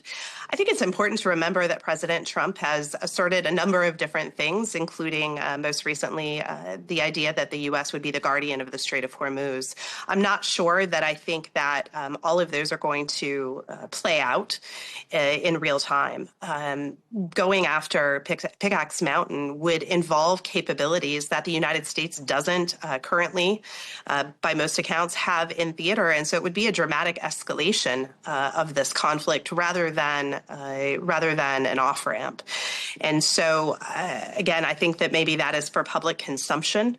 But really, if the United States is serious about constraining Iran's nuclear program, the best path to do that, again, is through negotiations and ensuring that there is a meaningful oversight regime from the IAEA, for example, and shared understandings of Iran's nuclear enrichment capabilities, allowances, what it's permitted to do. So again, I think that the Trump administration will hit targets where it thinks that it can set back Iran. But I don't think that that is meaningful as far as the bigger picture about how you long-term constrain Iran's nuclear ambitions. Right, and just discussing this concept of being guardians of the Strait, which is something you just mentioned there.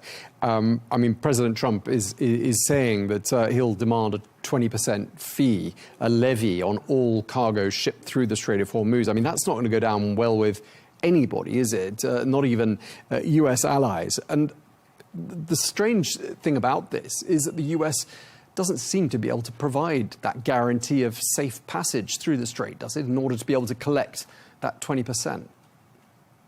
No, you're absolutely right. I think that this is, again, an example of kind of the extremist rhetoric that we hear from the administration rather than a reflection of reality. Project Freedom, back in the earlier days of the conflict, was intended to do exactly as you say, provide safe passage through. And it turned out that the United States was not capable, really, of doing that in a meaningful way that returned traffic to pre-war levels.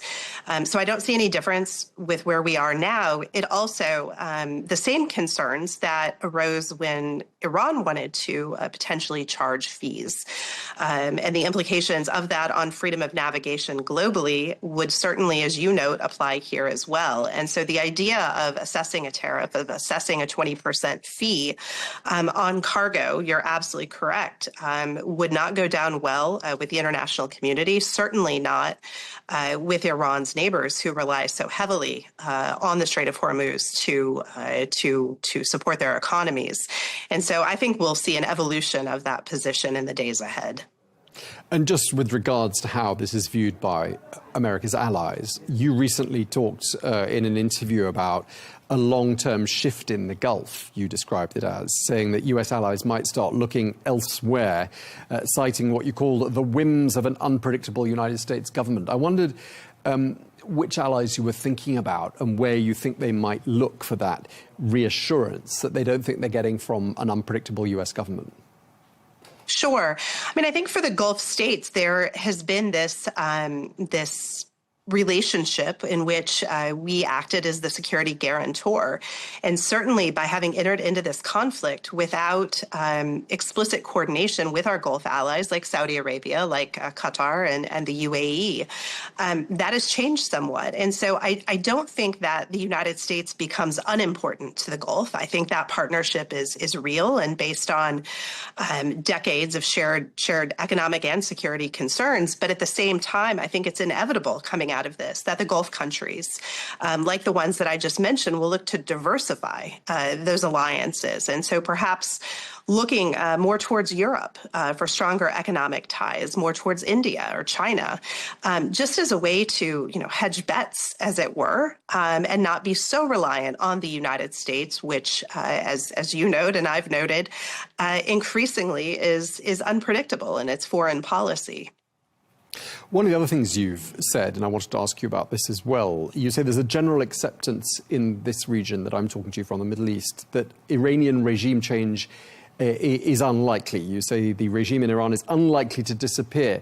I mean, that's what a lot of US allies told the US some months ago. I mean, there must be a bit of told you so going on at the moment between, for example, the Europeans and the Americans. I mean, where did that idea come from? Do you think it was a US idea, or do you think it was overpromised by the Israelis? I think it was overpromised by the Israelis. I think it's also a reflection of the Trump administration's consolidation of foreign policy with a few people in Washington. And so perhaps the expertise that lies within the intelligence community or the State Department was not fully integrated into the decision-making process.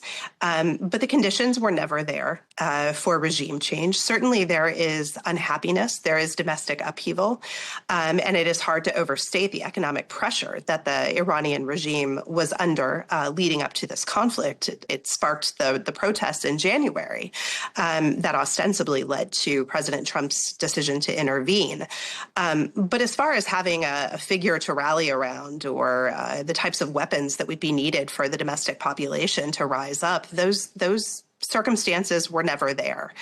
And I think that if the Trump administration had listened to that expertise that was available to them, maybe there would have been a better assessment made in the end about the wisdom of entering into that with regime change being one of the strategic goals that was ostensibly on the table. And Jennifer, what you're saying is really interesting because it echoes what a lot of guests we've had on this program have told us. Former intel operatives, former diplomats, people who know Iran and have encyclopedic knowledge of that country and its modus operandi. And what you're saying here is there was disregard for all of that in-house expertise in the United States. I mean, as a lesson learned from this point onwards, do you see the Trump administration perhaps tapping into that knowledge more than it has done up until this point for the remaining 2.5 years of this administration? I can't say that I've seen indications that that's where this is headed, but I certainly hope so. Foreign policy should be executed with full information, and sometimes that includes hearing opinions or realities that aren't convenient. And so that expertise is there through the Department of War, through the State Department, and as you know, through the intelligence community. There's great expertise. But we continue to see negotiations run with a very small group of people. I hope that in future rounds, they bring in the types of expertise, whether it's nuclear or simply those with understanding of Iran's internal workings that can contribute to the conversation and test some of those assumptions that led the Trump administration to getting into a conflict that I think it really lacked strategic objectives for. Do you think the US has the wrong negotiating team? I think it has an incomplete negotiating team at best. Listen, I think it's a good thing when negotiators have a direct line to the president and to the White House. That is never a negative, but that has to be augmented. And the JCPOA negotiating team, regardless of what one may think about how that agreement was ultimately framed included dozens, if not hundreds, of experts that were weighing in on the multitude of issues. And, there is good evidence that the negotiations before Christmas in Geneva that ultimately led to this conflict, that fundamentally it was a lack of understanding about what Iran had on the table to offer that caused it to be rejected. And so, yes, I think that there is quite a bit still needed for this to be successful. Just briefly, I want to ask you about the talks happening in Rome today. Talks between the Israelis and the Lebanese, brokered by the United States. How do you rate the chances of success there in Rome? So first of all, I think it is a very positive thing that there are direct contacts. That is a major step forward. I also think that it is a positive thing that the Lebanese government is willing for the first time to be on the record in calling for Hezbollah to disarm. Those are positive things on which to build. I think it's troubling that there are not more parties engaged in the conversations. Certainly, Hezbollah is being held to certain positions that it has not agreed to. And the Lebanese government itself doesn't have the capacity to disarm Hezbollah unilaterally without significant support from the outside. And so I guess my major concerns in this are that there needs to be greater buy-in, both regionally and domestically, for this to be successful, but also that the parties to this, particularly the United States, France, and other major international powers, to include the UN, need a sustained focus of support for the Lebanese government in order to enable it and empower it and equip it to take on this very large undertaking. So a lot of positive to be found in it, but a lot of challenges along the way. Right, because of course it is a war between Israel and Hezbollah. So some people might be saying, shouldn't Hezbollah be represented at those talks? Are you saying they should be? I think that Hezbollah, listen, it's a terror organization. There's no doubt in my mind, and so that is a very difficult question. That being said, it does represent a significant constituency within the Lebanese political system, and so there needs to be. Hezbollah has to be part of that conversation, whether directly or indirectly, in order to ensure that what is being committed to on Hezbollah's part will actually be carried out by Hezbollah. And we see a pretty big gap there. We also see a big gap, of course, in the Lebanese government's ability to take on that decision on behalf of Hezbollah without significantly more weaponry and resources at its disposal. So one of those things has to change in order for this dynamic to succeed. Yeah, you make some really great points there, and maybe indeed there are efforts to try to identify someone within the ranks of Hezbollah that could be worked with, and that's something I'll put to some of our guests later on in the programme. Thank you very much indeed for taking the time to speak to us. Really appreciate it. Jennifer Gavito, former US Deputy Assistant Secretary of State for Iran and Iraq. Thank you for your time, madam. Thanks for having me.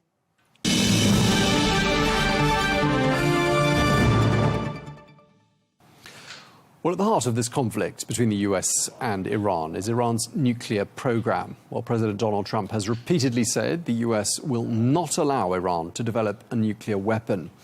Well, a year ago, President Trump declared Iran's nuclear program had been obliterated, but recent satellite images from the Institute for Science and International Security suggest that Iran may be attempting to rebuild parts of its nuclear infrastructure. So just how successful has the US campaign been in slowing down Iran's nuclear program? Well, following the latest exchange of strikes, President Trump issued a stark warning. He said he could soon order a strike on Pickaxe Mountain, home to a nuclear site. Well, that is an Iranian facility buried deep underground, which is believed to be beyond the current reach of US bunker-busting weapons. Well, let's join now Alan Eyre, who is a distinguished diplomatic fellow with the Middle East Institute. He's a former senior US diplomat and Iran expert for the US government, who served as a key member of the US negotiating team for the 2015 Iran nuclear agreement. Thank you very much indeed for being with us once again on Al Arabiya English. Just looking at the current state of affairs, do you think it's fair to say the interim deal between the United States and Iran has now completely collapsed? Well, Tom, I think it's collapsed for the time being, but the reality is that neither side is going to get what it wants through this resumption of hostilities, and neither side wants to escalate further to a resumption of the all-out war. So I think it probable that eventually they'll find themselves back at the negotiating table. Unfortunately, at that point, there'll be even less trust between the two sides and an even smaller chance of a negotiated outcome. Right, trust in extremely short supply on both sides, I think it's fair to say. And you and others seem to be saying that they see hostilities remaining somewhat within controlled boundaries until such time as a diplomatic deal can be struck again.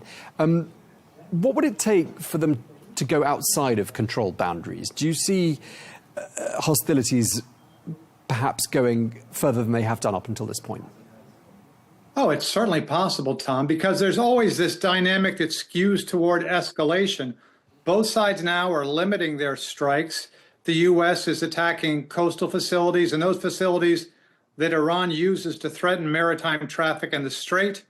Iran is targeting bases in Oman or Qatar, Bahrain, or Jordan, but staying away from the UAE and the kingdom, and also staying away from attacking energy targets as it did earlier in the war. So each side is leaving itself room to escalate if necessary. I mean, so when we look at the sort of the points we've already established in this conversation, the Iranians mistrustful, perhaps increasingly of the view that diplomacy is a waste of time and not worth pursuing. Could that in turn, do you think, is there a risk that that could prompt the Iranians to perhaps be less restrained in how they go forward from here? Well, certainly the new leadership that we've installed by killing the previous leadership is already less risk averse and more anti-U.S. But the key dynamic here, Tom, is that Iran feels it needs control of the Strait for two reasons. One, to reestablish strategic deterrence because it assumes that the U.S. and Israel will at some point in the future attack it again. And two, as a source of money, because it doesn't believe the U.S. is going to come forward and give it the flows of money it needs both to reconstitute its defense industrial base and also to improve its economy.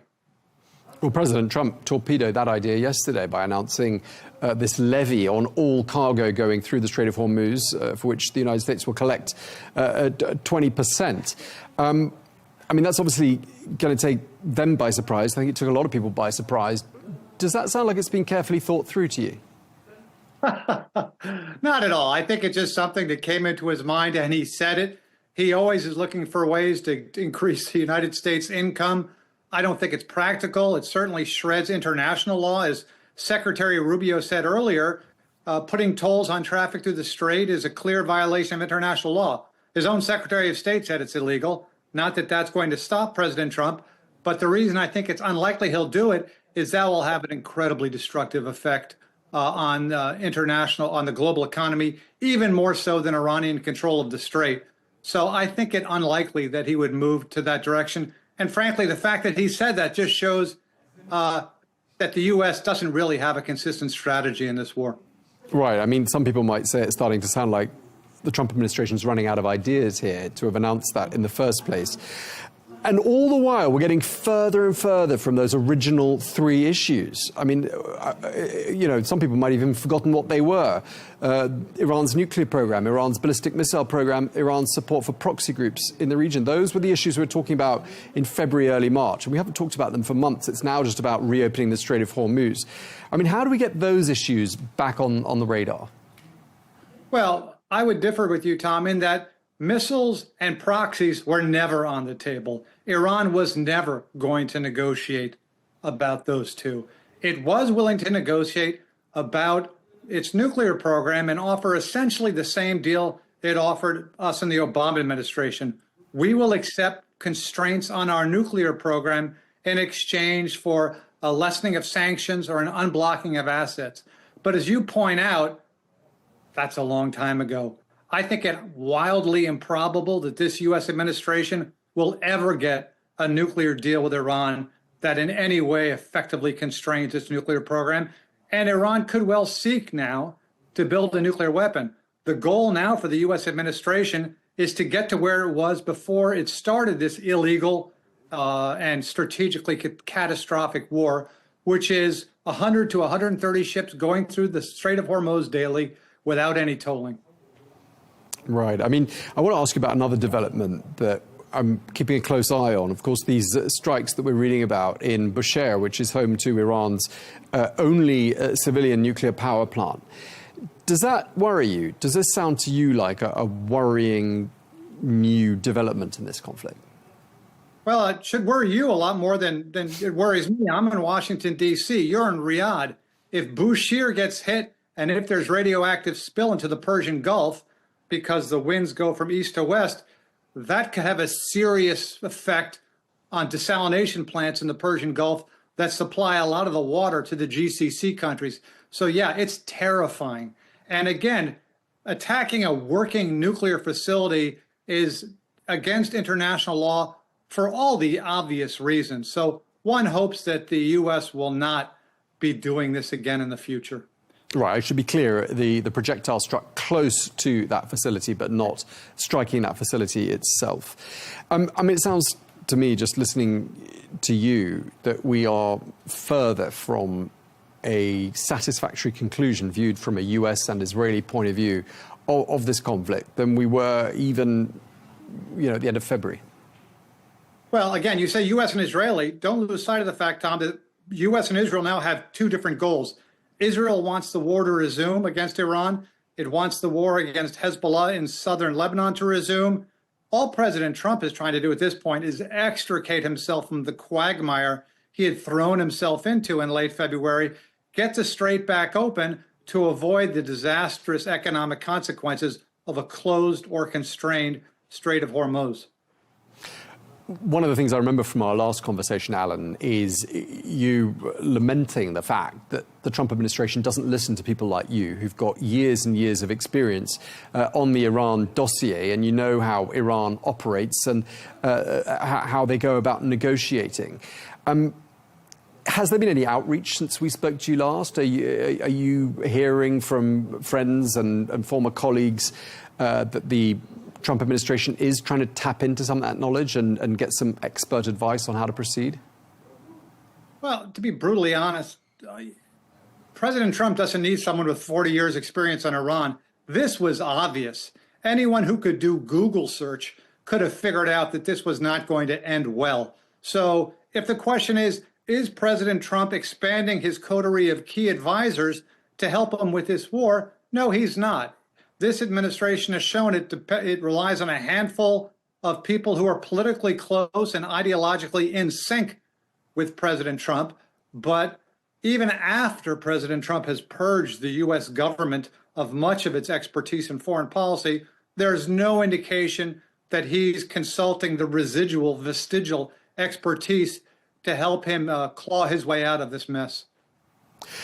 Something that's already come up in this conversation, I want to just draw you on that for a couple more minutes, is the issue of Lebanon. The situation on the border between Israel and Lebanon is calm, as we understand it right now. Talks are taking place in Rome, and 5 rounds of talks between the Israelis and the Lebanese have already taken place in Washington. How do you rate the chances of a breakthrough in Rome today? Very small. I think that, again, the key party to what's happening in Lebanon isn't at the table, Hezbollah. They're not willing to disarm, and Israel is not going to pull out of southern Lebanon as long as Hezbollah has weapons. So, again, I like the fact that the government of Lebanon is talking to Israel. I think that's a good thing. But the LAF, the Lebanese army, can't or won't disarm Hezbollah, and Israel cannot afford, for reasons of comity with the U.S. administration, to increase its military attacks in Lebanon. So we're at an unfortunate status quo. And let's not forget, Tom, Lebanon is one thing. There's been an increase in hostilities in Yemen also. And if the Bab el-Mandab closes, then the economic consequences globally are compounded. In terms of getting the LAF, the Lebanese Armed Forces, into a position in which they can really sort of have a bit more authority on Lebanese territory, what would you like to see happen? It's not going to happen. The LAF cannot disarm Hezbollah. So, again, all the sides have taken a run at this before. It's not all problems can be solved. And the problem is Hezbollah has enough power, has enough weaponry to maintain a certain level of threat against Israel that Israel cannot countenance. And so Israel, especially with Netanyahu coming up for elections later this year, cannot afford politically to both stand down against Iran and stand down against Hezbollah in southern Lebanon if he wants to get reelected. And if he doesn't get reelected, the chances of him winding up in jail are significant due to corruption charges against him. Do you think someone from Hezbollah or representatives from Hezbollah should be involved in this process? In which process? In the diplomatic process. Well, that's up to Hezbollah. Again, I can see why the government of Lebanon does not want Hezbollah to be a part of it, because it's not a state organization, right? I mean, this is a state-on-state trilateral negotiation, Lebanon, Israel, and the United States. When you start having different factions at the table, then the odds of coming to a successful conclusion become so much longer. But certainly Hezbollah needs to be consulted by the government of Lebanon to figure out what it wants to stand down or decrease hostilities. The problem is Israel is not worried about capability, about intent. It wants to eradicate Hezbollah's capabilities. So it's not going to take any statements by Hezbollah at face value. And just lastly, one of the things that some people may remember from the discussions relating to the build-up to the MOU back in mid-June, Tehran demanded all along that a ceasefire in Lebanon was achieved if it was going to proceed down that diplomatic path. Iran so wants to package up negotiations over the regional war together with Lebanon, and it seems like Israel and the United States wants to do the exact opposite and disconnect the two. Why do you think there's this divergence? Well, certainly it gets harder to solve if it's all together. Iran wants to include Hezbollah because it feels it has leverage and it can't afford to throw Hezbollah under the bus. And it knows if it leaves Hezbollah to its own devices, it will become that much weaker. Again, when the U.S. and Israel and Lebanon signed that tripartite agreement, Iran saw that as an attack on the first paragraph or the first article of the MOU it had with the United States. And what Iran is concerned about is the U.S. and Israel, or at least the U.S., trying to achieve diplomatically what it could not achieve militarily. So Iran will continue to insist that Israel standing down against Hezbollah is an integral part of the ceasefire. But the point is the MOU now is totally shredded anyway. So for the time being, you have Qatar and you have Pakistan and others trying to resuscitate this MOU that's on life support. Okay, I mean, amidst all of the chaos that we've talked about during the course of these 15 minutes, Alan, I mean, does anyone emerge looking stronger? Does anyone win from any observations that you've made? Well, again, it's all relative loss. Iran strategically vis-a-vis the United States is stronger, but its economy is going to be so bad that it risks becoming a near-failed state when this is all over. I mean, the big winner is China in terms of renewables, in terms of global influence. Russia, to a lesser extent.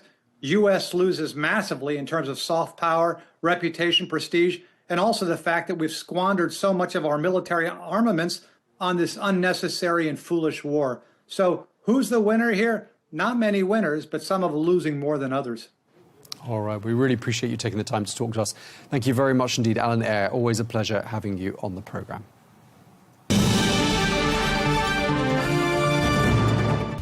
Well, that's all we've got time for on Global News today. Thank you very much indeed for watching. Do join us again tomorrow for more exclusive interviews. Until then, bye-bye.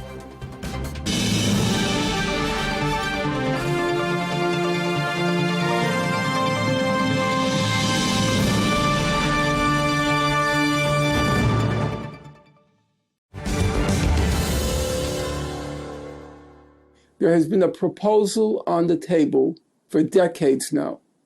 Declare the Middle East a nuclear weapons-free zone, like Latin America, South Pacific, Africa. That's an option. Iran has agreed to that option. There's one holdout, one outlier, Israel. So you had the option of turning the Middle East into a nuclear weapon-free zone, and we wouldn't be having any of these discussions.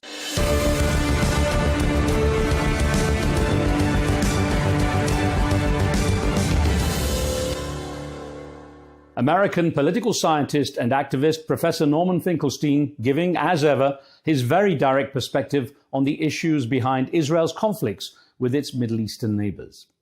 Hello and welcome, I'm Riz Khan. In the 13 months since I last spoke with him, the regional clashes have reached new levels, most recently with Iran and Israel trading missiles. I caught up with Professor Finkelstein at his home for a very candid conversation on where he sees things heading. Professor, it's really good to see you face to face. We've done a number of interviews remotely over the years, but it's good to sit with you face to face and have a chance to talk about what's going on. Now, since we last spoke about a year ago, things have changed quite dramatically, progressively worse, a lot of people would say. Now, let me start with just one of the more recent things. Donald Trump, as president of the USA, talking about Iran and Israel being in a conflict for so long, they don't even know what the F they're doing. It's unusual for a president to use the F word. What did you make of that when he described it that way? Well, I think both sides know exactly what they're doing. I don't think there is any misapprehension. Israel has regarded Iran as a major regional rival for a very long time. Rival or threat? Rival for a very long time. They've always said that their chief, they call it the main threat to Israel. To Israel, they used to say Hamas, Hezbollah, and Iran. Now, you will recall already during the build-up to the war in Iraq, there is a certain misapprehension. I'm referring now to 2003. Israel's first goal was not Iraq. Israel wanted to attack Iran. The United States had set its sights on Iraq. And the view back then, now we're talking about 20 years ago, the view back then was first Iraq, then Syria, then Iran. So it's been a very consistent policy. Quite strategic, the way you're describing it, yeah. It's been a strategic goal. What changed was there's obviously a difference between an objective and the opportunity to achieve the objective. Now, when October 7th happened, Israel set as its first objective to, for once and for all, solve the Gaza question. There weren't going to be any more mowings of the lawn, as Israel called it. The Operation Cast Lead, Operation, that was 2008-9, Operation Pillar of Defense, 2012, Operation Protective Edge, 2014. There weren't going to be any more operations. We are going to solve the Gaza question once and for all. And the final solution to the Gaza question, it basically took three forms. One, ethnic cleansing. Two, make Gaza unlivable. And three, carry out a mass extermination. And those goals, they overlapped with each other. So at the beginning, it was ethnic cleansing. They hoped to push the whole population into the Sinai, but that the Arab states vetoed that. Then began the making Gaza unlivable with a mass extermination occurring simultaneously. Then Israel realized it could achieve other objectives. In the course of the Israeli genocide in Gaza, they realized they can disable Hezbollah. And that was always a strategic objective of Israel. And they achieved that goal, it seems. I'm not convinced it's been as devastating a blow to Hezbollah as has been claimed, but they obviously did some significant damage. And then they realized they could achieve their third goal, and that was Iran. So what did change was, even though this had been a strategic objective of Israel, they realized after October 7th, they maybe could achieve that goal. You know, you have Benjamin Netanyahu in power for so long and seeming to ride every challenge against him. His claim has been for years that Iran is very close to achieving a nuclear weapon. I mean, that's been going on for quite a while, that narrative. How have you regarded the evidence versus the claims? I'm not an expert in those fields. I can only quote what everybody else has said. Tulsi Gabbard, who's responsible for national intelligence, she said the evidence said no. The IAEA, belatedly, the IAEA stated, the head of the IAEA stated that there was no concerted effort on Iran's side to create a nuclear weapon. So based on the available evidence, the answer seems to be there isn't evidence. I would say, my opinion, Iran would be foolish not to acquire a nuclear weapon. So you have to assume that if that's my rational judgment, it's probably the rational judgment of many people in Iran as well. There are two possibilities. Possibility number, okay, let me just backtrack a bit. There are claims that Iran has been in violation of aspects of the inspections. I read the IAEA report. I probably have it right over here, as a matter of fact. Not to worry. I read the IAEA report, and I think a reasonable conclusion is that the IAEA inspectors are being truthful, and I don't have any reason to doubt their truthfulness, though I don't like what the head of the IAEA did. He released the report, gave Israel and the U.S. the pretext to attack, and then belatedly, after the attack, declared that there's no evidence that Iran is embarked on a program to create nuclear weapons. That could easily have been in the report. So when Iran says the IAEA was complicit in the attack or facilitated it, I think that's correct. In any event, it seemed plausible that Iran had carried on some enrichment that wasn't revealed to the IAEA, or they tried to conceal it from the IAEA, that the expression is sanitized, which basically means destroyed some evidence. Yeah, I think those things are all plausible. However, having said that, we have to be clear about basic facts. First of all, everybody is in violation of the Nuclear Non-Proliferation Treaty. Everybody likes to quote the part that non-nuclear powers who are signatories to the treaty aren't allowed to build nuclear weapons. They're allowed to use nuclear power for peaceful purposes. But there's another part to the treaty which everybody seems to forget. Article 6 says that the nuclear powers have to get rid of the weapons. They have to negotiate in good faith to eliminate the weapons. Now, most people will yawn, well, that's not really possible. I'm sorry. That's in the treaty, Article 6. In 1996, there was a major international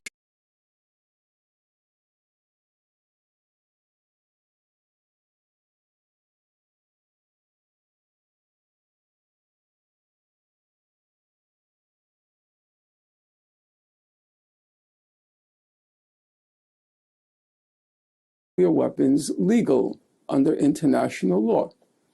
I won't go through the specifics, but I will go to the very end where the ICJ, the International Court of Justice, says there has to be good faith negotiations to eliminate nuclear weapons. Now, the NPT, the Non-Proliferation Treaty, was signed in 1968. We're in 2025. I think that's a long time. And if those weapons have not been eliminated, when I say those weapons, I mean by the US, the UK, France, the Soviet Russia, and China. I don't think Pakistan and India are signatories to the NPT. But those five, they were obliged. So they're in breach of the treaty. Who are they to lecture Iran about being in breach of the NPT when they're in breach of the NPT? That's the first point. The second point is, I'm just going to give you a historical, not so much an analogy coming before.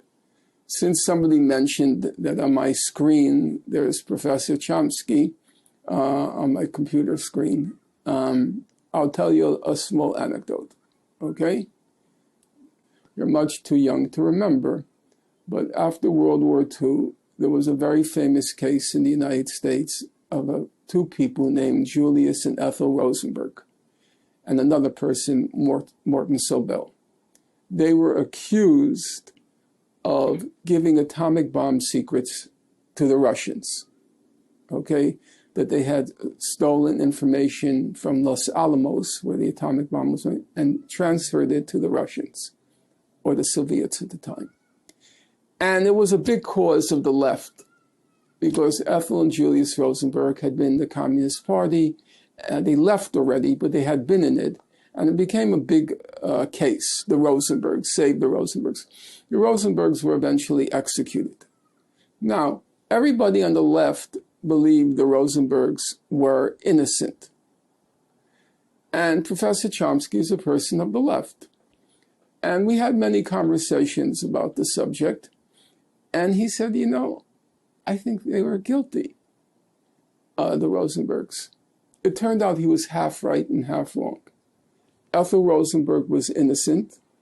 Julius Rosenberg had done very low-level spying, nothing to do with the atomic bomb, but low-level spying, okay?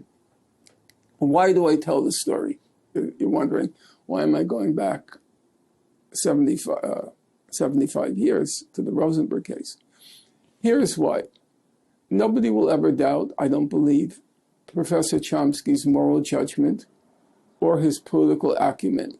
He was in a class all his own, in my opinion, and I think a lot of people would agree with that.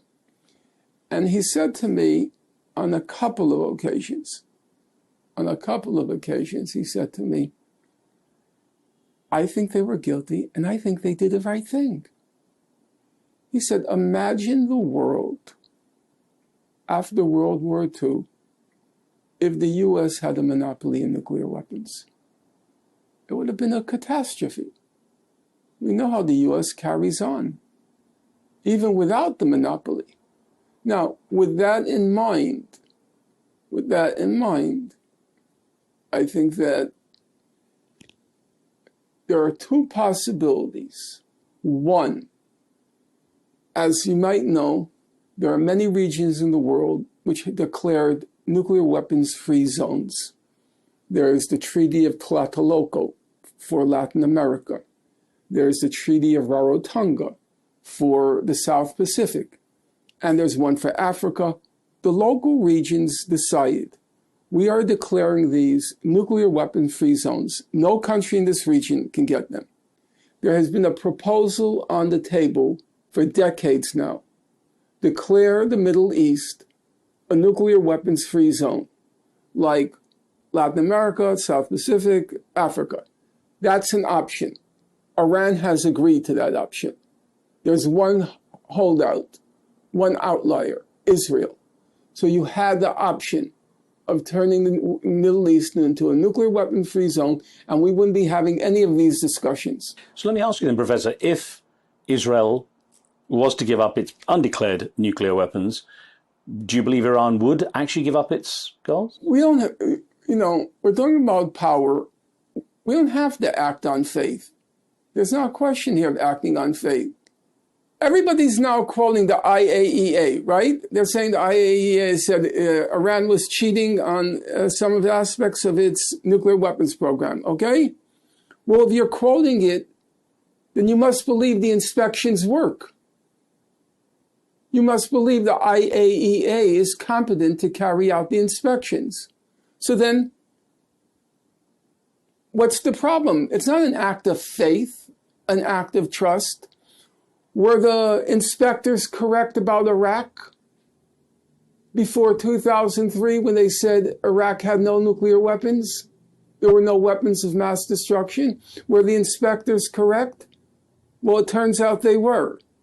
So that means the inspections can work and do work, in which case it's not a question of trusting Iran.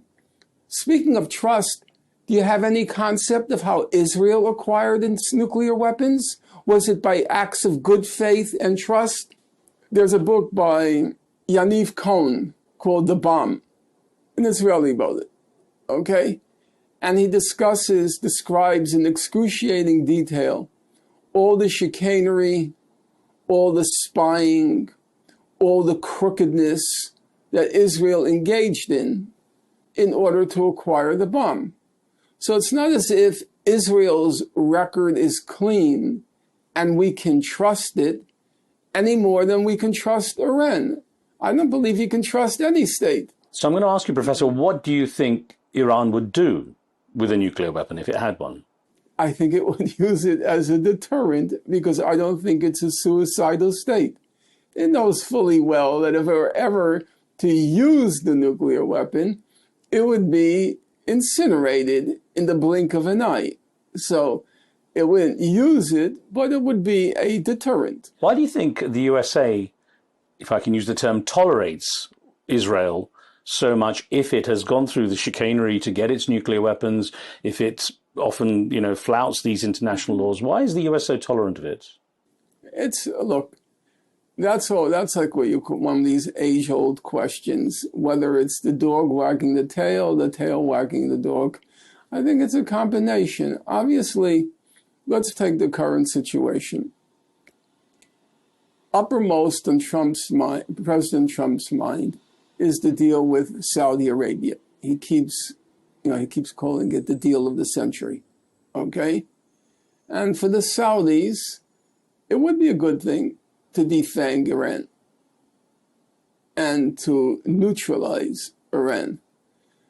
So it serves a U.S. interest. It serves a U.S. interest broadly, and it serves a Trump interest narrowly. He wants that deal with Iran, with Saudi Arabia.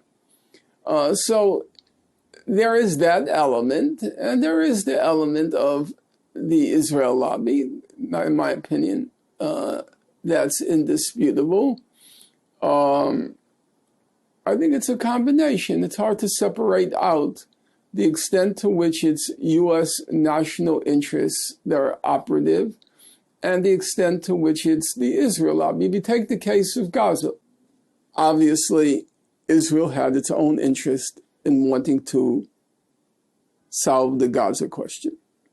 But there was a U.S. interest. The U.S. interest was very straightforward.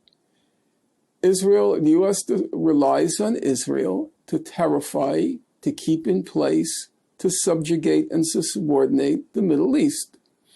October 7th appeared to reveal a real weakness in the Israeli intelligence, Israeli technological capacity. It revealed a major weakness. And obviously, after October 7th, the thought started running through the heads of many Arabs, hey, maybe Israel isn't as invincible as we thought it was. This ragtag Hamas army, maybe they can be defeated, Israel, if Hamas could do it. So there is a thought that starts to percolate in the Arab world that maybe there's a military option against Israel after all. And for the United States, that means its main regional surrogate of U.S. power, it has to be restored. Its deterrence capability has to be restored. So the United States was, for its own interest, it was very happy to see Israel annihilate Gaza. So it transmits the message.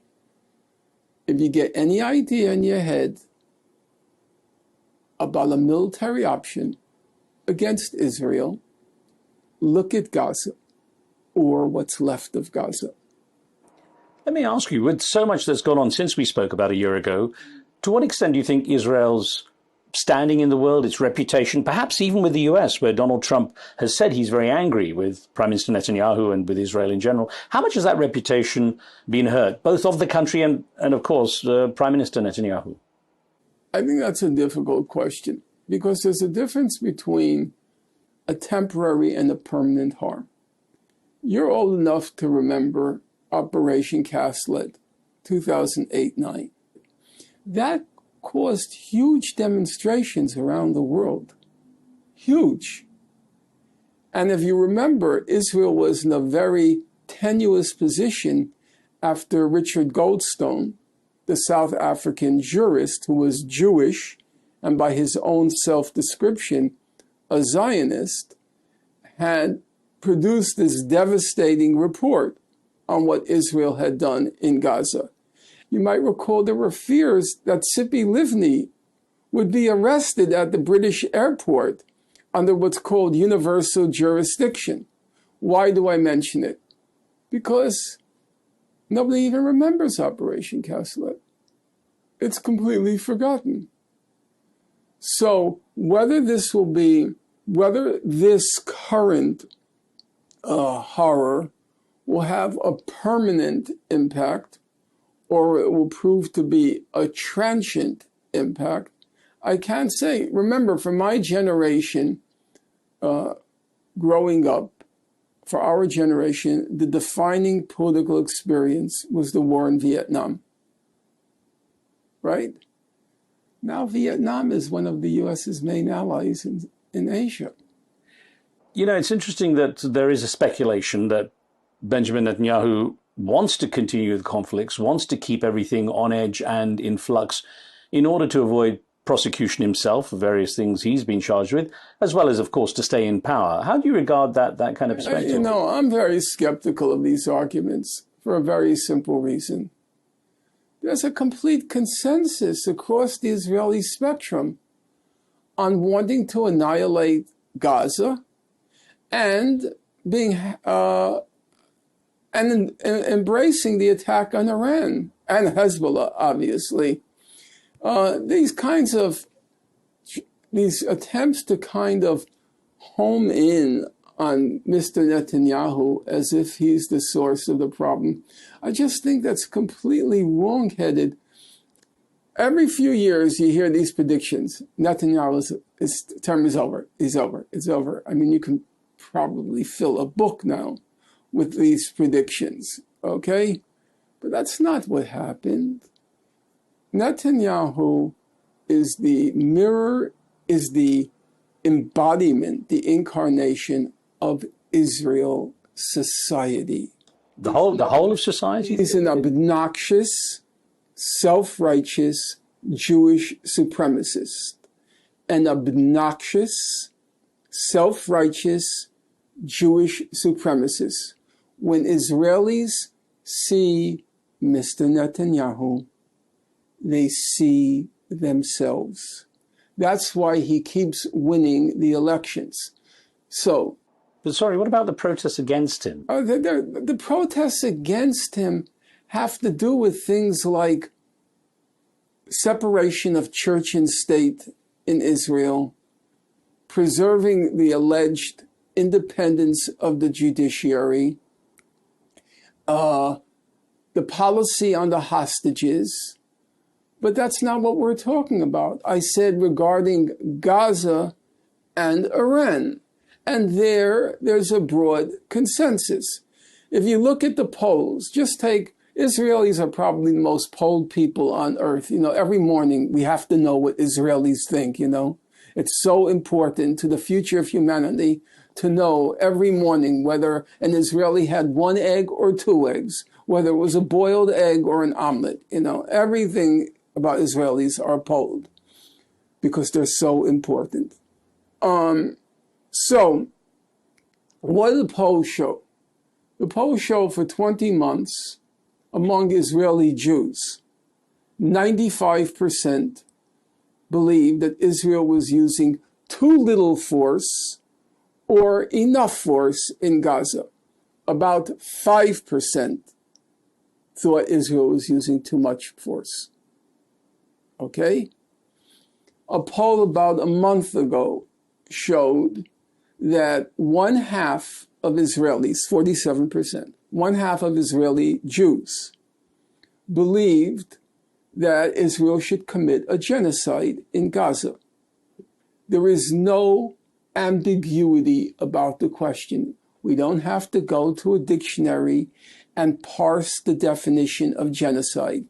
The question that was put to Israeli Jews was, do you believe that when the IDF conquers a city, it should kill everybody in the city? That was the question. Do you believe that if the IDF conquers a city, it should kill everybody in the city? 47% of Israeli Jews answered yes to that question. Another poll about 2 to 3 weeks ago, it asked the question, do you believe there are any innocents, civilians in Gaza, civilian innocents in Gaza? The poll was taken of all Israelis, including Arab Israelis. 63% said no, there are no innocents in Gaza. If you eliminate the Arab component, it's about 70% say there are no innocents in Gaza, which means the army can kill everyone. So, have you read any significant dissent in the Israeli ruling elite on the policy of annihilating Gaza? Has any single Israeli sitting in office or out of office or the opposition, has anyone said, no, I think it's morally wrong to annihilate Gaza? Nobody says that. Do you think... Did anyone say, no, I don't think it was right to break international law and attack Iran? Did anyone say that? Now, as a senior intelligence official in the Obama administration, the most senior, he said that the attack on Hezbollah, the walkie-talkie attack, he described it as pure terrorism. That's what he said, it was pure terrorism.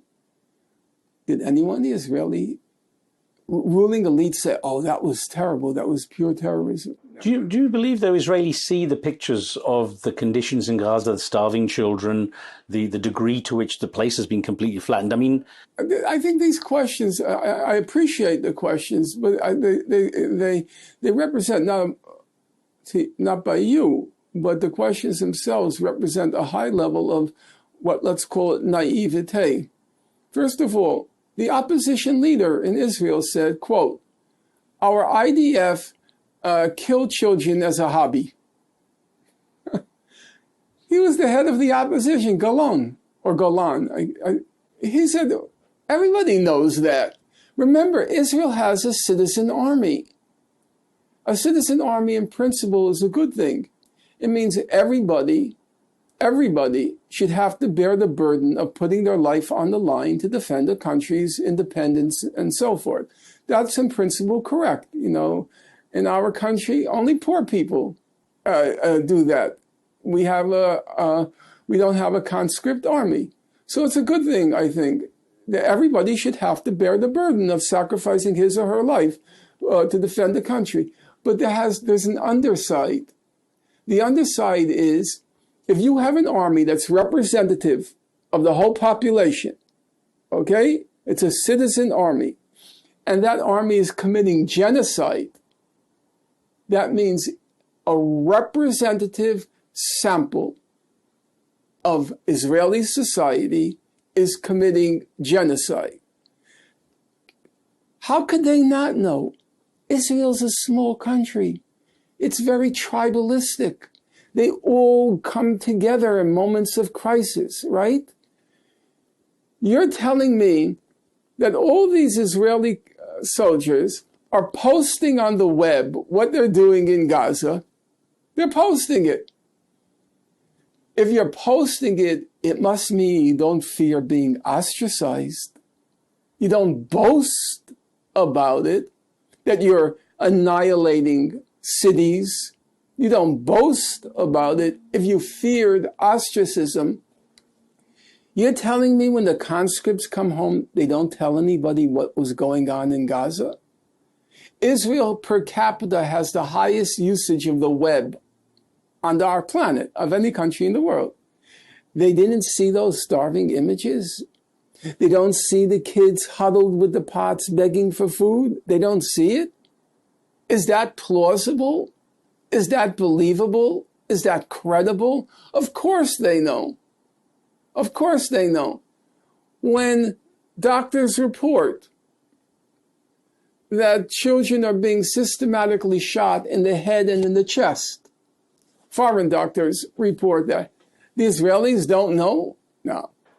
Considering how openly, as you say, these genocidal kind of goals or tendencies are expressed, is there any chance that Israel and Benjamin Netanyahu will appear in the International Court of Justice in the ICC?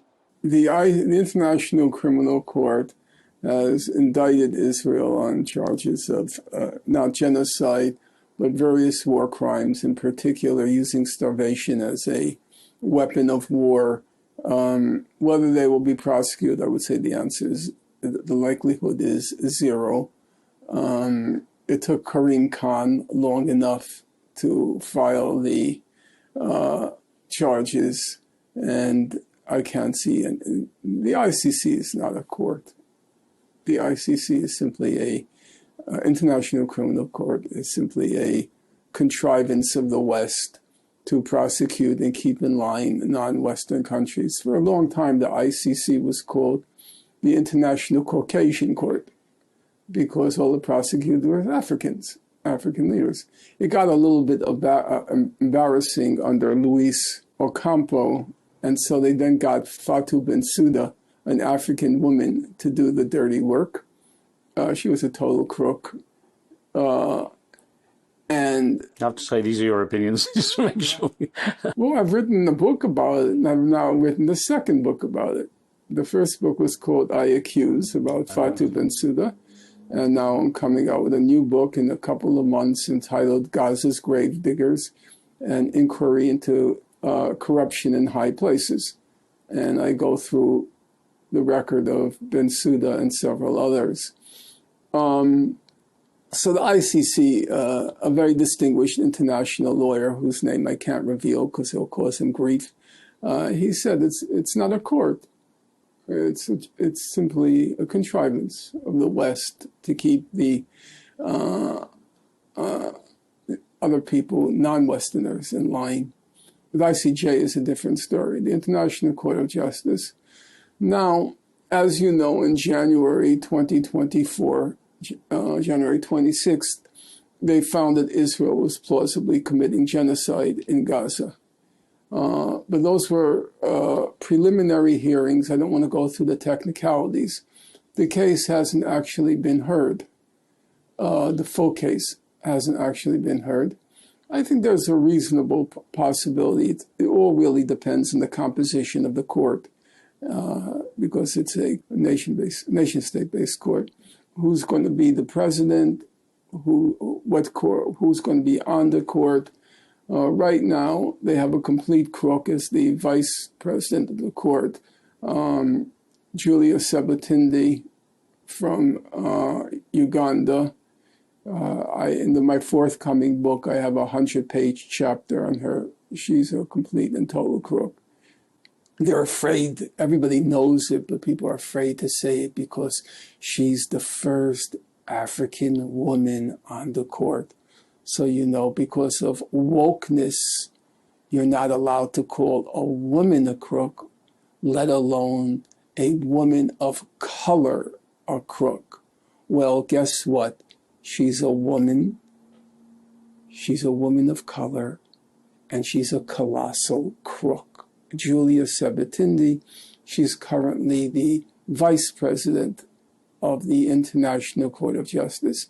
And there are a couple of fellows like Mr. Tomka, Judge Tomka from Slovakia, Judge Orescu from Romania, who you might call minor league crooks. But there is a phalanx of people on the court who, A, believe there's plausible evidence of genocide, but B is important. In January, then in March, and then in May, the court issued what's called the indicated provisional measures. And that's just a fancy term for, we told Israel, there's evidence that you're committing genocide. So you have to do A, B, C, and D to prevent the genocide. Okay, you have to allow in humanitarian aid. You have to tell your army to stop carrying on in this way. Israel ignored all the provisional measures. And that has to grate on the court. They can't like the fact that this august body, the supreme legal body in the world, the International Court of Justice, 3 times, January, March, and May, indicated provisional measures, and Israel ignored them. So I think there is a reasonable prospect that they will find Israel guilty of breaching the 1948 Genocide Convention. If it is headed up, or at least populated with these members that you consider to be crooks, where does that leave the prospect of getting true international justice? Where does that leave the world in terms of having a body on... As I said, in the International Criminal Court, lost cause. Karim Khan is pitiful. I think that's pretty obvious.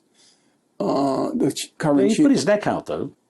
For the sake of the audience, I don't want them to get confused. Karim Khan is the chief prosecutor of the International Criminal Court. He put his neck out because it was becoming absurd that they reacted in a blink of an eye after Russia went into Ukraine. The ICJ, the International Court of Justice, had found that Israel was plausibly committing genocide, and the International Criminal Court wasn't doing anything. So it was losing all of its credibility. And so the pressure builds inside from, there are in the ICC, because I've studied it, there are a lot of decent people working within the administrative side of the court. There are a lot of decent people. So there's the pressure on the inside, and then there's the pressure being exerted from the outside on the court. So, yes, he finally did something. As you know, no point in, I don't want to get into the trivial aspects, but it was unclear the timing of his decision to issue the arrest warrants, because he had the sexual harassment charges weighing on him. And there's a lot of speculation. I've talked to people in the court who said, yes, the timing probably was, the timing probably was due to the sexual harassment charges weighing on him. However, that doesn't change the fact that there was already a very formidable case that Israel was carrying out crimes of a significant magnitude in Gaza. I want to get your take on something that has been put out there too. South Africa is considered pretty brave for having taken on Israel by going to the ICJ with the genocide case. There are those who believe that South Africa is now a target for the USA, and that this whole white farmers issue was a way to kind of punish South Africa, the treatment of Cyril Ramaphosa. What's your view on that? Yeah, first of all, if I were in the South African delegation, I would be terrified if there was even one skeleton in my closet. You know, those folks, beginning with the senior member, John Dugard. I know Professor Dugard, a really impressive guy. You know, he's 89 years old. And he was kind of like, had an uneasy gait as he came up to the podium. I don't want to sing his praises because it might sound sycophantic, and that's not my nature. But he was the lawyer for the Nelson Mandela family when Mandela was in jail. He was Bishop Tutu's lawyer, and he's a white South African. I should have clarified that. He's a white South African. And the Israelis have always had him in their crosshairs because he was the UN Special Rapporteur for the occupied territories. And if you read his reports, they were really meticulous. They were very impressive. So I'm thinking to myself, that guy must have been a saint, must have been a saint in his life, because otherwise the Israelis would have destroyed him. And it's a large delegation, as you remember. I think it's about 7 people. So far there have been no cracks. So far. I spoke with the former South African ambassador to the US, Ibrahim Rasool, while I was in South Africa recently. And he said, you know, the idea was that South Africa feels the obligation, having been through apartheid, having seen extremes when it comes to situations for oppressed people, to stand up and support the idea of true diplomacy and speak out. Of course, he was expelled as a result from South Africa. So it seems at least there is maybe the starting of a movement that might question the world order in that way. It's a step, but it's a long... Look, Mao Zedong once said, former head of the Chinese Communist Party, so in the history of the Chinese Revolution, there's the famous story of the Long March, which I think was 6,000 miles, when the Chinese communists were being encircled by the nationalist forces. And Mao Zedong famously said to traverse, I think it's 8,000 li, L-I, if my memory is right. To traverse 8,000 li, you have to take the first step. And so South Africa took, in my forthcoming book, I devote a large portion of the introduction to honoring the South African delegation. I sent it to Professor Dugard, and he thought I was over the top. But really, it was a riveting moment. I was sitting in front of my computer screen watching it. I showed it to my class because I was teaching a course on the laws of war. It was a riveting moment when the South Africa, it wasn't just a court case, because the South African delegation, it really was a rainbow delegation. It was old white men like John Dugard and Professor Lowe. I think he's from Oxford.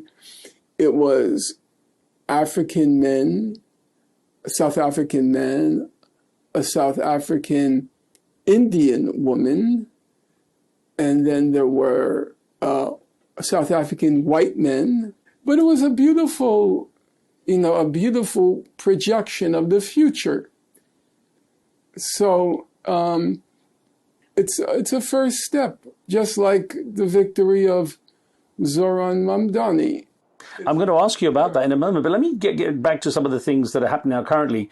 Donald Trump has said he doesn't want regime change in Iran now because he doesn't want to see everything turning to chaos. I guess regime change in the region, many people have a lens on that from the past with everything from, attempts with Syria, Iraq, and so on. Regime change hasn't got a good record in the Middle East, has it? It's hard for me to assess that. First of all, I hate euphemisms. It's not regime change. You're overthrowing a government. Let's be honest. Regime change sounds so sanitary.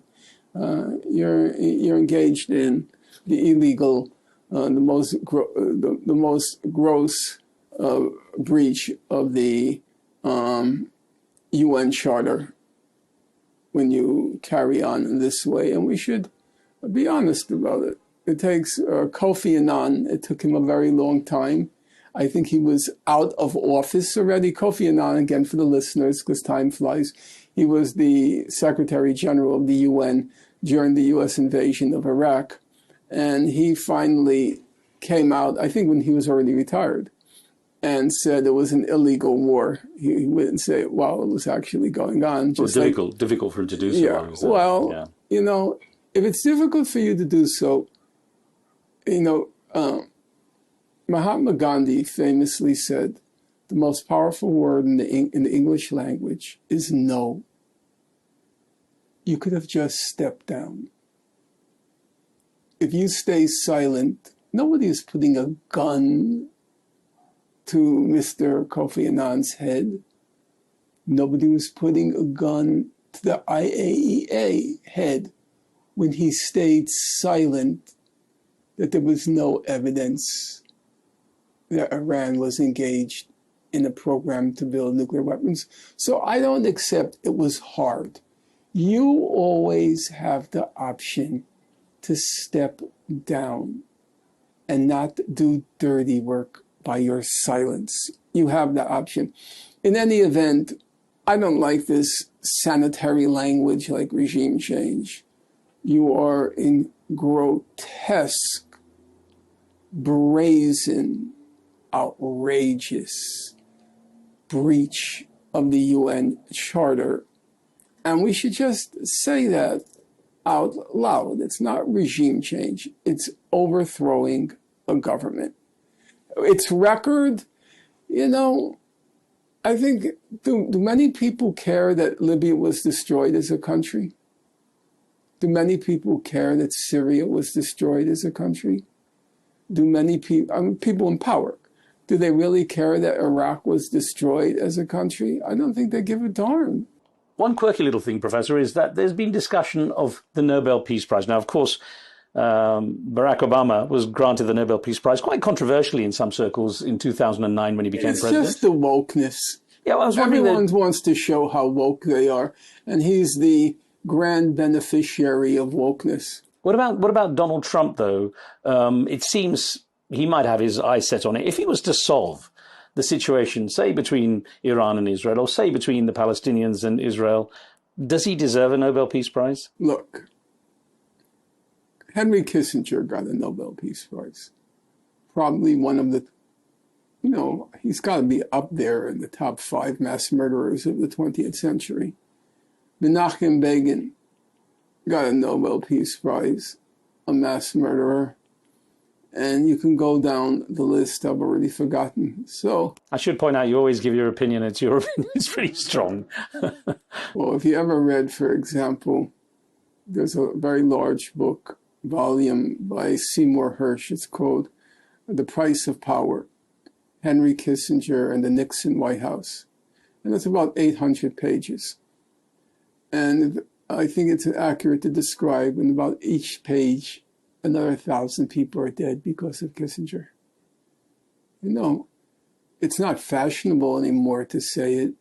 Professor Chomsky used to call Henry Kissinger in the 60s the doctor of death. 4 million people were killed in Southeast Asia by the United States. That's not a small number. 2 million Vietnamese. But that was a horror. That was the defining experience of an entire generation. So the Nobel Peace Prize has no real value in your eyes? It seems to be pretty good at pinpointing who are the main mass murderers of each generation. So I don't attach any significance to it. Is the world bowing down to Donald Trump? It seems, I mean, he was at NATO, and the NATO Secretary General, the Dutch head of NATO, current head of NATO, you know, referred to him as daddy, coming in to solve two arguing, two fighting siblings, perhaps, with Iran and Israel. You know, the references to him as daddy and the kind of nature and the way people are very keen to keep him happy, to assuage his concerns. Is he I mean, is the world bowing to Donald Trump? Look, he's an erratic figure. He's an eccentric figure. It's very difficult to. He's a narcissist, and so everything is contingent on his ego. But with him not being a politician, some say he might actually achieve the things that the old guard might not. I just think this is kind of ridiculous. There were obvious ways to resolve, for example, the Israel-Palestine dispute. The U.S. stood in the way. The U.S. blocked it. The U.S. went along with Israel's opposition to an independent Palestinian state. I'm talking now, the goal of an independent Palestinian state dates back, believe it or not, to the early 70s. The PLO, the Palestine Liberation Organization, had already agreed to it. There was a solution on the table for already a half century.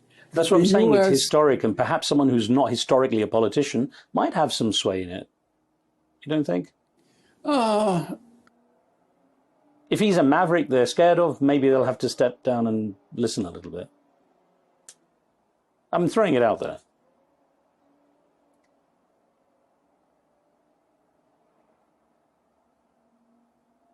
You don't see it?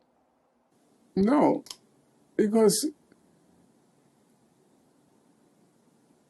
Mr. Trump is not going to tell Israel to end its settlements.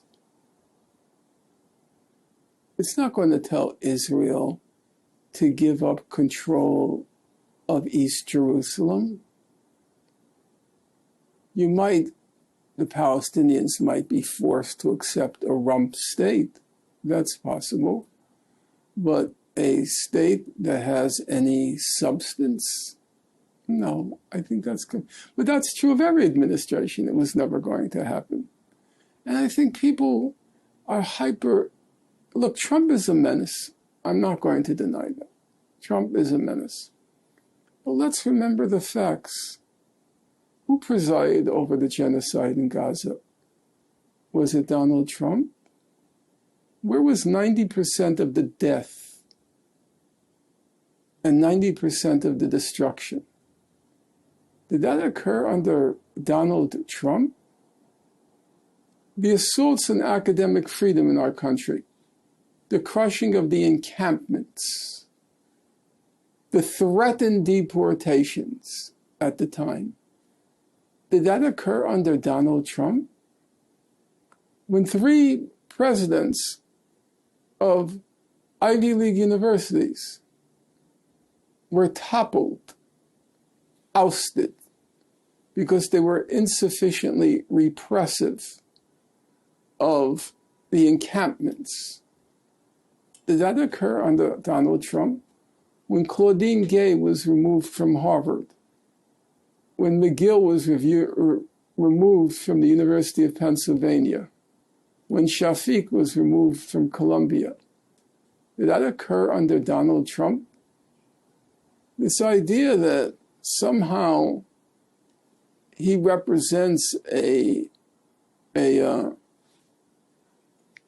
new phenomenon. Yeah, there are elements of him. You can imagine Barack Obama. He used to read the morning briefings. The intelligence community gave the morning briefings, okay? You can imagine Biden. He didn't read them because he didn't have the mental competence, but you would imagine that Tony Blinken, read them.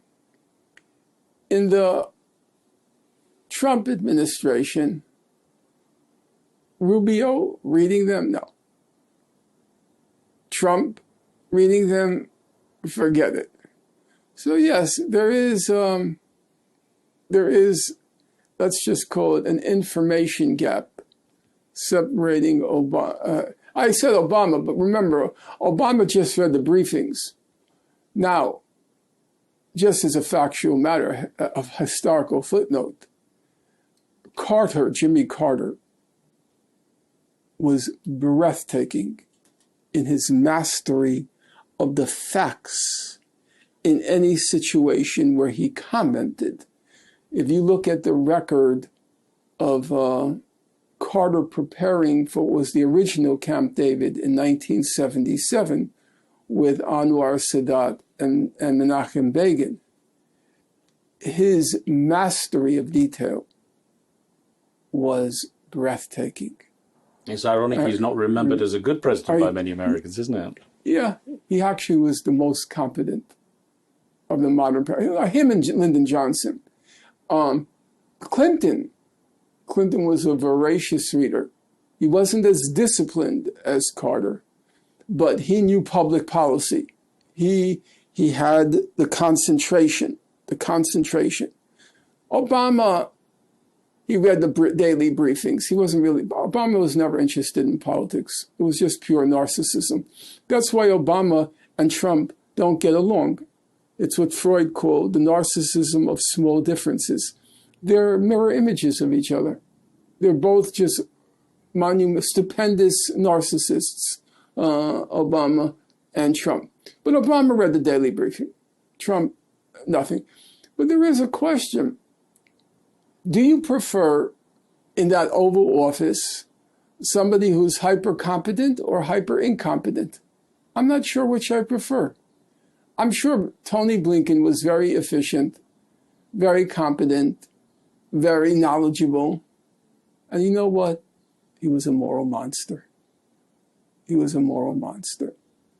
So do I prefer a Trump to a Blinken? Or a Blinken to a Trump? I don't know. I don't know if I want somebody hyper competent or incompetent office. But you say it's true. Trump is so erratic that you can't really predict what he'll do. It's true. Even he says he doesn't know what he's going to do. Yeah, that was a very funny remark. Will the academic world recover, Professor, from the hit it's taken that you described? It's come so heavily under attack. I think it's largely unprecedented, it seems. Do you see it recovering? And what does this do for students who look for some kind of guidance and leadership through the educational institutes? Well, right now there's a reign of terror in the U.S. institutions of higher education, universities and colleges. There's a reign of terror. I've been reading the Harvard reports on anti-Semitism at Harvard. It's completely bogus. Well, we talked about it before last time about the weaponization of the term. Yeah, but if you look, the report is interminable. I'll tell you a funny story. I read the report once. I have it sitting right over there. I read the report once about a month and a half ago. And now I'll be speaking in New York with two people who I respect very much on July 17th, I think. And I have to reread the report. So I sit down, and it's very hot in my apartment because I don't have air conditioning. It was 100 degrees yesterday and the day before. So I'm reading the report, and the way I had organized the pages, it's not worth going into. So I'm on page 131, 132, 133, 154, and then I didn't realize I was reading it again. I had just read it the day before, but I was reading 131 again, 132. I had just, it's so boring. It's this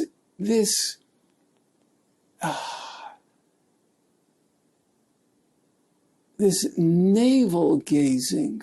What's the ultimate goal? What is cosmic, every thought that a Jewish student at Harvard, every thought has to be recorded for eternity.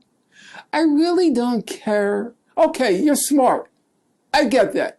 You're in Harvard. You're probably very smart. I'm not going to take it away. But you know what? You're 20 years old. I really don't give a flying fig what you have to say about anything. I really don't. I know there were some people who were very smart at 20. Okay, I'll grant that. grant Bach, I would listen to his music even when he was 6 years old, Mozart when he was 20. Okay, I'll grant that. But, I really don't care about every single thought about how our Harvard students feels afraid here and uncomfortable here. Guess what? 90% of humanity feels afraid and uncomfortable every minute of every day of their lives. They feel hungry. They often don't have roofs over their heads. So if somebody said something at Harvard College that made you feel afraid, unwelcome, these are the words they use.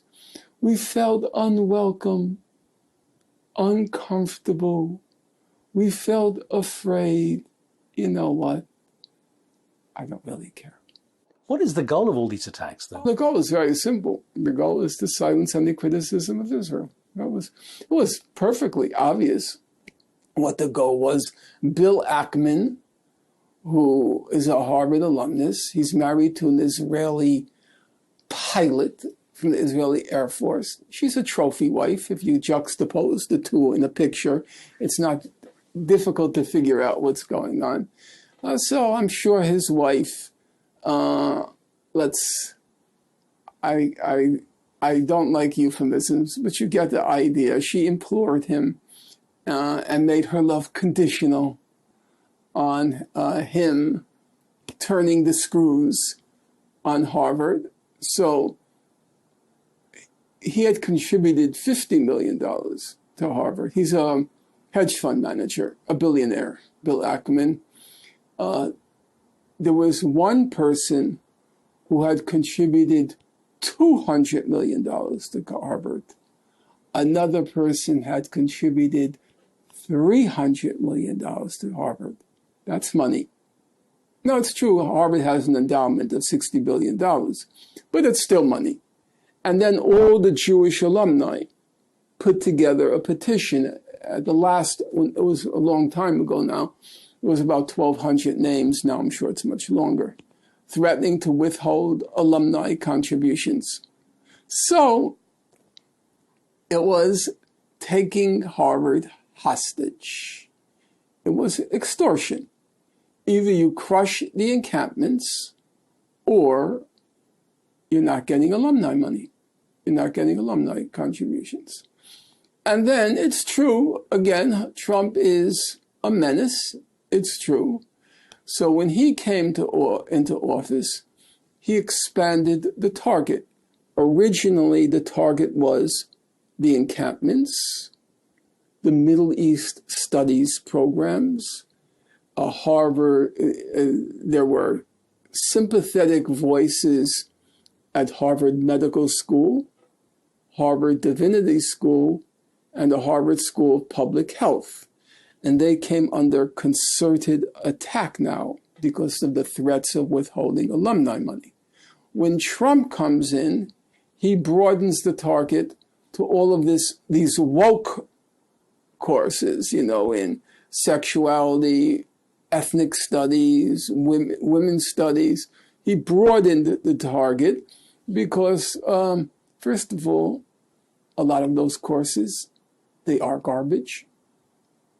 You have to be honest about those things. Those courses are unserious. They're just woke courses with social justice warriors carrying on like little Stalins and threatening everybody with being canceled if you don't toe the party line. So President Trump had an easy target because a lot of those courses didn't belong in a curriculum. A lot of the reading lists were ridiculous. He took advantage of it. But it didn't begin under him. And right now, it is, I would say, I think everybody is walking on eggshells. But do you see any kind of backlash against the right rising. We've seen Zohran Mamdani just won the New York City Democratic primary on a socialist platform. He could become the city's first Muslim mayor. How much of a turning point is that? And what does it indicate of where things might go? Well, I want to just, I belatedly, because I was caught up in Gaza and I was caught up with Iran more recently. So I only belatedly got active in Mamdani's campaign. I was out there all of the week preceding. I went out every day knocking on doors and so you're encouraged. You're encouraged. First of all, I want to just correct you on one point. Not correct you. I want to amend what you said. Nobody, I don't think one volunteer, he had 50,000 volunteers by the end.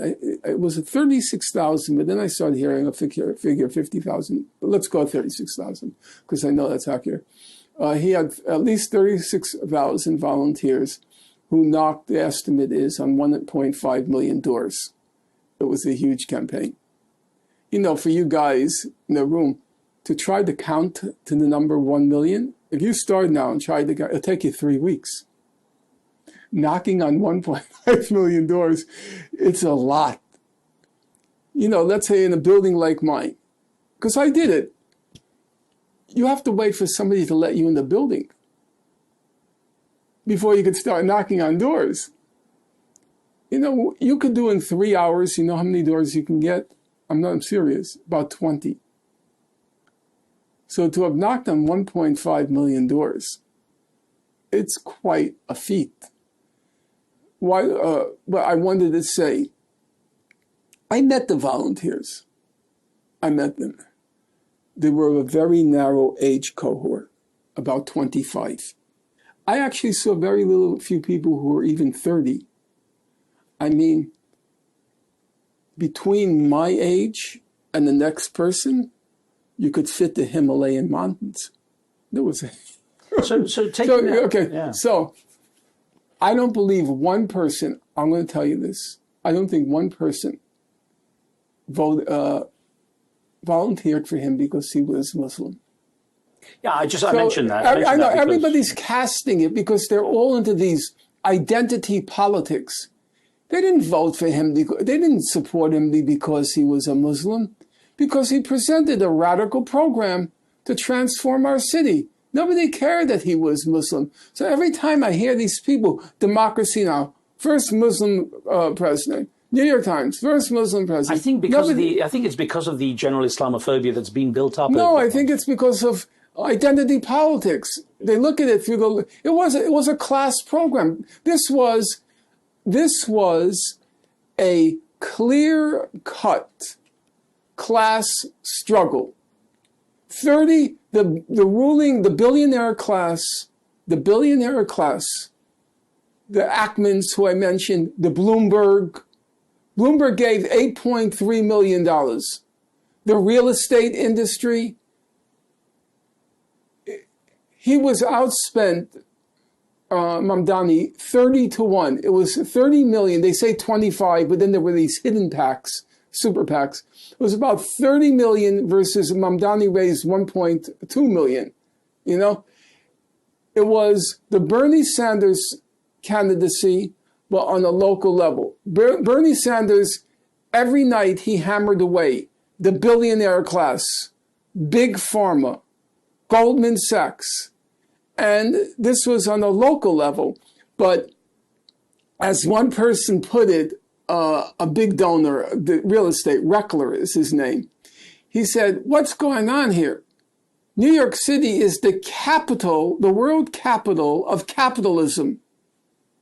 The world capital of capitalism. We're not letting Mamdani, a socialist, we're not letting him in City Hall. This was a class struggle. It had nothing to do with his identity. Fine. If he had been white and he was clever as Mamdani is, it would have been a white candidate, Jewish, anything. So having established that, let me get back to my first point or the question. What does this bode for the future? Well, it's the first step in a long march. It's going to become brutal now. between now and November. It's, to my thinking, it's pretty obvious what they're going to do. They want to knock out they want one candidate. They want to coalesce under around one candidate. So then, right now, you have Curtis Sliwa in the Republican Party. You have Eric Adams, the current mayor, a crook of a very high order. You have possibility of Cuomo running. And if you have those three, it'll split the opposition vote. So they're going to get rid of Sliwa, give him a few bucks, a total prostitute Sliwa. Get rid of Adams, probably give him, a few free trips to the Caribbean. And then, or they may get rid of, or Cuomo may decide from pride he's not going to do it, in which case they're already talking about a coalescing around Adams. So it'll be down to 2. The vote against Mamdani won't be split. It'll be down to 2. And then it will be full blast the smear campaign. It will be full blast the smear campaign. The biggest error that Mamdani could commit, he's a very smart guy. He doesn't need my advice, but I'm going to offer it. Don't do what Corbyn did. When he started getting smeared with the anti-Semitism charges, first by the British Board of... Jeremy Corbyn, excuse me. First by the British Board of Deputies, and then by the whole ruling elite, from Sky News to the BBC, from The Guardian to the tabloids. They used and Corbyn kept trying to appease them and placate them, making one concession after another. That's never going to work. You will never placate them, even if you get on your hands and knees. And beg. It's not going to happen. So my strong advice to Mr. Mamdani is don't try to appease. On his election night victory speech, he said, I know that there are a lot of people who feel uncomfortable with certain of my views. He said, and we know who he was alluding to. And he said, I will stick by my principles. I will stick by my convictions. But he said, I'm ready to listen to the concerns of the other side. I, of course, like the first part, I worried about the second part. The confession. Yes, because I'm for listening. Of course, you should always listen. But is that opening a door? If he opens the door, A, he can never appease them, and B, his base will disintegrate because they'll see another guy selling out.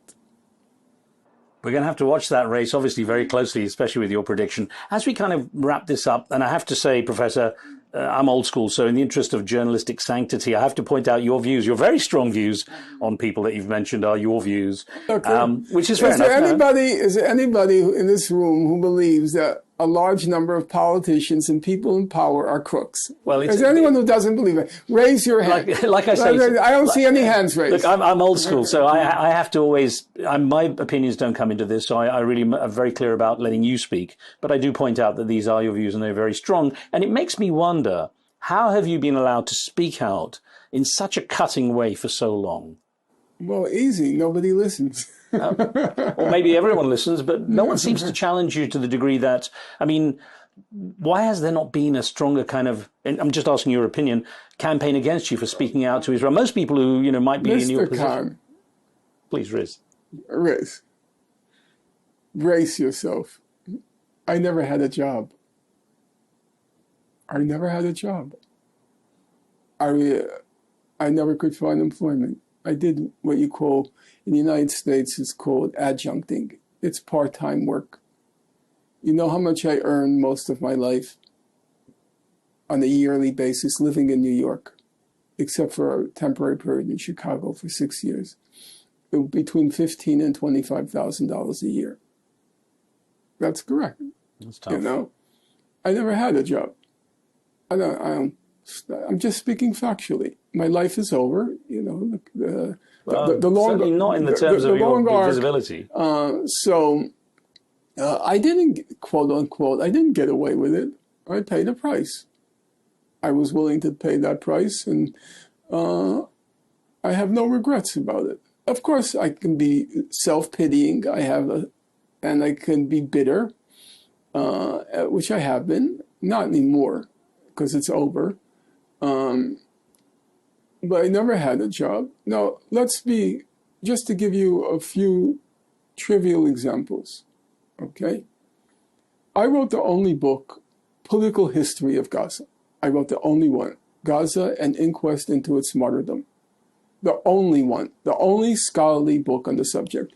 There is, in respect, Sarah Roy of Harvard, she wrote the major economic study of Gaza. The only scholarly political history of Gaza was written by me. It came out from University of California Press. It's a distinguished publishing house, okay, academic publishing house. It's never been mentioned anywhere.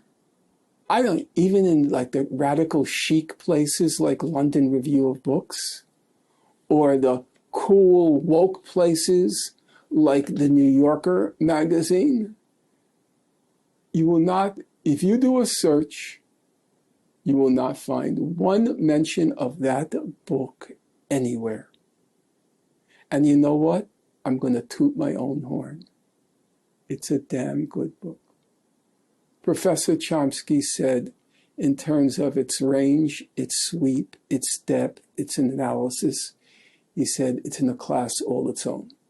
Well, perhaps the way things have been going in recent history, people will pay a lot more attention, because it's going to be a time everyone's wondering that how it will be remembered in history. Well, we shall see. Guess what? That happened October 7th. Gaza was everywhere for 20 months. The book was never mentioned. Never. It received 2 reviews. One in the Journal of Palestine Studies, and another in this tiny little periodical called something like Middle East Affairs. Nothing. Now, it is true, because of my knowledge of the subject and the miracle of the social media, I have a real media presence now. If I walk on the subway, walk down the street, large numbers of people recognize me. Have I been on one national television program, national radio program? Have I been on one in the United States? One? No. Not one. In the UK, I was on that program called Morning Joe. I was on that program once, and the other case was Piers Morgan. Right. Now, Piers Morgan had me on about 8 times, I think, something like that. I'm not going to speculate on why he broke the taboo. But I will say he doesn't challenge me.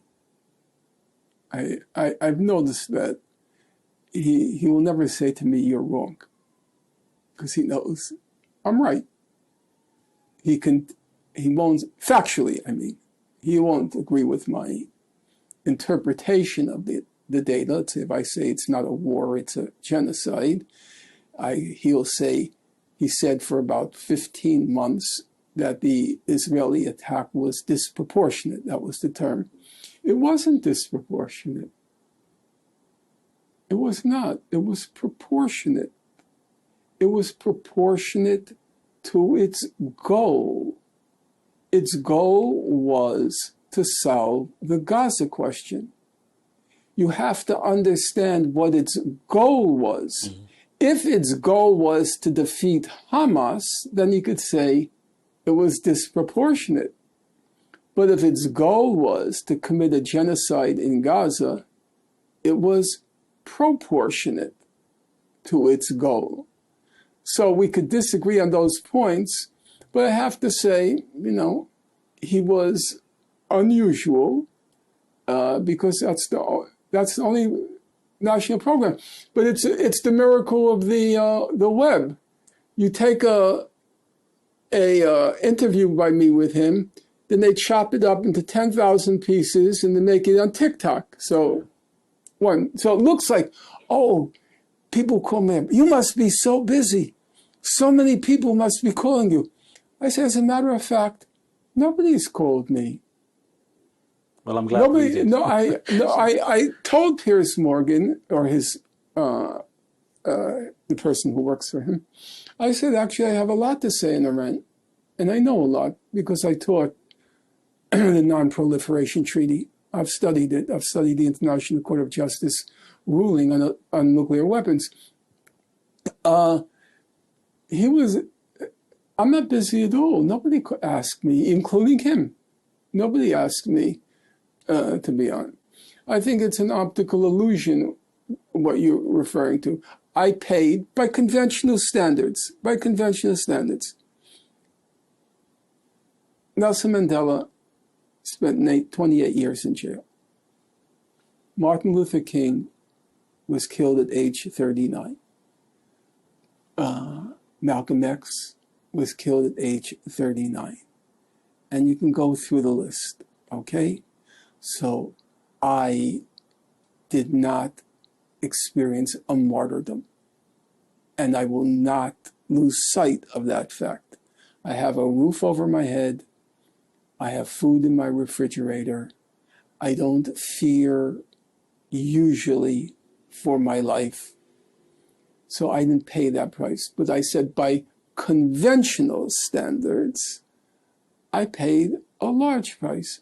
I have a PhD. I'm not trying to toot my horn. I'm just speaking objectively. I have a PhD from Princeton University. I was never able to get a job. I don't mean at a major university. I don't even mean at a middle-level university. I applied to universities in the backwoods of the South because actually I thought it would be nice to teach there. The good side of the web I talked about already. The bad side of the web is they don't look for references anymore. No schools ask for references. They just Google your name. And so you Google my name, you'll have 30,000 websites saying I'm a Holocaust denier. You'll have 30,000 websites saying I'm a supporter of terrorism. And it's over. It's over. Even if they were willing to go through each of these websites to see whether it's true. Does anybody want to have the burden of me in the faculty? No. So I did pay a price by conventional standards. And B, if it looks like I'm omnipresent, and if I have high facial recognition now, it's a kind of an optical illusion. It's 2 or 3 interviews which have been chopped up into 10,000 pieces, and they're all over the web. Just to give you an example, so I was on with Lex Friedman, and I debated Professor Benny Morris from Israel, and this thing called Destiny, right? So with Destiny, it came out mostly to name calling because he's a moron. I can't fix that. I can't repair that fact. It's in his DNA. So that debate lasted about 3 hours. It was 3 hours, 3 or 5. I can't remember now. It was 3 or 5. In any event, there are 10,000 videos now out there of me calling Destiny a moron. And each video, each one, has 1 million hits. Everybody, I saw you with Destiny. That was so funny. That was so funny. So it gave me a name. Like the other famous one was in Waterloo, Canada. It was like something like 2003, where this woman is crying about, I make them feel so bad when I say that Israelis are carrying on like Nazis. And I said, please stop with the crocodile tears. Okay? So whenever I'm in any Arab country, I can be walking down the streets of Amman, Jordan, all right? 10,000 people rush up to me. Crocodile tears! Crocodile tears! You know? I think to myself, I spent my whole life immersed in books, steeped in reports, trying to get all these factual details right. And the only thing people remember of me, the only thing I'll be remembered for is crocodile tears. Well, Professor, thank you for being so generous with your time today. And it won't be 10,000 pieces, I hope, not that many at least, but it was great to have a chance to see you face to face and to speak with you again. I look forward to next time. Thank you, sir.